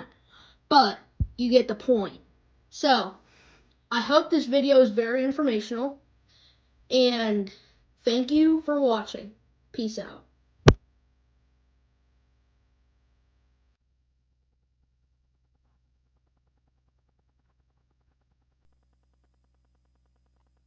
All right, David, here we are. Race 14 coming up here. The finale, huh? The ISA 3-year-old filly trot. And I will say nobody is picking the same here. Everybody has a different order. Lane went out, of course, with the deal that he went he's on obligated with his commitments, he told me, yeah. Well, but no, he picked a 2-horse. That's a Jacob Radel trained horse. Oh, okay. But it hasn't missed the board on the card here, so that's always a promising look. We can get Freddie Patton in the Bike Hall of Famer. It's not a bad night. All of us picked a 1-horse, betting on you, Darla Martin Lohman. That horse has had a really consistent year so far. Yeah, and fresh off a win, when you're carrying that momentum forward, it always helps. So that's where I went, personally in the rail. Why did you get Yeah. What do you got in the chat? Duck is the sire of JJ and Fat Man. The horse reference, he's a sire. It must be their dad, but it just was cracking me up when they were calling him Big Duck and Little Duck and all those names on there. Well, just so they can hear me say it, I was going to put Duck, Duck, Goose. Duck, Goose? Yeah. And put a question mark. But, yeah, we all went to the 1-horse on top, and looks like Steve and I used the 2-horse second. Classy little lady. Lisa went with the 3-horse for her second pick. She liked Goalie's Louise, Jaquavian driving for Roshan. And I went with the 3-horse in third. Yeah, Lane and I both used the 4-horse Battle Shoe Honey in our trifecta. That horse I watched, a couple races now. The last 3 starts out, been a first, a third, and a second.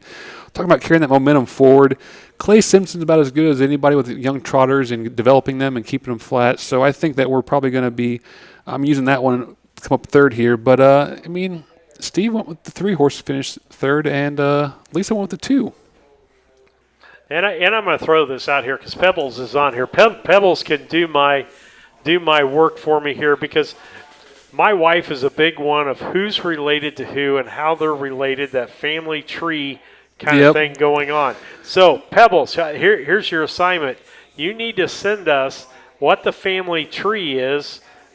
Because I tried asking Junior one time, and he's like, no, dude, I don't even know.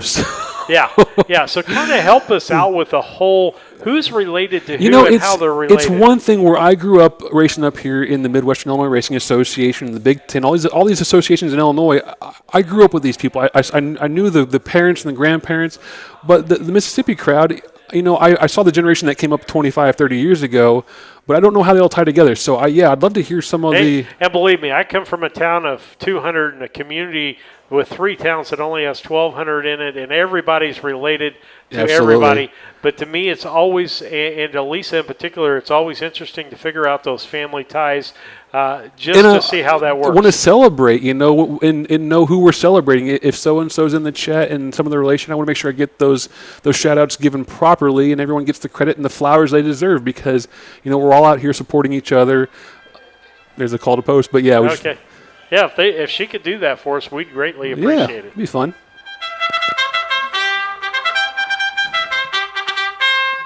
th and final race, the Illinois Standardbred Association 3-year-old filly trot for a purse of $2,403. Second division of the Tom Shin Memorial. The earlier division for colts and geldings went in 2:12 and 4. That is the time to beat in order to take the blanket home for the Tom Shin Memorial. Tom was a native of Newton.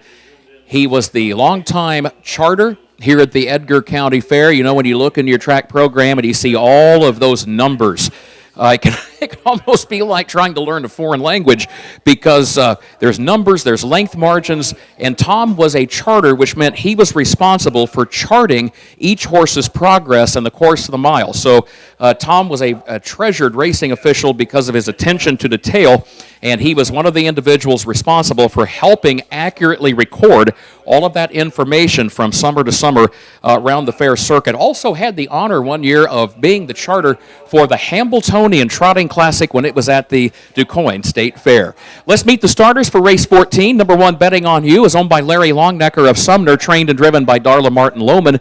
2, Classy Little Lady, owned and trained by Jacob Radel of Edgewood, the driver Freddie Patton Jr. 3, Goldie's Louise, owned by the Flacco Family Farms LLC of Alexis, Dr. Richard and Arlene Flacco, Rick and Tabby Flacco, co-owned by trainer Roshan Trigg of Brandon, Mississippi, the driver Jaquavian Carter. And number 4 is Battle Shoe Honey, owned, trained, and driven by Clay Simpson of Fairfield. They are at the post, the gates rolling. And the presiding judge has asked that we pass along his thanks. Horseman, you've done a great job. We talked about the fact 14 races, talked about the fact that you've got to be aware of sunset rolling around, and it can be tough to get a 14-race card in before darkness overtakes a fairground. So well done getting those horses onto the track and getting every race safely contested, and we will hope for a safe journey here to take us home here this evening, and then we'll draw for 10 different drawings, $100 each. Here they come for the 14th race.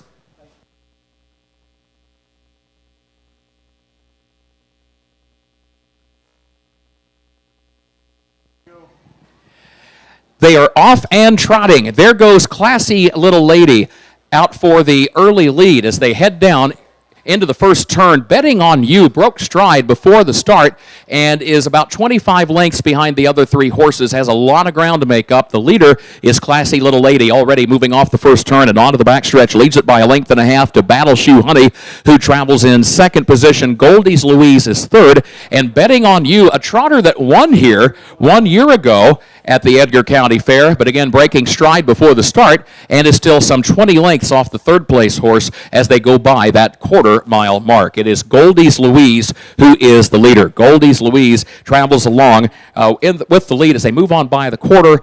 Check the time.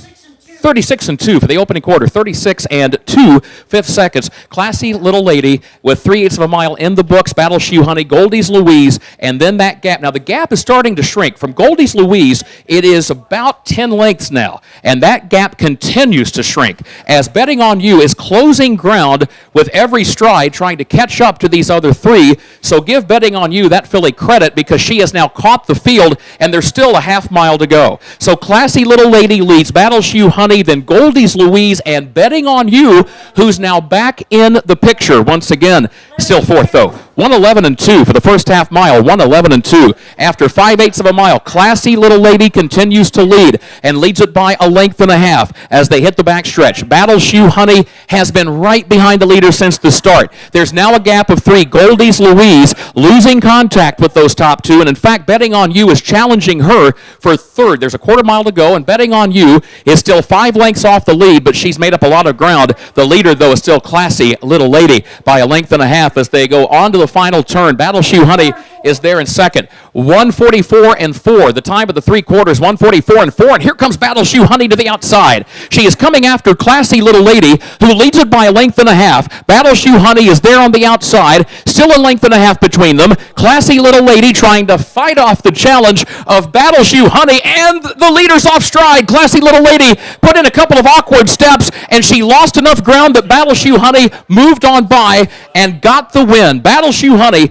capitalized when Classy Little Lady got rough-gated in the stretch, and that was just all that Battle Shoe Honey needed to strike, and she struck when the iron was hot, and Battle Shoe Honey gets the win for Clay Simpson. 2:16 flat. The time for the mile, 2:16. We'll recap it in a moment. We'll meet the winner, number 4, Battle Shoe Honey, and then we'll be trackside to do those 10 drawings for $100 each. Stay with us.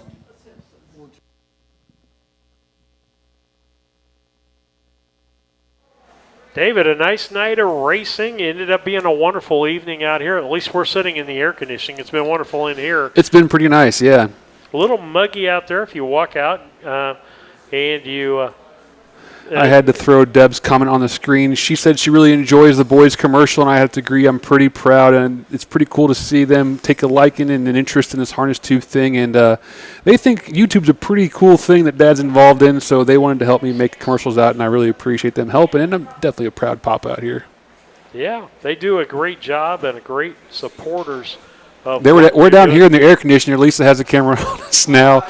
Steve's over doing some book work. You can see the judges coming down. But we have a nice little air-conditioned broadcast studio today. Do you need my help? Oh, I did. I'll get it back out. And as David helps him out, of course. Battle Shoe Honey takes the final race on the card and wins the second division of the Tom Shin Memorial. The blanket will actually go to the connections of Shady Maple Becker for the faster winning mile back in race 11, which was the first division of this race. But nonetheless, Battle Shoe Honey comes home with the win. And again, when the pace setter, Classy Little Lady, got a little rough gated in the stretch and put in a few awkward steps, that was all Clay Simpson and Battle Shoe Honey needed. How about a hand for the winner of race 14?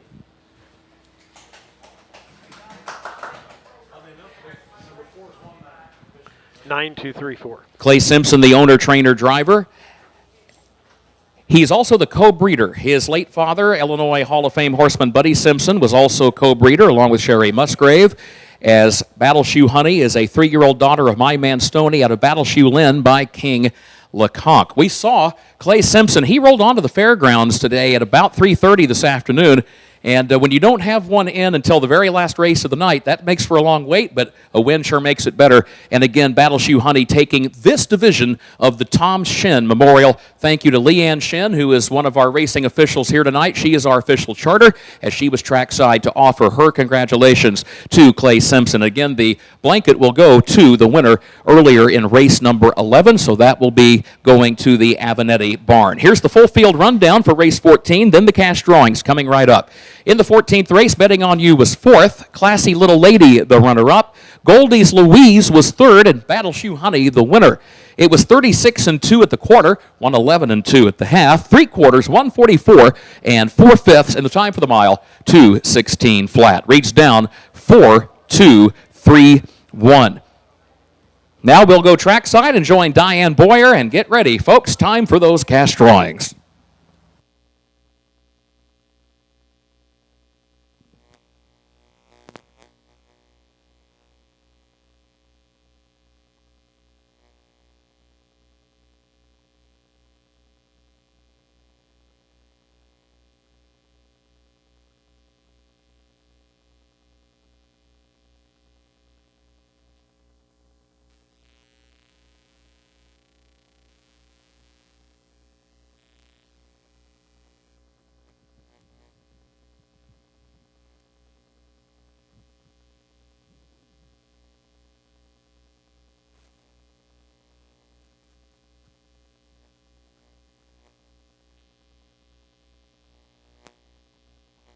What? Am I up? Are you up? Are you down? Am I down? Oh, I'm down.